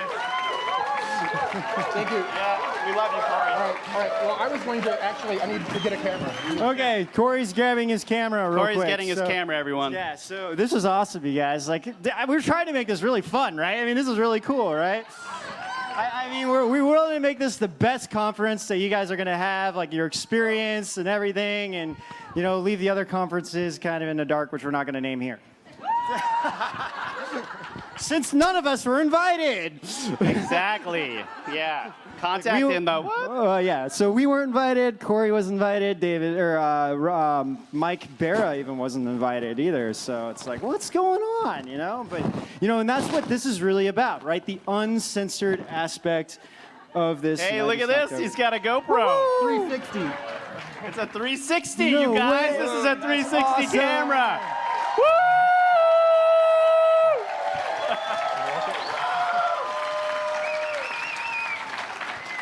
Is this working? Is this working? Yeah, it is working. So right now we all got a mic here. So we got. We're gonna get off minutes. stage now, Corey, and let you do your thing. Cool. But Thank you for everything. Anything last words or anything we want to say or whatever? Yeah. I'm good, Ben. Is this the clicker? I actually don't know. So you would ask them. So. Is this the clicker? Yes. So I just realized we didn't actually introduce you, but I don't think he needs an introduction. You guys all know Corey good, so. So we're at the stage and give it to Corey. Thank you guys. We love you so much. Thank you. Okay, I'm going to go through a small presentation, and then I'm going to do a Q&A. Okay.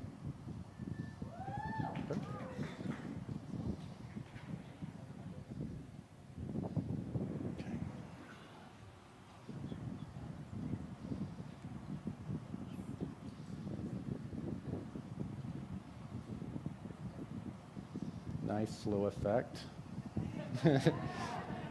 Y'all have to pardon me. I got in kind of late last night, and I thought with my damaged back, I would just fall asleep. But instead, I laid down, and my higher self decided I need to have a life review before I went to sleep. So I got like 2 or 3 hours of sleep.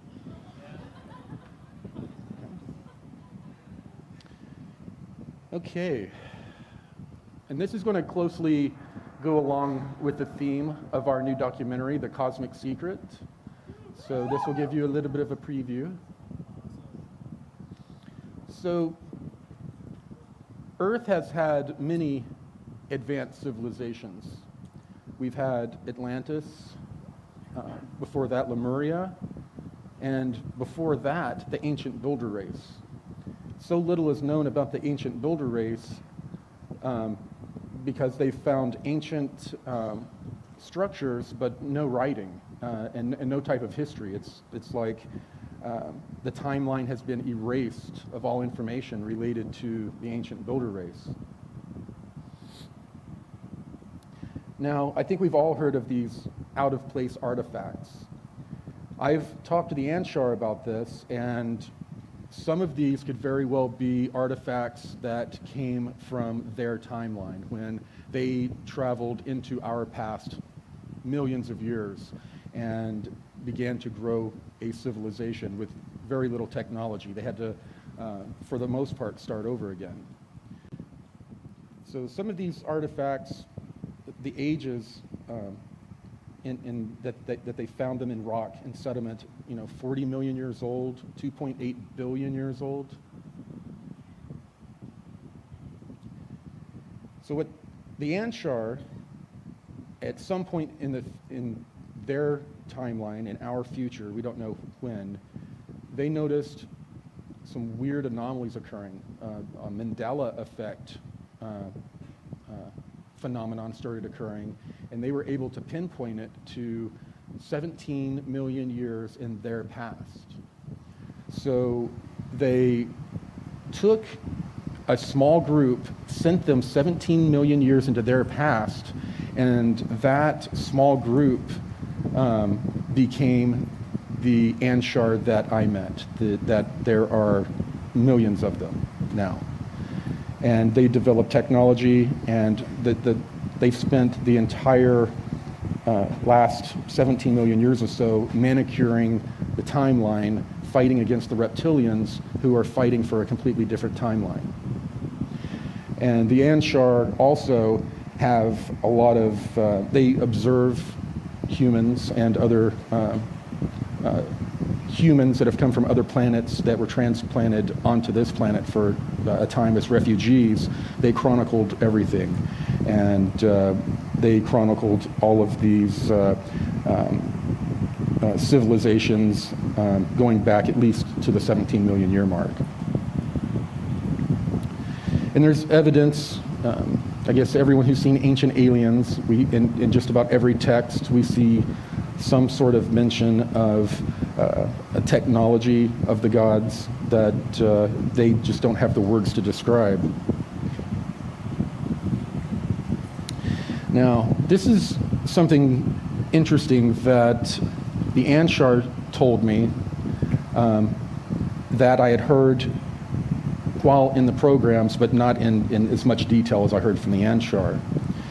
The reptilians claimed that they evolved here on Earth from dinosaurs, and that there was a major experiment underway for the development of a reptilian and a hybrid mammalian type of species. The reptilians claimed that a human or mammalian type race came into this planetary system and redirected an asteroid and destroyed their civilization. We find out later on that that's not exactly the truth. What had actually occurred is that the Earth, the sun went through one of its micronova phases. It's a cycle that continues, and we're overdue for one. And when one of these micronovas occurred, it ejected a lot of matter from the sun and plasma, and at that time, Earth was in a slightly different position, and it had a much thicker atmosphere. It was because of that atmosphere, that the thickness of that atmosphere, that dinosaurs were able to grow to such enormous sizes.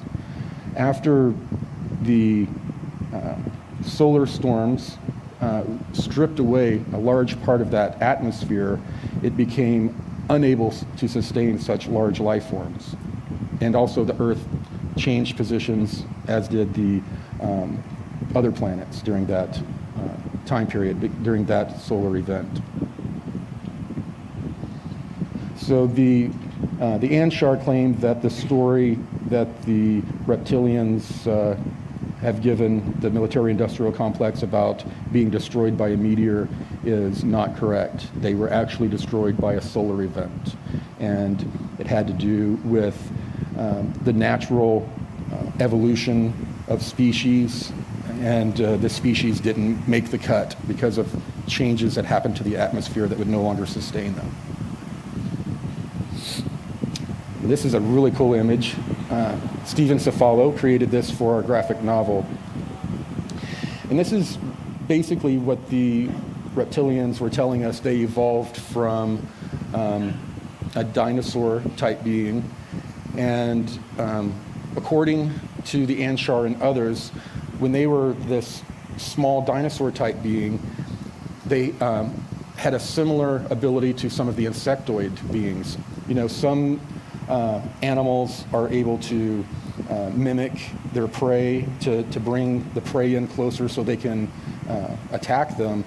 They did a very similar thing, but they were playing with the minds of their prey. They were making the prey see a mate or a food source, and the prey would run to the reptilian being, the proto-reptilian being, and they would, consume the prey. As they evolved, so did this ability, and they've slowly developed the ability to be able to manipulate the consciousness of people around them to make them see what they want them to see.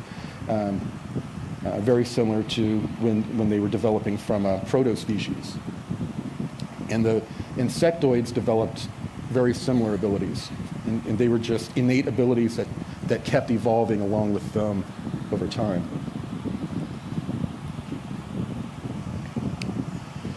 So Meldeck, or Mars, is left over from a sort of a binary planetary system. Tiamat was a large super-Earth, and we've been led to believe that it was a super massive Earth-type planet, but later studies, when they studied the matter that was in the asteroid belt and beyond, they determined that it couldn't be any more than maybe a third larger than the Earth, and that it had a couple of moons, one of them being Mars, Meldeck, which was a Earth-like but smaller planet. So the pre-Adamites, the Martians, and the beings from Tiamat, they started hacking into this ancient builder race grid that had encompassed the local 52 stars in our local stellar neighborhood and had prevented any intruders from coming in. They had developed this barrier so that all of these local 52 stars, they would develop naturally without interference from these genetic farmer races. Unfortunately, the pre-Adamites, they hacked into this grid, trying to use it as a weapons system against another star system, and they were trying to time pulses with the sun to be able to send feedback through the cosmic web, and when they did this, they ended up blowing up entire planets.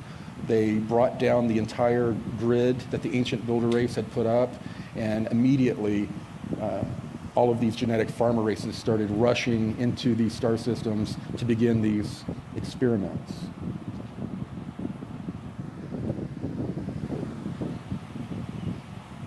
So Tiamat is destroyed, and Maldek is heavily damaged. And on these planets are billions, millions or billions of free Adamites. And these are the regular people like you and I. The elite, and if this may sound familiar, got a golden ticket. And they had a number of motherships that they loaded. There were 2 royal families on this planet, and they were competing royal families, and they were able to gather all of their wealth and technology and save the elites. And the elites left the planet after the cataclysm that destroyed Tiamat. So all of the normal people like us that were left on Tiamat were killed instantly. And in the Law of One, they talk about a soul knot, how a soul knot was created because of the trauma and anguish of this mass consciousness. So we are dealing with a lot of the remnants, those souls that were caught in a soul knot are on this planet now, going through the ascension process, or attempting to. Interrupt you for just a second. So the fan is actually hitting the mic, and the live stream people can hear it really loud. So we're going to give you a handheld. What's that? They were suggesting we use this mic instead. Is that okay? Oh, yeah. Yeah. Sorry to interrupt everyone. Cool. Sure. Hello. All right. So in the 1930s, the Germans went to Mars.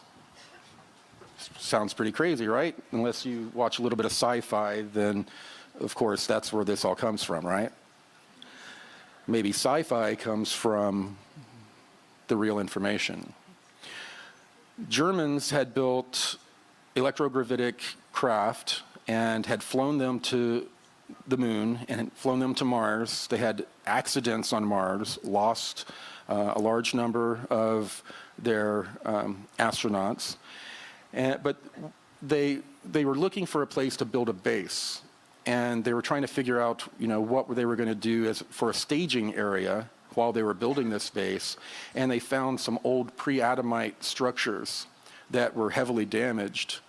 So they sent in their engineers, mixed concrete out of the local regolith, patched the holes, and then pressurized the structures and used them for a time while they were building out what became the LOC. Or they built out a previous base that failed, and then eventually built the LOC, which survived. But on Mars, they were building an underground German base, which they used for a while as they used that for a while until the corporations began to come in and really spend a lot of money and manpower on building huge cities.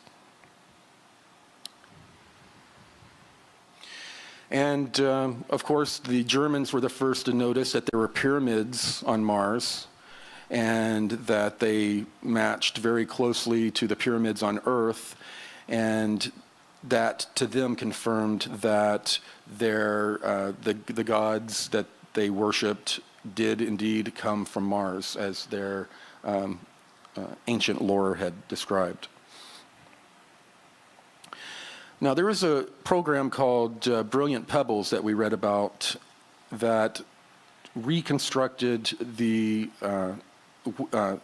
Tiamat, tried to figure out its density and location, where it orbited in the solar system compared to other planets, all using these crazy mathematical algorithms.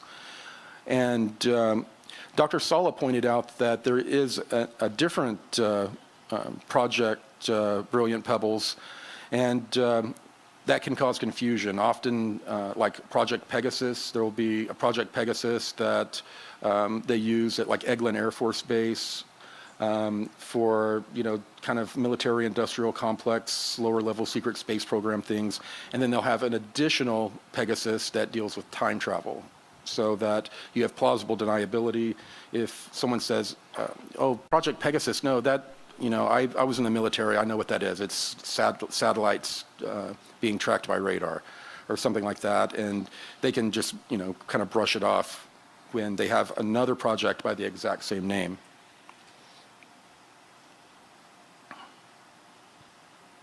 So the genetic farmer races began to come in, and in each star system they were doing experiments on the human type beings, on animals, on ocean life, on plants. It was a whole new area for them. They had genetic stock that had been developing for millions, if not billions of years without them having access to it. So it was a genetic stock that was highly coveted. So they came in and began experiments, 22 just on humans here on Earth. And they formed this ET Super Federation to be able to manage all of these projects and do it in a peaceful way. Here's another one. So there were 22 genetic programs. Like I said, they were very excited to get access to the 52 stars in our local stellar neighborhood because it had developed on its own. And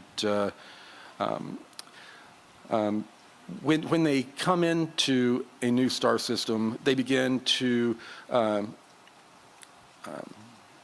develop and manipulate the genetics as well as the consciousness. As we've spoken, especially in Above Majestic, the two major components are consciousness ascending or expanding and evolving at the same time that the genetics evolve. And they try to find a balance. And as they edit and change our genetics, then they would send in a new religion or a new belief system that would affect the consciousness in a way to, in their opinion, get it closer to the progress of the genes. And there's a spiritual and a cosmic component. Weird, what's beeping? Okay, so an Operation Starseed began. All of these different higher density beings wanted to help the ascension process, and on planets like Earth, it was pretty stagnant. We had that soul knot. We had all of these, once pre-Adamite beings that are now incarnated here, and there's a lot of trauma that they couldn't break through. So a lot of star seeds started to come here. Just the higher consciousness vibration of a star seed by its very nature raises the vibration of the consciousness around it.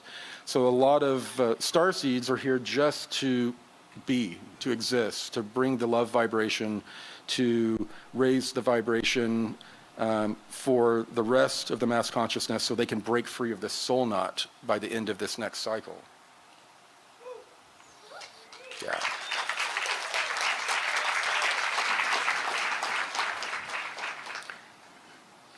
So over eons, they have learned to control us and manipulate us through religion, through racism inherent, that we teach ourselves, through different languages, anything that kept us separate from another culture, social conditioning, all of the social norms that we teach our children that were passed down to us, perfect ways to keep a population self-managing and under control. In the genetic farmer races, it's up to 60, in our solar system alone, it's up to 60 different competing groups. They all have competing experiments. They sabotage each other's experiments. There were stories of a genetic experiment or a certain race that was developing further or quicker than another experiment because they had setbacks, so they would send a virus or cause a plague or something to screw up they're competing, they're playing tit for tat using the inhabitants of the planet. And somehow they've justified that and have worked it out with cosmic law. I don't know. So the pre-Adamites, when they left Tiamat and Maldek, they left there on the moon. Originally, they had a large number of pre-Adamites living in the moon in this giant base that I got to tour, and maybe when I come on stage with David, I think tomorrow, we'll talk about that a little bit more. It'll be like an exclusive. We'll talk about it more in detail. So they inhabited this moon for a long time, and the moon was it was kind of like a Death Star, and it was damaged in the big explosion that destroyed Tiamat. And they were able to get it here and lock it into a tidal lock with the Earth. And they positioned it to where it was going to also, they were going to be able to use it to help block some of the effects of some of these micronovas in the future. And while they were still inhabiting this Death Star type moon, one of these solar events happened. And they had moved most of their people down to Earth, and they had a skeleton crew basically on the moon, and the moon got hit with a direct hit from a bunch of ejecta from the moon. And I recently spoke on 90 Degree Turn with Tricia about the back of the moon. You hear about a Luna City. And what that actually was, it wasn't an ancient ET city. What it was ejecta from the sun. It's kind of like when you blow glass, it gets real hot. If you throw it against the wall, it'll hit the wall and, kind of spiral and fall with gravity, droop, with gravity. And that's exactly what these spires do. And other structures. There are big clumps of glass and other ejecta from the sun. And NASA was happy for people to call it an ET city. They didn't want anyone to know the true purpose of why they were there, and that was to confirm the existence of this massive catastrophe that occurs from the sun. And the last thing they wanted was for us to know about it. So ETs, aliens, that's fine. So the remaining moon tech was destroyed, and I'll talk more about it tomorrow, when I was taken on the tour, they were repairing a lot of it. They had huge sphere-type rooms that had looked like gold mirrors all around, like arrays of gold mirrors that pointed to the center of the room, and then suspended in the center of the room was some sort of node that was collecting energy and passing it down corridors towards the center of the moon.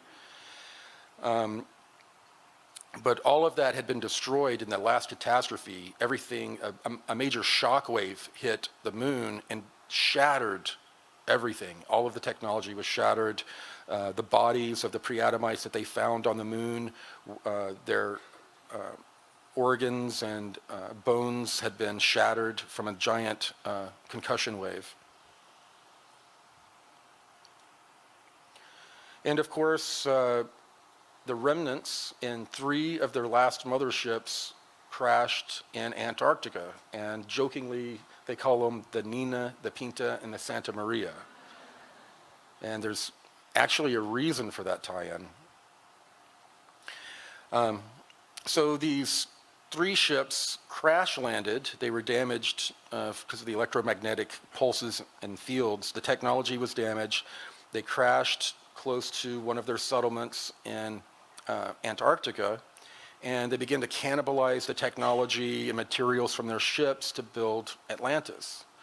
And at that point, they began to go into serious competition with another power, a more peaceful power, I'm told, that was on the planet, and they began to go into competition with Lemuria, we'll call it, and began playing around with genes from all of these different human groups that were being developed by the the genetic farmer races, which didn't make them very happy and caused them problems later. And they were also doing a lot of experiments with geothermal energy, but doing it in not very careful ways. They were causing massive earthquakes, and they were playing with the weather. A lot of the same things that we're doing now, actually. So that cataclysm occurred 50, 60,000 years ago, the one that brought them off of the moon onto Earth. And then they developed, over the next 60,000 years or so, Atlantis. They developed it extensively. And then about 11,800 years ago, there was another solar event which caused a pole shift and a flood. And this was the flood of Noah. And Atlantis was completely destroyed because of the pole shift. It caused a major tidal wave that rushed over the land and flash froze. You can find pictures online of actual giant waves that are frozen. So this actually does happen. Waves can flash freeze. So could the God's message to Noah, could that have actually been these genetic farmer races? I don't know. Could it have been them wanting to preserve their various experiments? So they had, in some areas, they brought people like the Hopi below ground, and in other areas they built arks or went into caves, other cave systems. This could be why there is a global myth of the flood and survivors who also protected animals.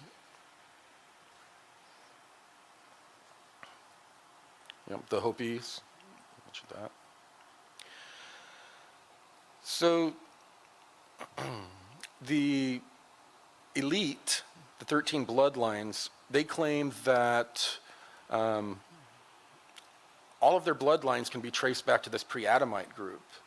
And how many people remember on, I guess we'll say, the weekly TV show David and I used to do? When I described being, I was taken to Antarctica, and the Anshar and the Asian-looking group took me into an underground, to a library under the ice, and they wanted me to witness them removing metallic scrolls. And they were removing those metallic scrolls before the expedition, the human expedition, had gotten to them, because it was a history of bloodlines. And they wanted to remove those because they knew that these elites were going to use that in some legal sort of way to connect themselves to the pre-Adamites, or these gods. And then they were going to try to claim that they had some sort of divine right to rule us. And as I stated, the pre-Adamites, the elite of the pre-Adamites, there were two competing families, and they crash landed in those three ships, and one family controlled South America and Central America and North America, and the other family controlled Africa on up through Europe and Asia. And when this last catastrophe happened, it destroyed all of the technology, the advanced technology that they had, and they were unable to visit each other. So for thousands of years, over 10,000 years, these two groups were separated. And it wasn't until the time of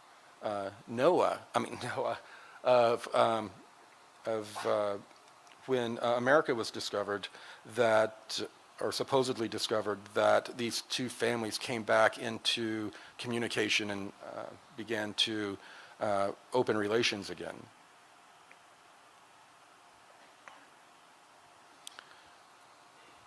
Okay, so I guess everyone remembers the DIA documents that I released. I think it was December of 2017.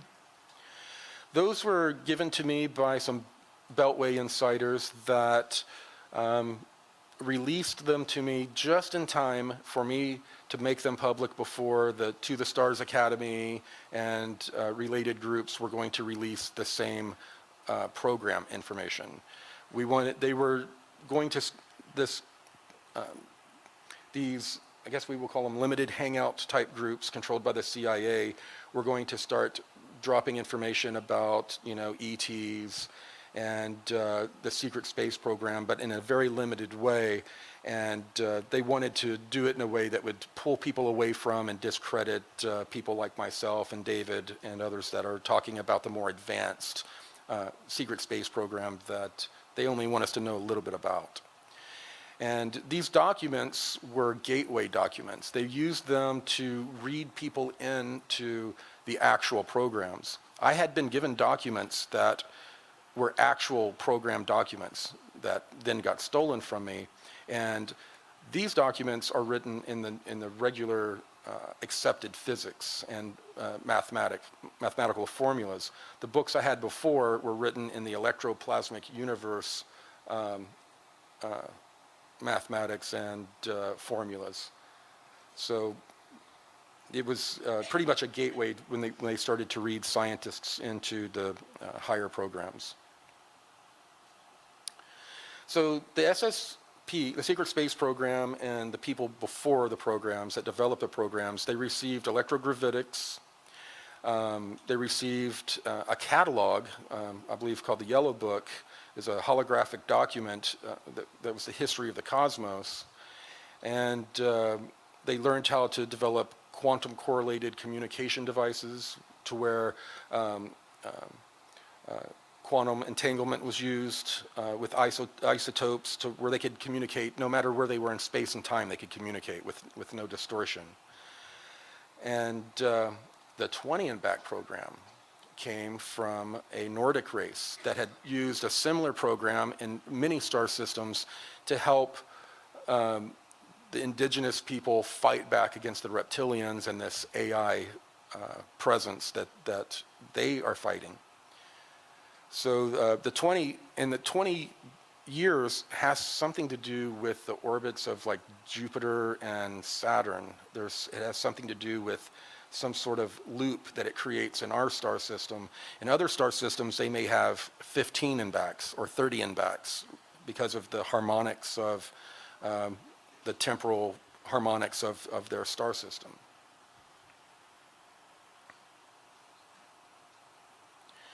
So where did the AI signal and a lot of these weird archonic beings come from? Well, apparently there was an Aleister Crowley type person that was playing around with, things that they did not really understand, and they created an actual rip, not just a portal, but caused a rip between realities. And when that occurred, this electromagnetic intelligence, mass consciousness intelligence, bled through from another reality into ours. And when it did, it looked at our reality and it saw chaos. It didn't see balance. So it followed its, I can't really say programming, but its point of view and started trying to bring order to our reality. And in doing so, destroyed a lot of civilizations that they deemed unworthy to exist. So the pre-Adamites, the reptilians, we have disclosed that they are AI prophets. They are working on a technological ascension as opposed to the organic spiritual ascension that people like us are trying to achieve. many of these AI prophets, if not all of them, are infested with nanites, and there's a subspace AI signal that communicates with them and influences people. They can, even if people don't have nanites in them, this AI influence can kind of piggyback onto our electromagnetic fields of our bodies and begin to manipulate us, try to affect our mood, our way of thinking, but not control us in the way that they control beings that are infested with these nanites. Of course, interesting, the number of the beast is tied to, the barcodes, and those in turn are tied to these microchips that people are, that they're trying to promote people to have more and more. And David Wilcock, when I was, describing all of this cosmic history to him and talking about the role of this so-called AI God, he said that he thought it was it was the Lucifer force, or the yang to the yin, I guess you could say, the negative balancing force that is used to cause enough stress for evolution to occur, as if there was not enough. Now, of course, recently, Suspicious Observers did a really good series on all of this, on the pole shift, the stellar cycles. I recommend everyone take a look at that. And what spawned them to do this was there was a CIA document that was released, a more full version, and it talked about a pole shift occurring, supersonic winds going around the planet, complete disaster, and that they based that off of what they knew about the dynamics of the planet back then. Now they know that if the planet spins, that the wind systems are more locked in. They're not going to just spin around, like they had postulated back then. And so this was definitely a worst case scenario, and it's all of the experts in the programs didn't think it was going to be anywhere near as bad as this, which thank God, because no one would survive.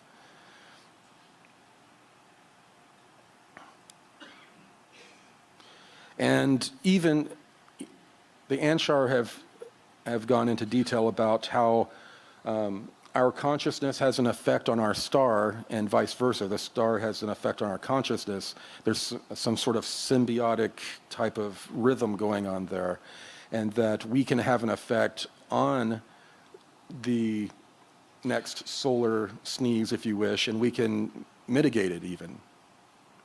Or if we need to have a really bad experience, we can allow that to happen as well. So there's a galactic superwave that everyone's heard about, and a lot of the scientists in the programs, they just saw it as a big dust wave that was coming towards us.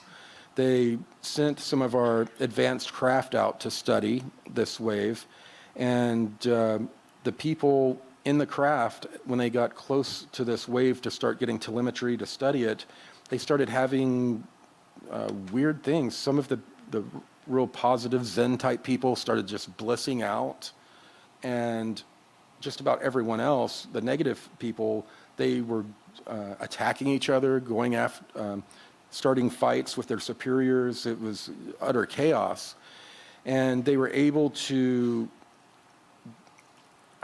record is not the right word, but sample this energy and take it back with these advanced craft to the programs, and then they started playing around with this energy, and indeed they found out that this energy was causing people to react, enhance whatever vibration they were. And this energy that they were sampling was actually the leading edge of the Christ consciousness, which is the head, which heads this supergalactic wave that brings catastrophes and other changes. At the front of this wave is a Christ consciousness that when it enters into a star system, it doesn't come here to judge people. It forces people to judge themselves. And that's what we've all been going through. All of the karma, trauma that we haven't dealt with, issues in relationships, it is all just, it's being shoved in our face, and we have no choice but to deal with it. And that's this Christ consciousness it's forcing all of this to occur. And pulsars triggering other stars in our local 52-star cluster, micronova having pulses or micronovas is a sign that it's about to happen to us. And of course, I believe it's Alpha Centauri, or one of the closest stars to us, actually had a solar sneeze in the last 2 years.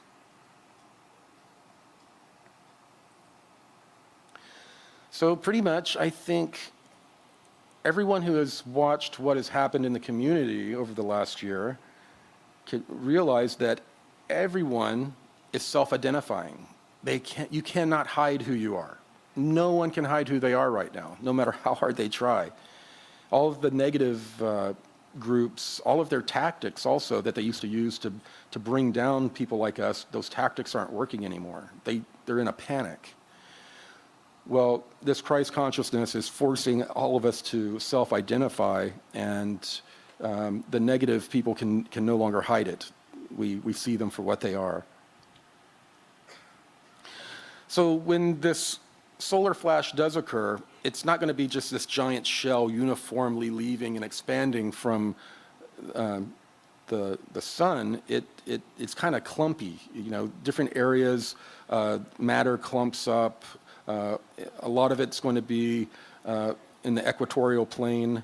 A lot of the debris, but there are areas that will be open to where, if the Earth happens to be in this area, when the explosion happens, all of the debris would miss. We would just have to deal with the electromagnetic fields.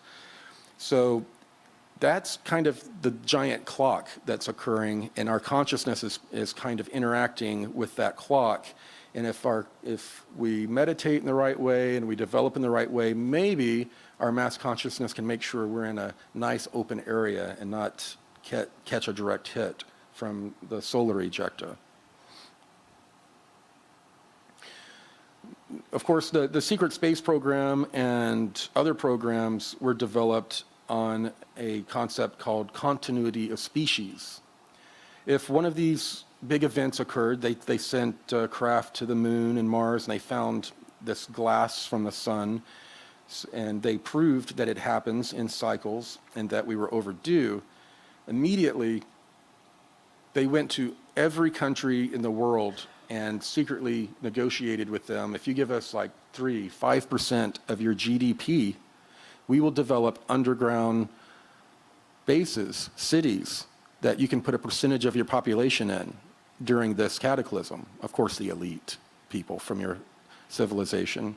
But not only that, we're going to build bases on other planets and moons in our solar system, just to increase the chances of the continuity of species. Oh, but one more thing, the closest 13 stars, we're going to set up colonies there as well.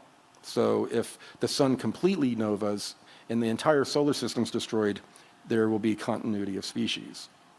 So all of these countries agreed to it, started secretly giving large percentages of their GDP, and the secret space program was built out, and so were all of these underground cities. When they were trying to figure out exactly how bad this was going to be, and also they needed a little propaganda to feed these countries to scare the crap out of them to give more of their GDP. So they had people like Ed Dames do a remote viewing of the micronova event, and they call it the kill shot. And people, if you look up Ed Dames and kill shot, you can find the entire remote viewing, and it is basically, he is viewing a micronova, and the one that he put out was extremely devastating, and like I said, it motivated people to continue to give a lot of money secretly to this this hidden civilization that they've built. So after we have this large solar sneeze, we're going to lose all of our technology, but also all of the AI influence is going to be removed. This terrible, evil influence is going to be removed.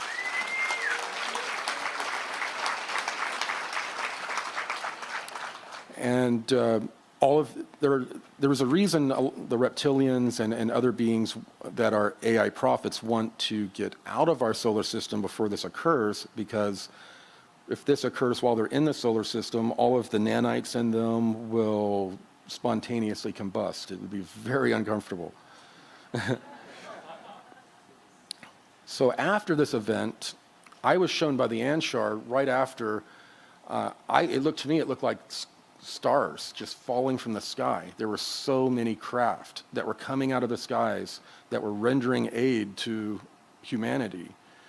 And they were bringing food, they were bringing replacement technologies to help our power grids get back up, because 90% of us would have died on this planet if they would not do this. And the reason that they're able to come out in the open is because there are cosmic laws, non-interference cosmic laws, that they cannot interfere with a civilization. But our current civilization is a technological civilization. And when that collapses, we'll be in chaos. And because that civilization has collapsed, they can then come in openly. They don't have to, hide any longer. And at that point, we're going to learn that these beings look very much like us, and they come in all colors. Very few of them are actually Caucasian, which is going to throw a lot of people for a loop, because we've been programmed to think that they're either gray aliens or tall, blonde-haired, blue-eyed beings out there. And that's actually the minority of what's out there.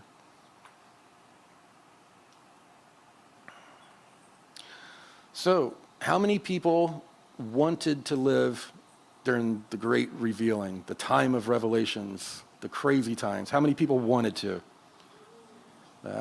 Congratulations. Be careful what you wish for. This is it. And we were all called here during this time for various missions. Some of us are just waking up to those missions. Some of us are well underway in our missions. But we come together like this. This is, talking to Leon and a few others, this is kind of, we're out there in the mainstream being attacked, trying to bring light, trying to bring awareness, and we're beaten down. When we come together as a tribe like this, it's kind of like the old revivals. You're nourished, you're revived, and you're ready to go back to your mission. So these types of events, get-togethers, are very important. It's very important also that you find people through meetup groups in your area and form groups like this to support each other.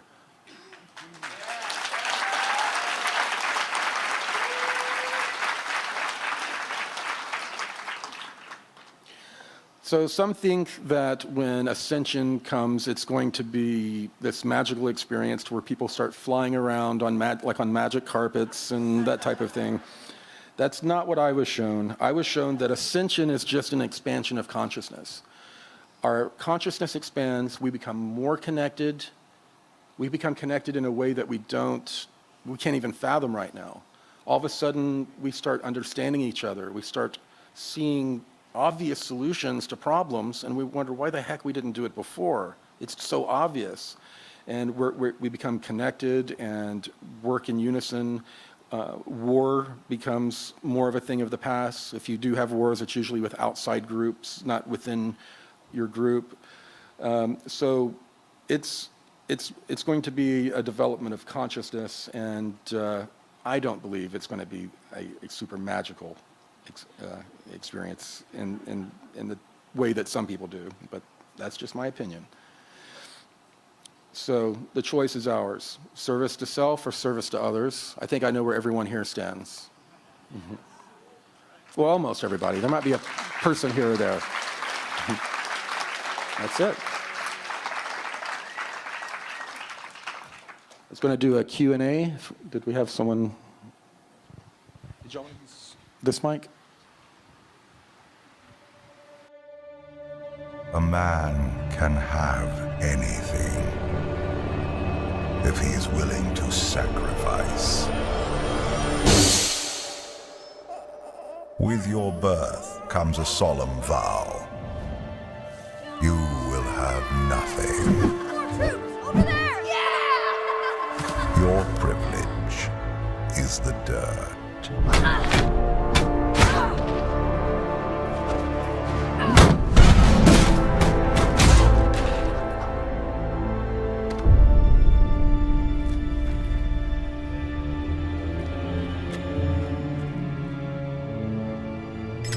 In the darkness, only ambition will guide you.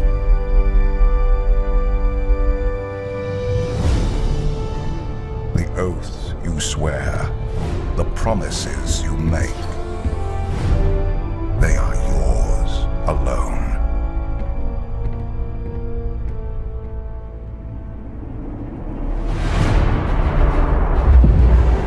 Your freedom will be the wars you wage.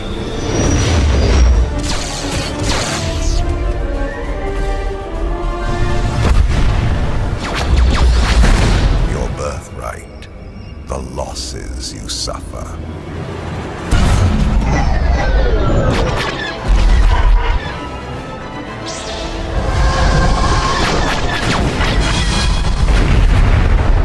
Your entitlement, the pain you endure.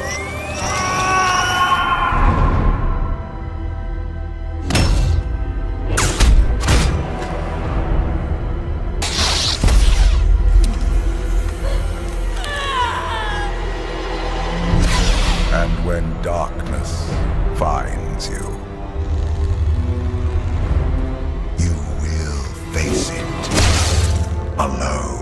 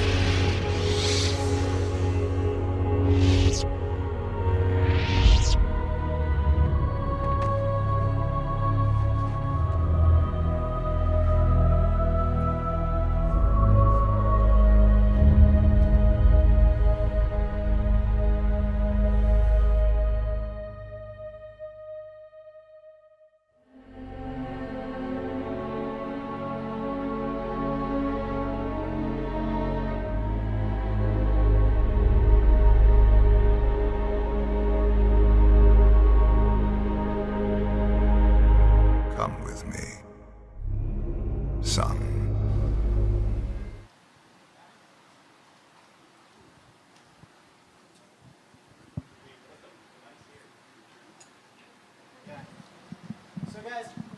Is this on? Okay, it's on now. So everyone can line up here for your questions. He's the guy that you stopped at. Thank you, I appreciate that. Thanks.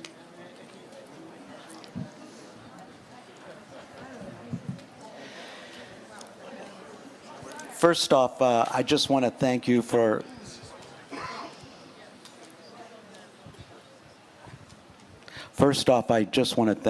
being of service to the world. You're a very brave man.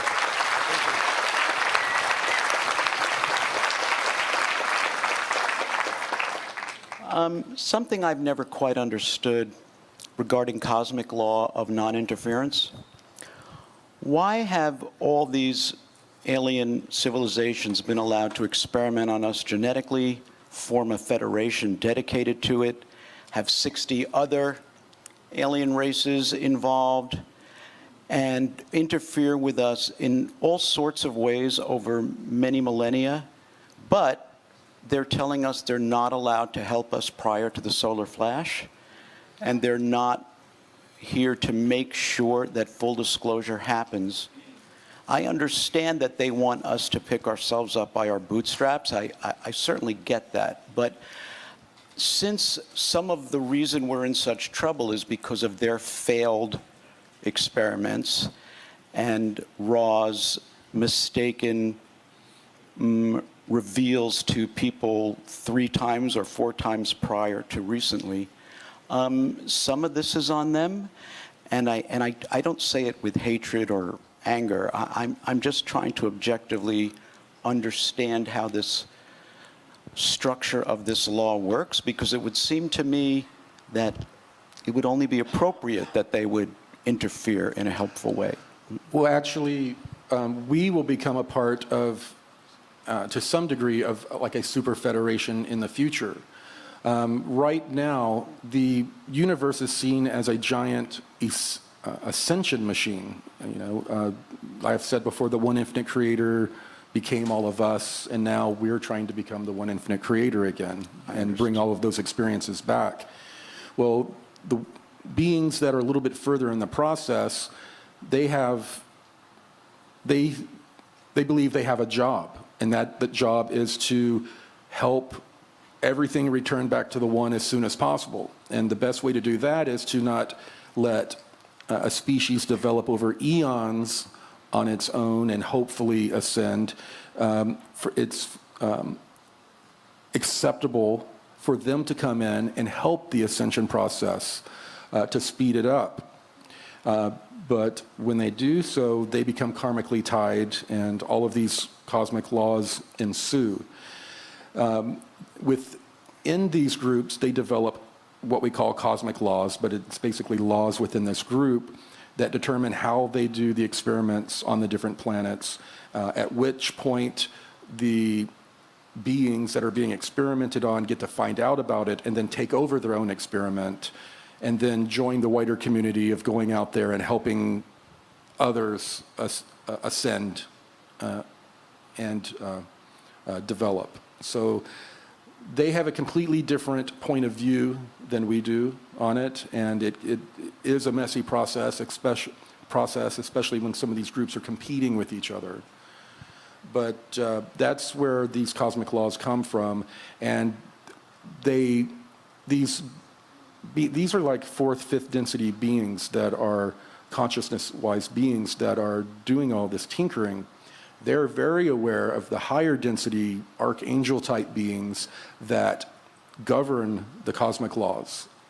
So they have to adhere to these cosmic laws. They can skirt them, get away with things here and there, but they have to widely stick to this cosmic law so that they can ascend behind these higher density beings. They're just layers of beings trying to ascend back to the one. And each one, the layers below them that they've become karmically tied to, those densities and beings in those densities become like a parachute holding them back from their ascension until the lower beings that are karmically tied to them are able to ascend, and therefore letting them ascend. Right? Sorry, because we have a lot of people in line, so we can only do one question at a time. So thank you, guys.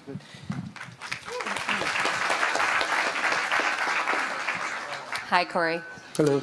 I enjoyed being at last year's conference in northern Colorado, and you touched on the 22 genetic experiments and how it has shaped society in traditional and spiritual and cultural ways that create a lot of our current biases, our prejudices, our attitudes around the mixing of race, of religion, and kept us segregated. And last year you also mentioned, and then we really didn't go into it, but I think it's relevant to today because we're all looking at a unified oneness in concept and being on the side of the light to let go of those prejudices, that the Anshar, as fourth dimensional beings, would be perceived by us in our current state of understanding as somewhat immoral. And we really didn't get into it last year, but I think that it might be relevant because as all of our biases and our shadows are coming up, it would be good to be able to see things more clearly as we move through fourth density and into that fifth density and higher state. Is that something you can touch on? Yeah, I'm going to touch even more on it. I'm developing an online course where I'm going to be talking a lot about the transition into fourth density and that type of thing, and the time I spent with the Anshar. I'm going to go into it into a lot more detail, but yes, they are connected in a way that we just can't understand, and they've developed a society and a civilization that is not like ours. They don't have monogamous relationships. Their family units are much different than ours. Everyone takes part in raising every child and training every child, and they see relationships with each other differently. It's not a codependent kind of thing. They come together, they're drawn to each other, and then they'll figure out why they're drawn to each other. Oh, okay, I'm here to help you with this energetic practice, and you're here to help me with this. And then they will, it's not always a sexual thing, but it's an intimate relationship where they do energy work with each other. And the Anshar tried to bring me into some of that to learn, but I didn't do very well at all. I was just not ready. I didn't understand what was going on. My third density brain was like, I don't know if I should be doing this. I just met you. And they're like, you're not Corey, ready does for that this. touch a little bit on why so many people are struggling with their evolving relationships right now? Yeah. That when we are not in resonance with our partners anymore, as we evolve, we literally have to move away from them to maintain our vibrational raising? Absolutely. Okay. And also, yeah, that's happening everywhere. But another thing that's happening is that as this fourth density consciousness develops, because of the sun's electromagnetic field and other things going on, we are starting to get connected to each other more and more, and it's confusing because, like I was just talking about, when I was told to do energy work with down in the Anshar city, my third density monkey brain didn't understand that there was some sort of energy work occurring. It was trying to make something like sexual or weird, it was like trying to translate, understand. Mm-hmm. There was no base of reference. And so there's going to be a lot of confusion among people when they're all of a sudden, someone's been, married forever, and all of a sudden they're like connecting to these people in different ways, and they don't understand it. And they will probably pursue it in the wrong way. It's going to be a very confusing time. Mm-hmm. It's not going to be just a real smooth transition. The way many of us were raised in traditions that we were raised in, I've been very leery to talk about the 3 days I spent with the Anshar, all of the details, because it seems immoral to that type of programming that we've had. I'm glad you're going to be doing some follow-up work on it. I think a lot of us need it. It's going to be Corey. interesting stuff. Okay. So real quick, we just have a couple questions from the live stream that we wanted to bring up. So Kaylin, you want to come over or you have a mic? That's better. Okay, you don't have to come over here. Hey, Corey. So, sorry, guys. We had to figure out where the feedback was over here. Caroline Guzman from our live stream audience asks, how do starseeds who are MK Ultra survivors and are targeted individuals love, forgive, and protect ourselves so we aren't bombarded all the time?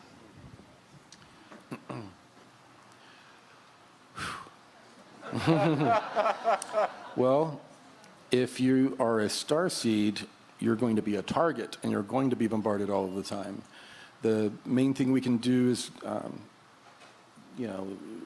everything from stay on high vibratory diets, stay around high vibratory people, or at least make sure you have access to them to help you keep your vibration up. Because when we're bringing our high vibration to the lower vibrational mainstream, it is leeching off of us. It is sucking our vibration down to theirs. At the same time, it's pulling theirs closer to ours. So we have to replenish that by having these types of gatherings. And also, like I said, make sure that you find like-minded people where you live.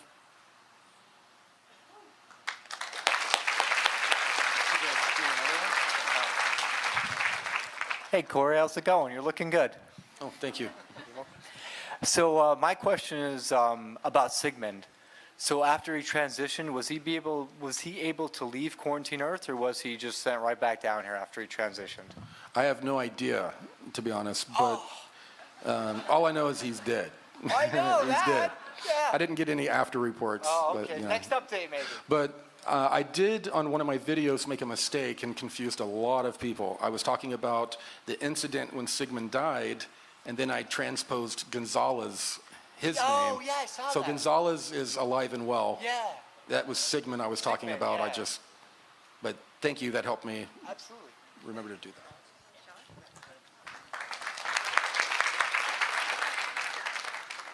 Hi, Corey. Thank you. Thank you for your service. Just to clarify what you were saying about the benevolent higher dimensional ETs that are going to help us after the solar flash and render aid, does the cataclysm have to happen and a lot of people have to suffer and die before they're allowed to help? Or as it's happening, they're allowed to come and rescue us before a lot of us go down, Because Yeah. I just want a clarity on that. Just before the event, there will be craft in the skies, people coming, they'll be coming to remove some people. But the solar event is a necessary part of cosmic evolution. It is a part of the evolution machine that this universe is. And there are some negative effects that come from the event, but also highly positive. All of these massive jumps in genetic development have occurred during these time periods. It gives a massive bump to consciousness and genetic evolution. So there is, and it depends. These cycles, they have major cycles, minor cycles. Some of them are very destructive, some of them are less so, and it just happens, it depends on where we are in that cycle, the intensity of the event. And this goes for non-human life, animals, plants, etc. Yeah. Good. Thank you.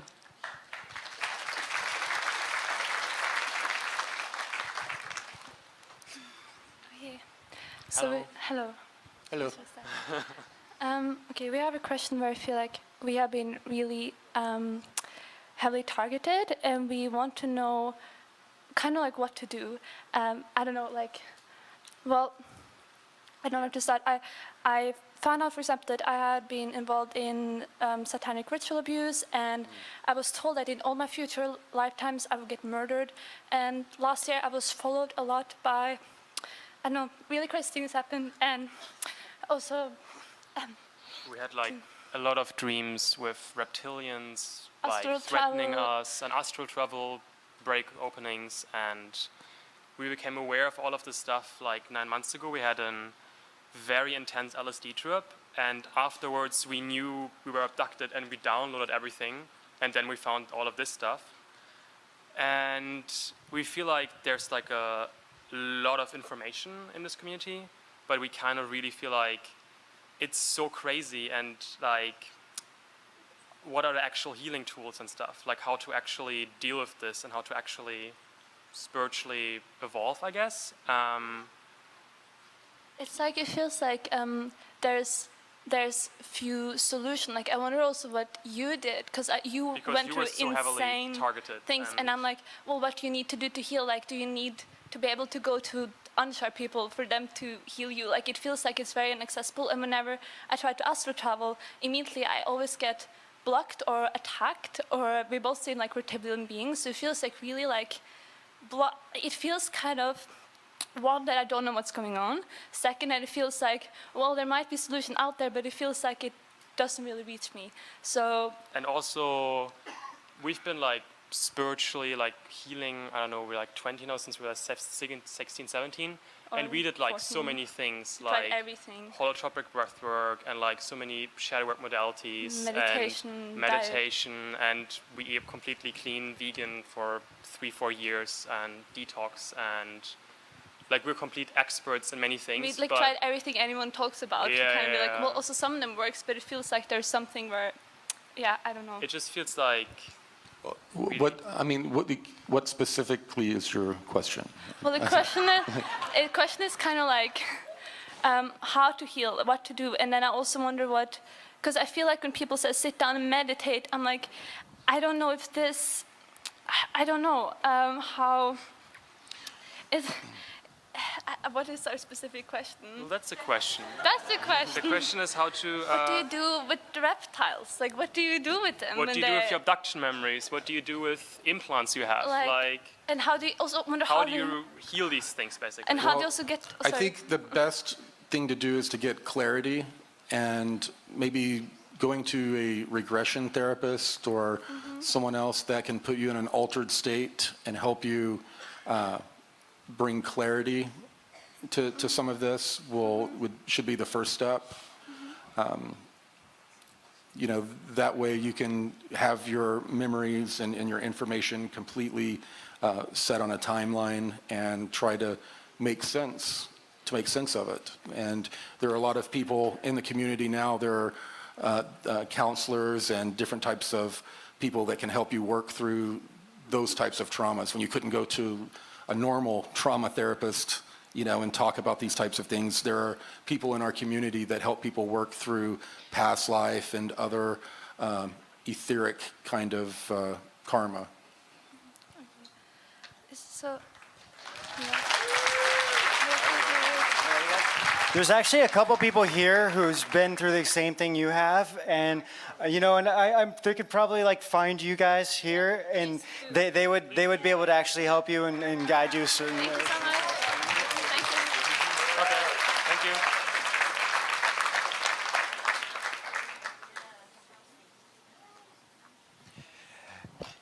thank you. Hey, how's it going, Corey?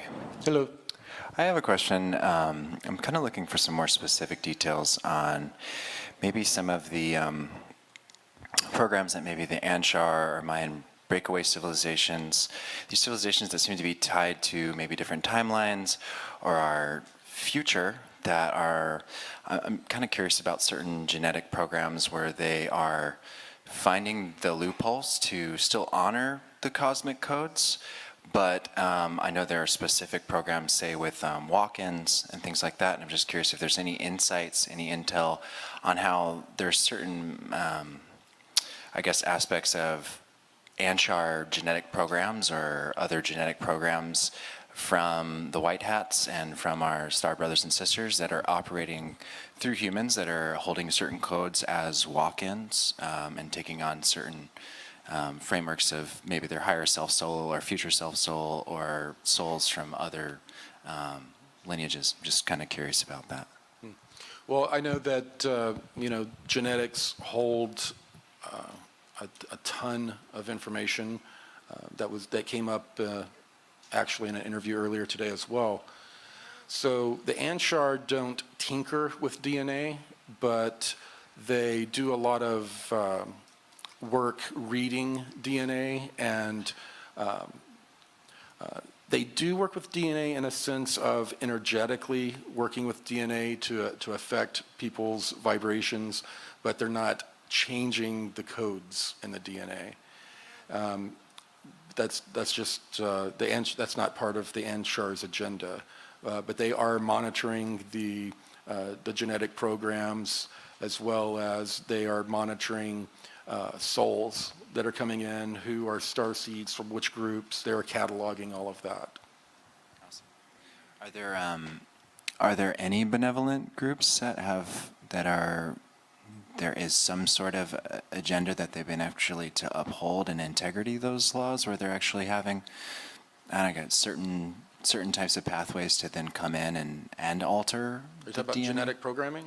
I'm just like benevolent groups that are still operating from a place where they can come in. Well, I mean, it just depends.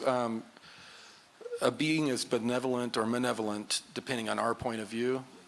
Their point of view, I mean, they see themselves as pretty much not really amoral. They see themselves as benevolent. They see themselves as helping promote the ascension of the universe. So they see themselves as being very positive, while us on this little planet being tinkered with would have a completely different perception of them. We'd see them as, interfering or invading. Thank you, Corey. I appreciate it. Thank you.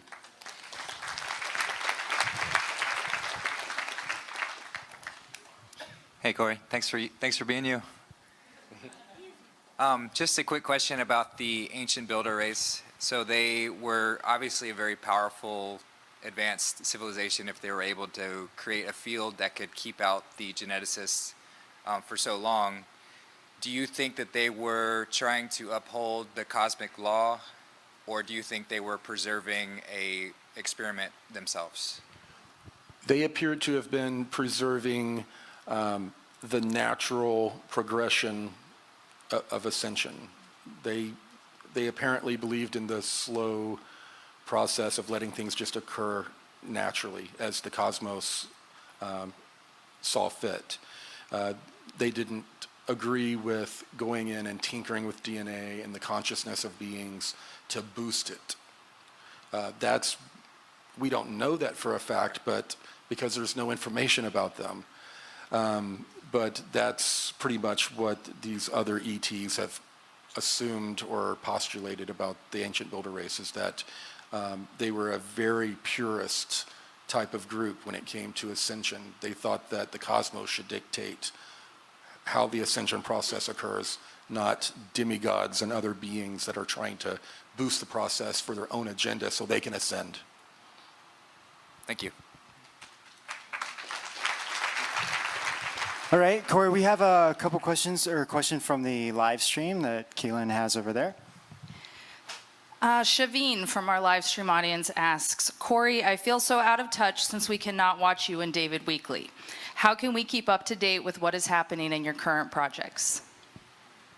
Well, I'm starting to upload a lot more content to my YouTube channel and Facebook. So you're going to start seeing a lot more content come out there, but we're also trying to release more and more into the mainstream. David's working on a television series that's going to be really cool. I'm working on a movie and television series that would bring this to a mass audience. So I think that's where you're going to see us more and more, is in the mainstream, promoting graphic novels, any type of information that we can seed into the mass consciousness to help it expand. So sometime soon you could start seeing another weekly show. Maybe I'll be on it sometimes, maybe David will be, but there's more coming.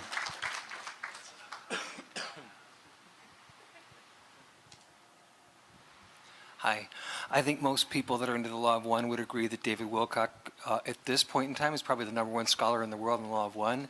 But I would like to say that before he discovered it and before I discovered it, there was someone named Michael Topper who was incredible. He completely disappeared, some really great stuff, and he gives the best explanation of how it works with higher density negative, and that might be why he disappeared. But my question is, for you, since you had that awareness of the 900 civilizations that the ICC has been doing business with, one of the things that never came out in Cosmic Disclosure is if they're higher density, they would know that these products are made by slave labor. And if they were higher density positive, that would probably inhibit them from wanting to buy stuff made by slaves. But it's hard to imagine there being 900 negatively oriented higher density type things. But the other part of my question, I'm sorry for having two parts of this, but the other part of my question is nobody ever explains how far third density humans that are kind of like us on other planets can go into those really high tech space travel realms, like getting all the way across the universe in 10 minutes or whatever. Does the super high tech stuff happen with third density humans from your experience, or is it all higher density? Well, we're third density, and we have the technology to portal to other planets. We have the technology to travel between the stars. So you don't have to be a super positive civilization to develop that technology. But the nature of civilizations are, if you are not positive, and if you don't learn to spiritually evolve, you're going to destroy yourself with that technology before you really get it to a point of traveling the cosmos on a wide level. So for the most part, civilizations sort of take care of themselves. You know, you have class 1, class 2 civilizations. That's just a different way of describing the densities. And the density, all that means is that they have a higher consciousness or a more connected consciousness with each other. It doesn't necessarily mean they're positive or negative. They're, you know, as you stated, within these higher consciousnesses, there's positive and negative. Of course. Until you get to a certain level. So there are many, many, many more civilizations out there in our galaxy than even the sci-fi movies have been able to get across. So many life forms out there, and yes, there are a large number of them that are higher density, higher consciousness, higher evolved beings that are negative, like some of the insectoid types and the reptilians. You know, they're fifth density type consciousness, but they're going in a mass consciousness more in the technological AI type of way. The genetic farmer races would be fourth density positive? Fourth density positive and negative. Oh, a mix. A mixture, yes. Okay, so I know there's a lot long line, but I just want to say, when you do the TV show, now that you're much more familiar with some of the specific designations within Law of One than you were when you first met David, it would be phenomenal to include some of that, even though it might alienate people that are less familiar with, I don't know, because that was and I'm still just pretty new with Law of One information, fully integrating it. I still haven't fully assimilated it. It's a lot. Yeah, but you're also Law of One 2.0. I mean, your body of work, in a sense, that, you know, right. The Blue Athens, all that. Thank you. I love you.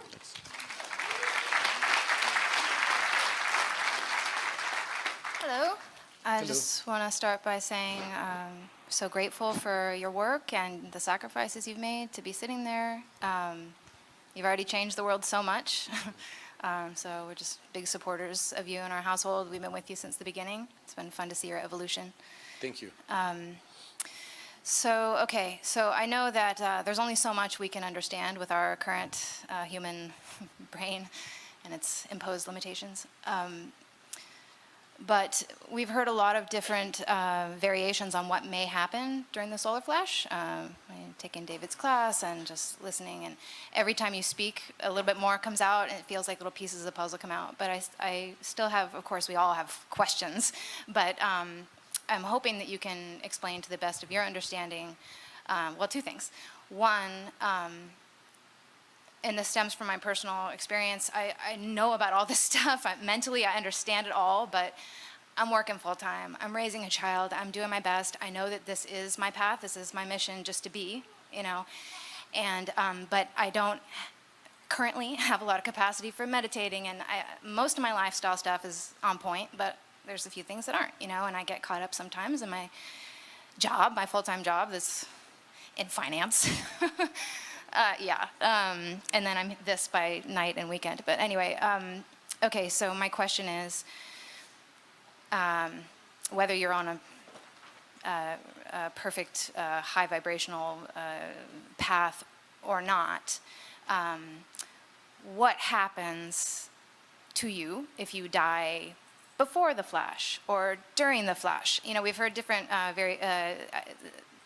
things about how craft may come down and take you off planet so that you don't get the full brunt of the flash. But then we've also heard that the flash is necessary for our jump starting us into this new, density and consciousness, raising our consciousness.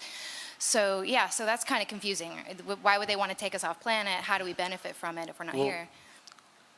All of the beings that were part of the soul knot from the catastrophe that killed the people from Tiamat, all of those beings are here, and they're going through this process of getting out of that trauma and trying to ascend. There are many, many starseeds and other beings that are here for all different types of reasons, And some of these ships that come in before the flash may be coming to remove starseeds from their group that are here. And some of the, some of these ships that will be coming, they will be coming also, to rescue their people who, like some of us that don't know we're from off planet. All of a sudden a ship will show up and we'll recognize it. We'll be like, oh, crap, that's me, that's not my people, and they're here to pick me up. Right. Thank God. And then you're out of here. But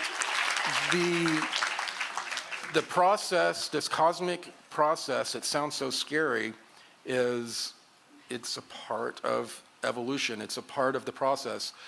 These beings that are most of the inhabitants of this planet that are stuck in this soul knot, they have to go through this process to slowly be pulled out of the soul knot and be able to become a higher density, more connected mass consciousness being. But then that soul could still reincarnate in the new density, like in fourth density. They can just come back if they choose to, and then. And the beings that are in this soul knot, if the ones that don't make it, they're going to be recycled into another third density planet way of life until they get it right. And they will be living alongside a lot of our pets probably that have become third density.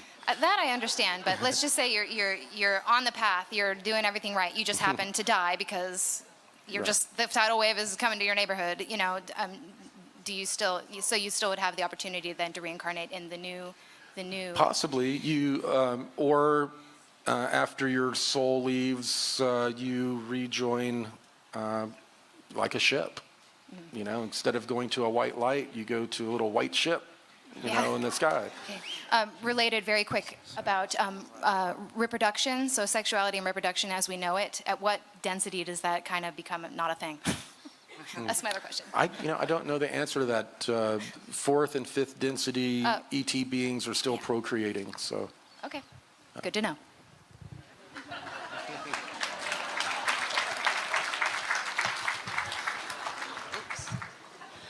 Hello, Corey. Hello. Very nice to actually meet you. I travel from the other half of the earth. Where'd you come from? China. Awesome. So thank you. So my question is actually about the information or the leakage information in China. So we do get piece of information about here, there, some quote from Corey, some quote from David, but there's no systematic thing like how we can.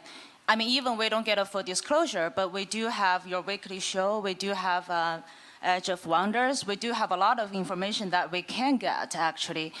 Blockage, from Facebook, from YouTube. We don't have Google. We don't have, full internet access. So my question is that, countries like China, which is a big deal in the world, how come is it like fully controlled by the cabal that they are not giving any information out, or is a way that I don't know, they might protect the people there from, after the disclosure, people go nuts, that they cannot control the whole population? I think that as, a communist country. They're about controlling everything, including the information and perceptions and point of views of the people. So the last thing they want is for the people to expand their consciousness. So yeah, they're not going to want you to have access to much of the internet, and especially a lot of this spiritual knowledge that's coming out. I know that especially communist countries are very threatened by spirituality in general. Right, but I do get some information here and there, including some of your videos and stuff. Do you, or I mean, to your knowledge, are you aware of if there was any international organizations that is trying to give out some information, maybe not full, but... No, I'm not. I know that we were doing transcripts of my information, and we had people from China that were coming in and translating it, and I don't know how it was being dispersed in China. I really don't, but I know that there was an effort, a pretty decent number of translators that were very interested in receiving the information, translating it, and getting it into China. And I don't know how my information has been delivered in China, to be honest. I don't know how people are viewing this information, to be honest. Well, they really, I mean, from what I understand, or the people that I talked to, whoever, get your type of information or the videos are actually, it's amazing to them, to people, who cannot really get this type of straight information. Do they pass it around on DVDs? How do they No disseminate it? DVDs. Basically, you have to jailbreak, across the internet. You have to do like a VPN type of thing. And it's probably, you'll get access today, maybe 2 hours later, it's blocked. So they'll have to go around. So it's really amazing, how much of the information that we can actually get here in US. And it's a pain in China. And Yeah. I just happened to live in China for the last few years. So it was... I don't know, maybe it's time that some like-minded people got together in China and started, building their own backbones and different methods of getting information out through, short band radio, different ways like that.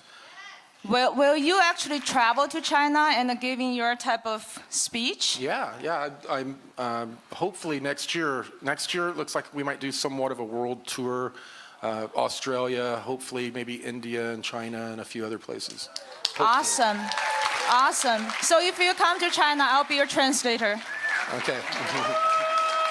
Actually, on that note, there's a VPN that a lot of Chinese people are using called FreeGate. So it's called FreeGate, and it's the software in China that a lot of people are using to circumvent the firewall. Because Epoch Times and a lot of other media are all blocked in China, and this is one of the things that people have been saying. So there's other Chinese people that were talking to me about the same thing, so I just want to bring that up too. Yeah. Well, thank you. That was educational for me. Hi, Corey. First of all, thanks for your great work, and it did help a lot to wake up. Actually, this question from my brother, he's the one who woke me up, but he couldn't be here, so. Sorry.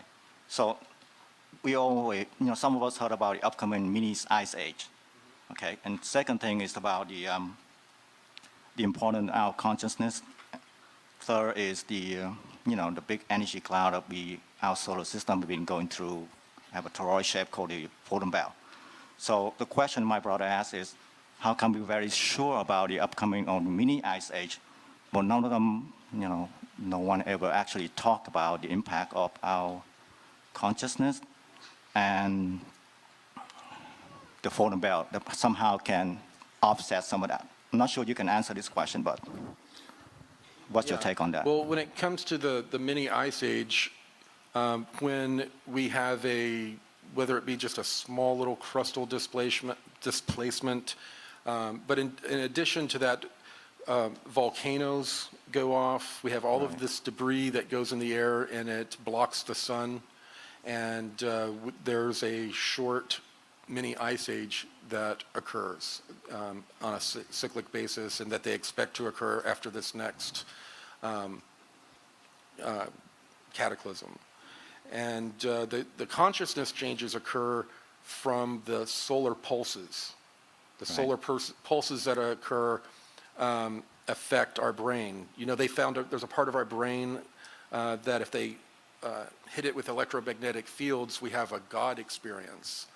So imagine that portion of our brain being bombarded with the electromagnetic field of the sun, what type of experience we might have, a rapturing experience, and a consciousness expanding experience that we might have. We can't even begin to predict what it's going to be like. I guess. I mean, most of us here are very old soul, right? I'm guessing some of us here could be living 100,000 lifetime to get to this one. You know, but we still live in the third density, and probably the only time we ever know about all of this is probably when we transition, what we ascended, or we, you know, go over to the other side of the veil. Yeah. Okay, thanks, Corey. Yeah, thanks.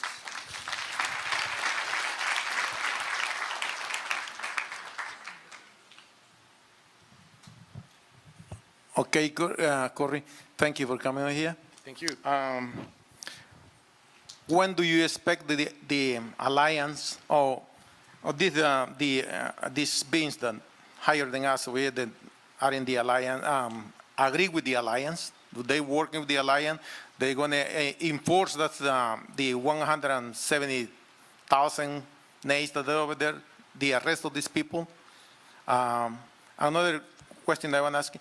What is really power the sun? You know, we know that there is no nuclear reaction, but the power of the sun and the alliance, do you think that the current administration is going to... Well, there's too many questions here, sorry. The sun is basically a giant replicator. It's taking energy that's feeding into it from the cosmic web, and that energy is coming out and creating a plasma shell around it. And matter and energy are emanating through it. It's basically a portal. It's pulling energy and plasma in through the cosmic web into our reality in this singularity, and expanding out all at the same time from one singularity, creating the star. So it's acting like a mirror that expands the energy that comes from outside? Well, kind of. It's kind of the cosmic web. It's I don't know how to describe it. It's like stick your hand inside of a sock and pulling it inside out. The inside of the cosmic web. I don't know. I don't know how to put it into words. What I've been shown, how these plasma electromagnetic points go through subspace and feed a star. Thank you. Would you please invite Gonzalez next time that we have some kind like this, you know? He could be here right now.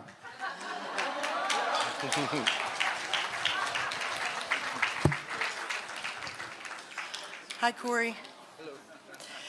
So I watched an interview that you did, and you spoke about being a kid around 6 years old and being taken onto a ship, I believe, and shown some planets, and they were kind of feeling you out.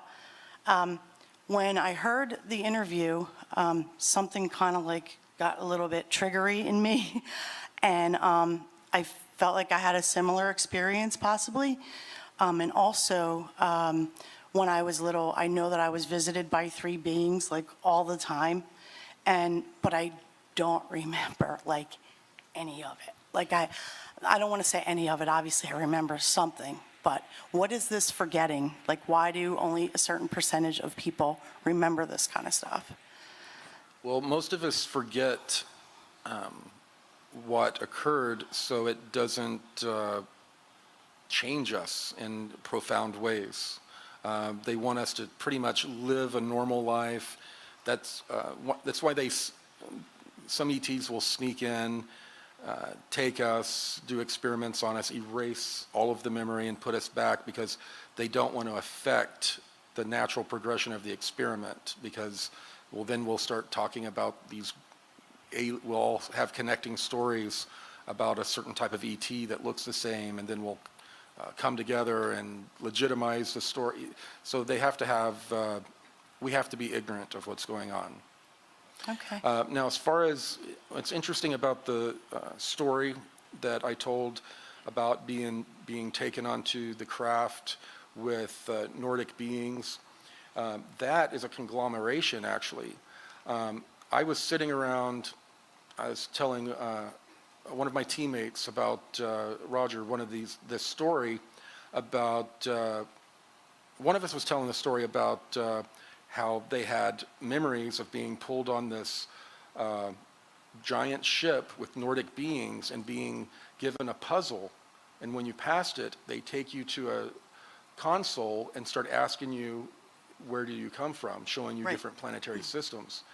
And Roger had this partial memory, I had a partial memory, and what freaked me out is I had been told, like decade at least earlier, a friend had told me that that type of experience that he had. So I felt it was important to get that story out, is because many people out there have had that experience. And you would not believe how many emails and contacts that I've had just from that one scene, that one little animated scene that depicted it.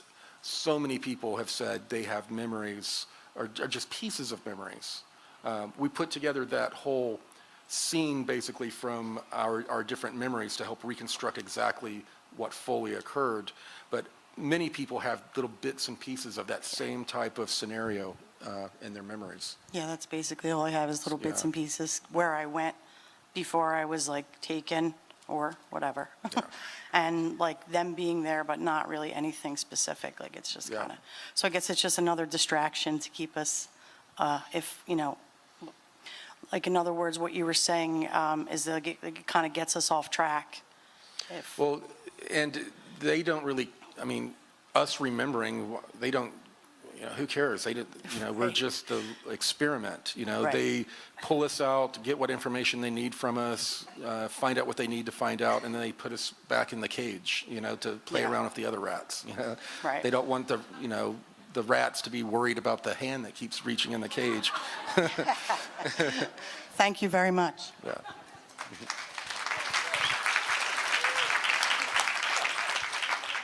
Hi, Corey. Good to see you again. My question is to you is, how did you and your family cope with what you've been going through? Because I've been going through similar changes, like having dreams, including you in. And in the dream, there was a guy with long blonde hair and a grey. How would you explain that to your loved ones? As far as how do we deal with everything that we're going through, I mean, my family, they have experiences that we keep very private that have been challenging. But one of the biggest challenges my family has had to deal with are the last year of attacks. You know, the defamation. People tried to actually frame me for a felony that someone else could. There's craziness trying to discredit me. And it's hurt, you know, relationships on my team. It's hurt relationships, you know, between family members. It's been very destructive. So, you know, we've had you know, we're coping with it as it comes, as it happens. And if we didn't have people in the community that were fervently praying for us and supporting us, we would not have made it. We had people that were helping us when we were being blacklisted, and certain groups were doing everything they could to blacklist us and make sure that we couldn't make any money whatsoever. We had people helping us keep our kids in schools where they're actually getting the first progress they've ever had, people helping us with legal and financial issues and getting projects off the ground, people from the community that stepped up to help us and kept us from collapsing. If it wasn't for the various people, some of the people are here tonight, if it wasn't for some of those various people, we would have collapsed. So The community is what's helped us cope. The community. And about the dreams, what do you think about the dreams? Remind me of the dream. Well, I'm dreaming, you're in my dreams with a guy with long blonde hair and a grey. And I've had 3 dreams with... Yeah. Okay, well, Yeah. the Anshar told, because I have people emailing me all the time. Many of the times people, they're in a classroom environment and I'm up there teaching. And I'm the last person that would ever teach in a classroom. These beings are told that I'm being used as an avatar by people's higher selves to bridge the gulf and to deliver information. And I am appearing in a lot of people's dreams as an avatar. And I'm also told that I'm actually doing work in my dreams with groups of people. So that's actually happening as well. But on some level, a lot of the people that are experiencing me in their dreams, it's their higher self using me as an avatar to communicate with certain concepts to them. Thanks a lot, Corey. And it's pretty weird when you have thousands of people telling you that they're dreaming about you. That's a whole new level. Some of them can be creepy. Apparently there was this, I'm being sued by one person because I was somehow stealing their dreams and using the content as my life story. And actually, apparently, her and I became married in this dimension, and I was cheating on her with my wife. So, interesting. Hey, Corey, thank you so much for being here. And also, just a quick shout out to Ben and Rob. They're awesome in that last episode. Holy cow. Yeah, if you haven't seen the last episode, check it out. It's really cool. So 2 real short questions. One, are you familiar with the video game Mass Effect? I've heard of it. Okay, real quick. It came out in 2017, so it's like more than a decade ago. It's really trippy, the correlations to what you talk about. They have an ancient builder race, they have an evil AI signal, they have an ancient grid, and they have aliens in that video game with a lot of supernatural abilities. Weird. So just going off from that question to number 2, when can we start hearing more from like just people related to these conferences about the organic technology of the self? I think there's a lot of heart fields like Nassim Haramein, they did an event earlier this month, and one of the components was talking about that magnetic signal that's coming out from the heart. Because I think there's a lot of people, especially here, that their signals are starting to really come out, and maybe it'd just be good to learn more about it. Yeah, quite honestly, I started learning more and more about energy work from the Anshar because they've been trying to get me to do different types of energy work. And I've always been really weird about letting people touch me and work with my energy. I'm just very strange. I've been very weird about who I've let do that. And it's just recently that I've been doing, allowing myself to experience that. And I've been blown away. I wrote on Facebook recently, I went and had a JSJ session, Caressa Ayers, who's actually here with a lot of our other people doing great healing. Where were they at? Out in the park, yeah. And there's a healing room too. I encourage everyone to visit and try to get a JSJ or another type of session to experience it for yourself. When I was laying on the table and I actually felt energy being moved around in my body, almost like dominoes. It was just being moved around. It was amazing. And that type of work can be very beneficial for keeping your vibration where it needs to be and help you get rid of entity attachments and other negative attachments. Awesome, thank you. JSJ, I don't know, I can't. Is that Caressa? Yeah. Jin Shin Jitsu. Jin Shin Jitsu. Say that. JSJ. Corey, thank you for your service. Thank you. You're probably the only person who can, I guess, answer this.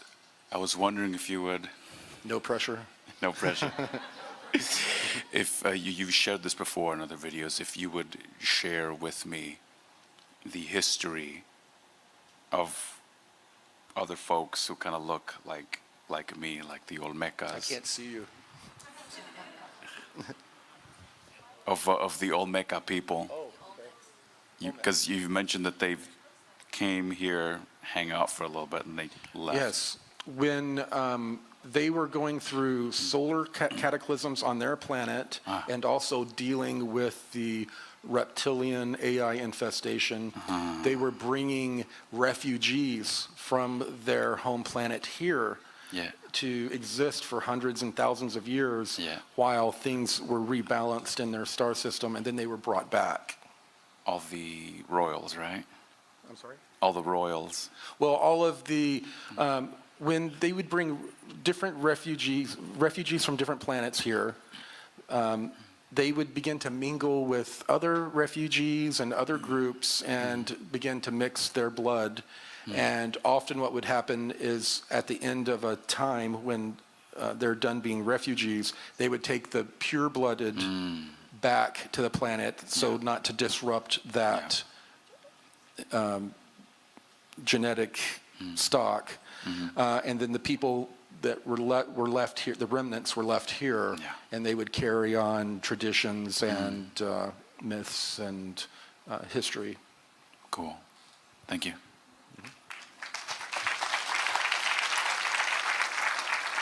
Hello, Corey. Hello. Of course, I have a lot of questions, but I usually try to hold them and work with my higher self and apply the law of one and other principles. And usually, my higher self answers more love. So the only thing I have to say is just a request. It's my first time ever coming to an event like this, and I would love for the next time for there to be a room reserved for dancing. Because I am just overjoyed being here. I just feel like at home. I can freely speak, and I can barely contain my body. Well, this is just the first day. By tomorrow, people will be dancing in the aisles, and you'll see. Yeah, and actually outside at the park, they're having a dance thing every night. Dancing in the park. Yeah. So even tonight, and there's like the tea house and then the dance party thing going on tonight. So. Or we can get a drum circle going, and you can like bust a move in the middle, and we can. Yes. Yeah. Thank you.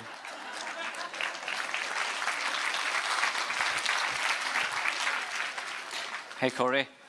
Hello. So I'd just like to begin by saying I'm grateful for this presence here, and I'd like to share an experience I had with you. I was at Rhythmia in Costa Rica. Can you talk closer to the mic?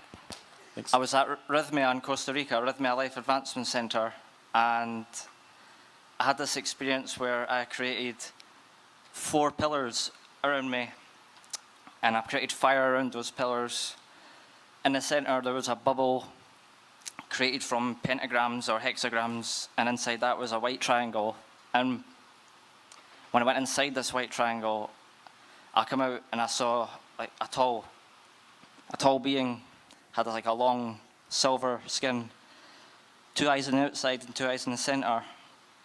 And it was a common theme to be a guard of sorts to a utopian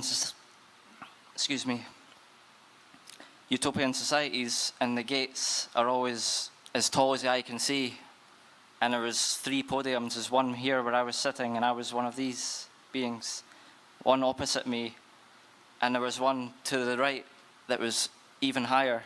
And this was like the gates to one of these utopian societies, and I'm not sure about if these are here on Earth or these are perhaps in the Pleiades, which I thought was. So I guess my question could be, do you think that is perhaps something in the inner Earth or somewhere else out in the galaxy? You know, I couldn't tell you. We often speak about extraterrestrials, but what we deal with more than anything else are extra dimensionals. These beings that have an ability to come into our reality, into our dimension from other realms. And a lot of them, they're able to, if there's a natural portal area or an area like East City Ranch, where they have all of this crazy electrical node activity. These beings are able to just grab this energy and use it, this raw energy and use it, and it's an area that it's a portal. It's a way through, you know, and these beings are coming through all of the time. So some of these beings that you witness could be extra dimensional beings and not necessarily a being from inner Earth or from another planet. It's very complicated. Yeah. We have temporal beings, you know, coming from different timelines, different realities. It's it's a very crowded field. And do you know the Laniakea? Do I know what? The Laniakea. I'm not familiar with that. It's like, I've seen it on one of these albums on what someone did an EP, and it's like the sort of like the cosmic web. It looks sort of like a feather, and it was like going into this. It was into like the light, like sort of like the Big Bang light, and then into that light there was even more utopian societies with towers that spanned from the very bottom, and then you could see they'd just go up to infinity, you know. Yes, sounds more extra dimensional than something that would be another planet. Right. It's very exciting just to, you know, just to be here. You know, I'm actually lost for words, apparently, almost. You know. Yeah. So just thank you for everything. Thank you. Thank you. Hi, Corey. I study holistic medicine, specifically Chinese medicine, and I've had a teacher tell me that there's a legend that extraterrestrials came down on a mountain and gave, like, meridian theory and acupuncture to the Chinese.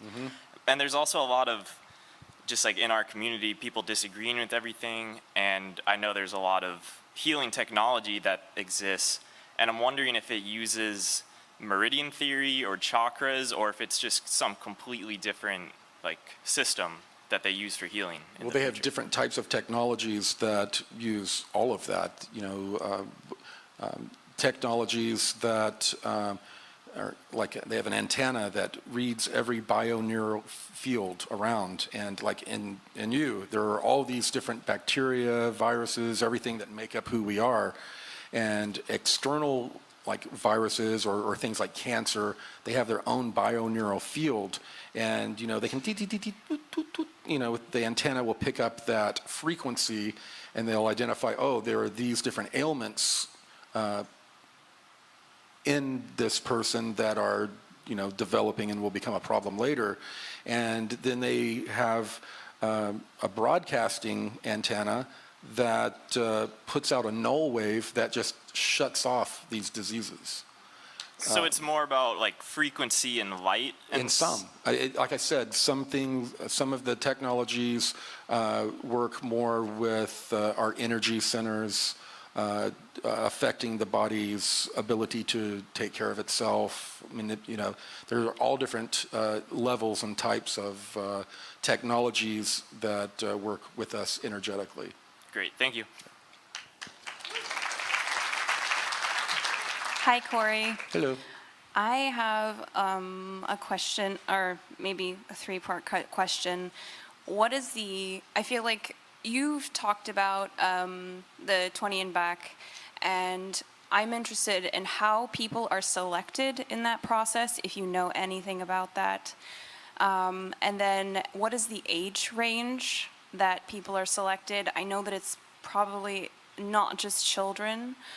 I mean, I'm interested. Yeah. Yeah. Well, for the actual 20 and back programs, they use people who are in the military already, soldiers that have had lots of training, but none of them really had the training that was needed. It would have taken like 10, 20 years to train them for the mission, and then a lot of that time would be operational time that they would have wasted. The smartest thing they thought were to take children in their formative years, start training them and grooming them to then be put into one of these programs. And then, you know, they would have someone that had 15, 20 years of training experience ready to go.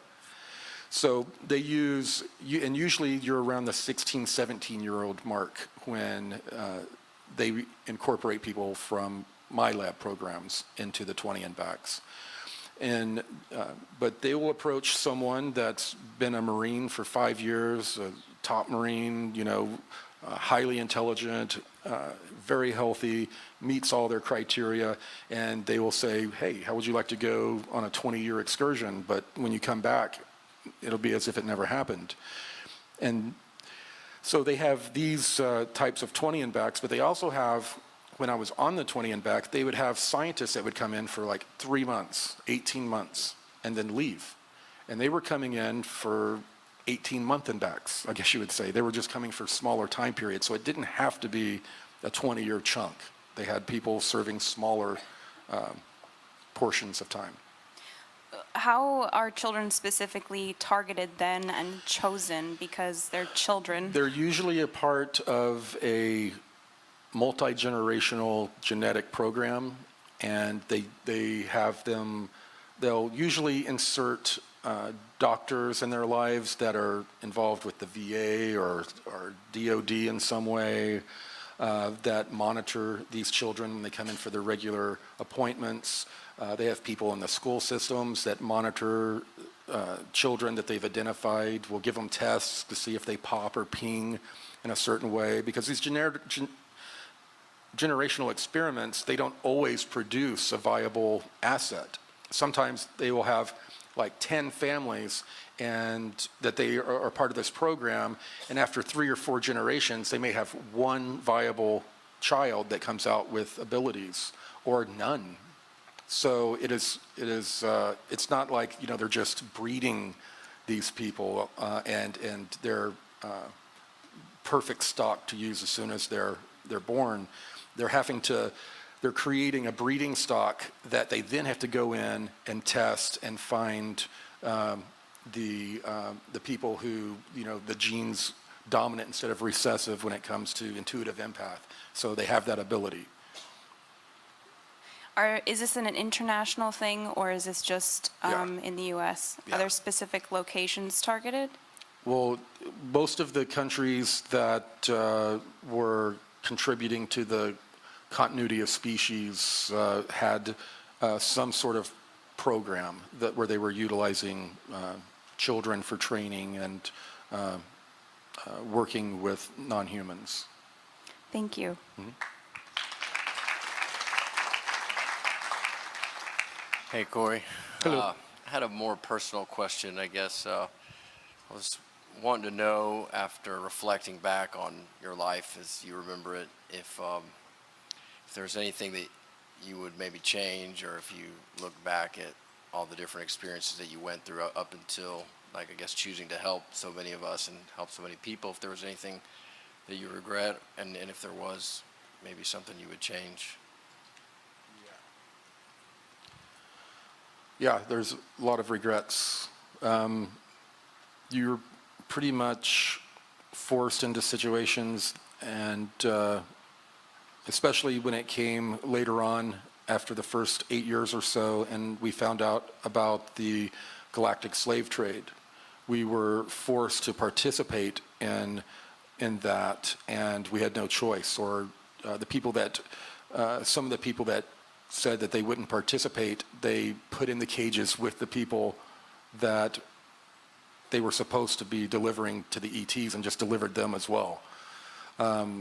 So there was no choice, and I had to sit there and watch different beings be tortured while reading them, you know, for the intruder intercept and interrogation program. A lot of these were just people like us from different planets that were going through horrible things. So there was nothing I could do at the time, but you look back and there's a lot of guilt and that's involved. At any one of those points, would you have ever made a different decision and maybe gotten in the cage? If I had, I wouldn't be here. True. Doing what I'm doing now. Well, I certainly appreciate it. Yeah. Thanks. Hi, Corey. Hello. Thank you so much. Since being introduced to you and your messages, the remembering process of who I am has accelerated. And so thank you. And so I have two questions. One in regards, just a general broad question of your unique perspective on us starseeds utilizing our light language in the ascension process, or maybe some misunderstandings that it would be best for us to search within and discern. So that's one question general question about light language. And the second one is in regards to our starseed origins.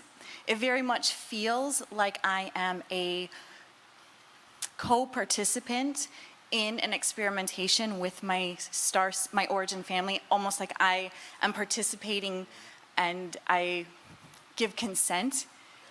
How do we discern between that and those that are experimenting with us that does not feel the same? Or because are there agendas on both sides and so it really doesn't matter? Well, because of cosmic law a lot of times, and this, it's not always the case, and it upsets people sometimes, but sometimes to get around cosmic law, if an ET group wants to experiment on humans for a certain reason, they will incarnate here as starseeds and give permission for their own group to do those experiments so that they're not interfering with the souls and progression of the civilization and the planet. So sometimes that occurs as a way to get around these cosmic laws and participate in the experiment without violating free will and other cosmic laws. Okay. And light language, your perspective on that? I don't know a lot about light language. Okay. I've been exposed to divine languages through different religions, and I've seen how they're inspired and the meaning that they have to the people. But I really don't have a whole lot of information on light language. Okay. Thank you so much. You're the last one. Apparently I am. Thank you for everything again, and thank you for Rob and everyone. But question, just a short and sweet one, would be, have you worked with any missions that you can recall with Emery Smith? I'm just kind of curious about that. Say it again? Have you worked in any missions with Emery Smith?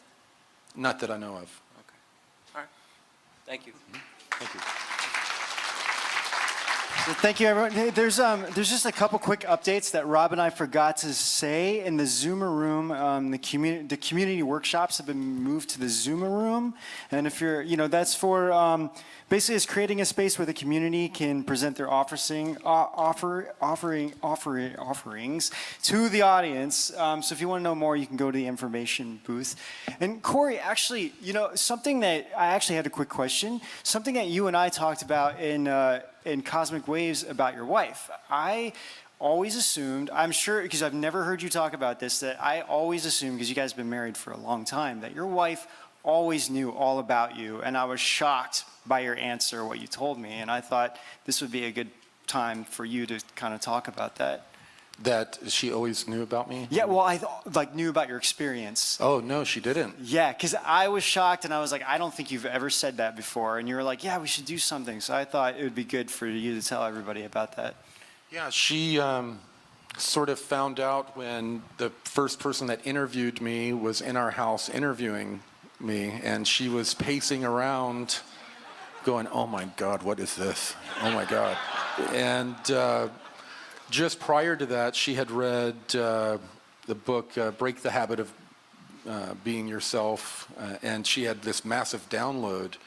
And she said that if she hadn't have read that book first and had this weird awakening, that before I was finished telling my story on the couch, she would have had the car packed with the kids and headed to Missouri, I wasn't able to tell anyone any of that. I had a couple of friends that I would tell bits and pieces to, but Texas, it's like the buckle of the Bible Belt. The minute I mentioned ETs, they would, scream demons and all of that. So I couldn't tell anyone. There was no way. And it wasn't until, maybe 6 months before I started shooting the weekly show with David that came out. And you guys have been married for like 20 years, right? About 27. 27. Yeah. I see. These are like things I don't think a lot of people knew, so I wanted to bring this up. So. Well, everyone, I think that's all we have for tonight. I mean, you've been talking for a long time, so we want to thank Corey for. We're finishing up, right? So yeah, we want to thank Corey for being here. Thank you. It's amazing, absolutely amazing, right? Thank you.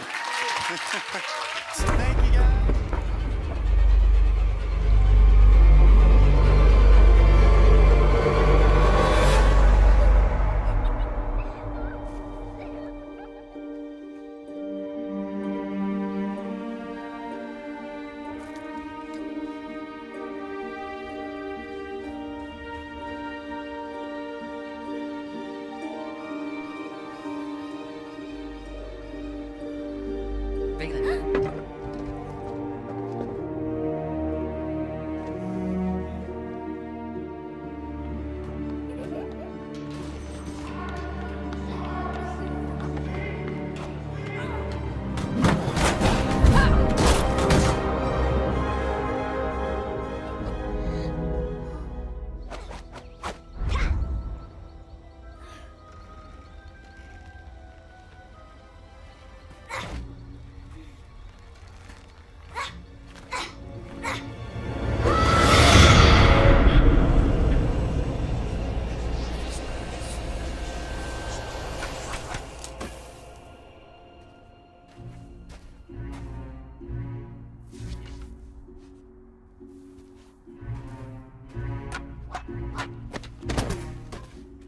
Another.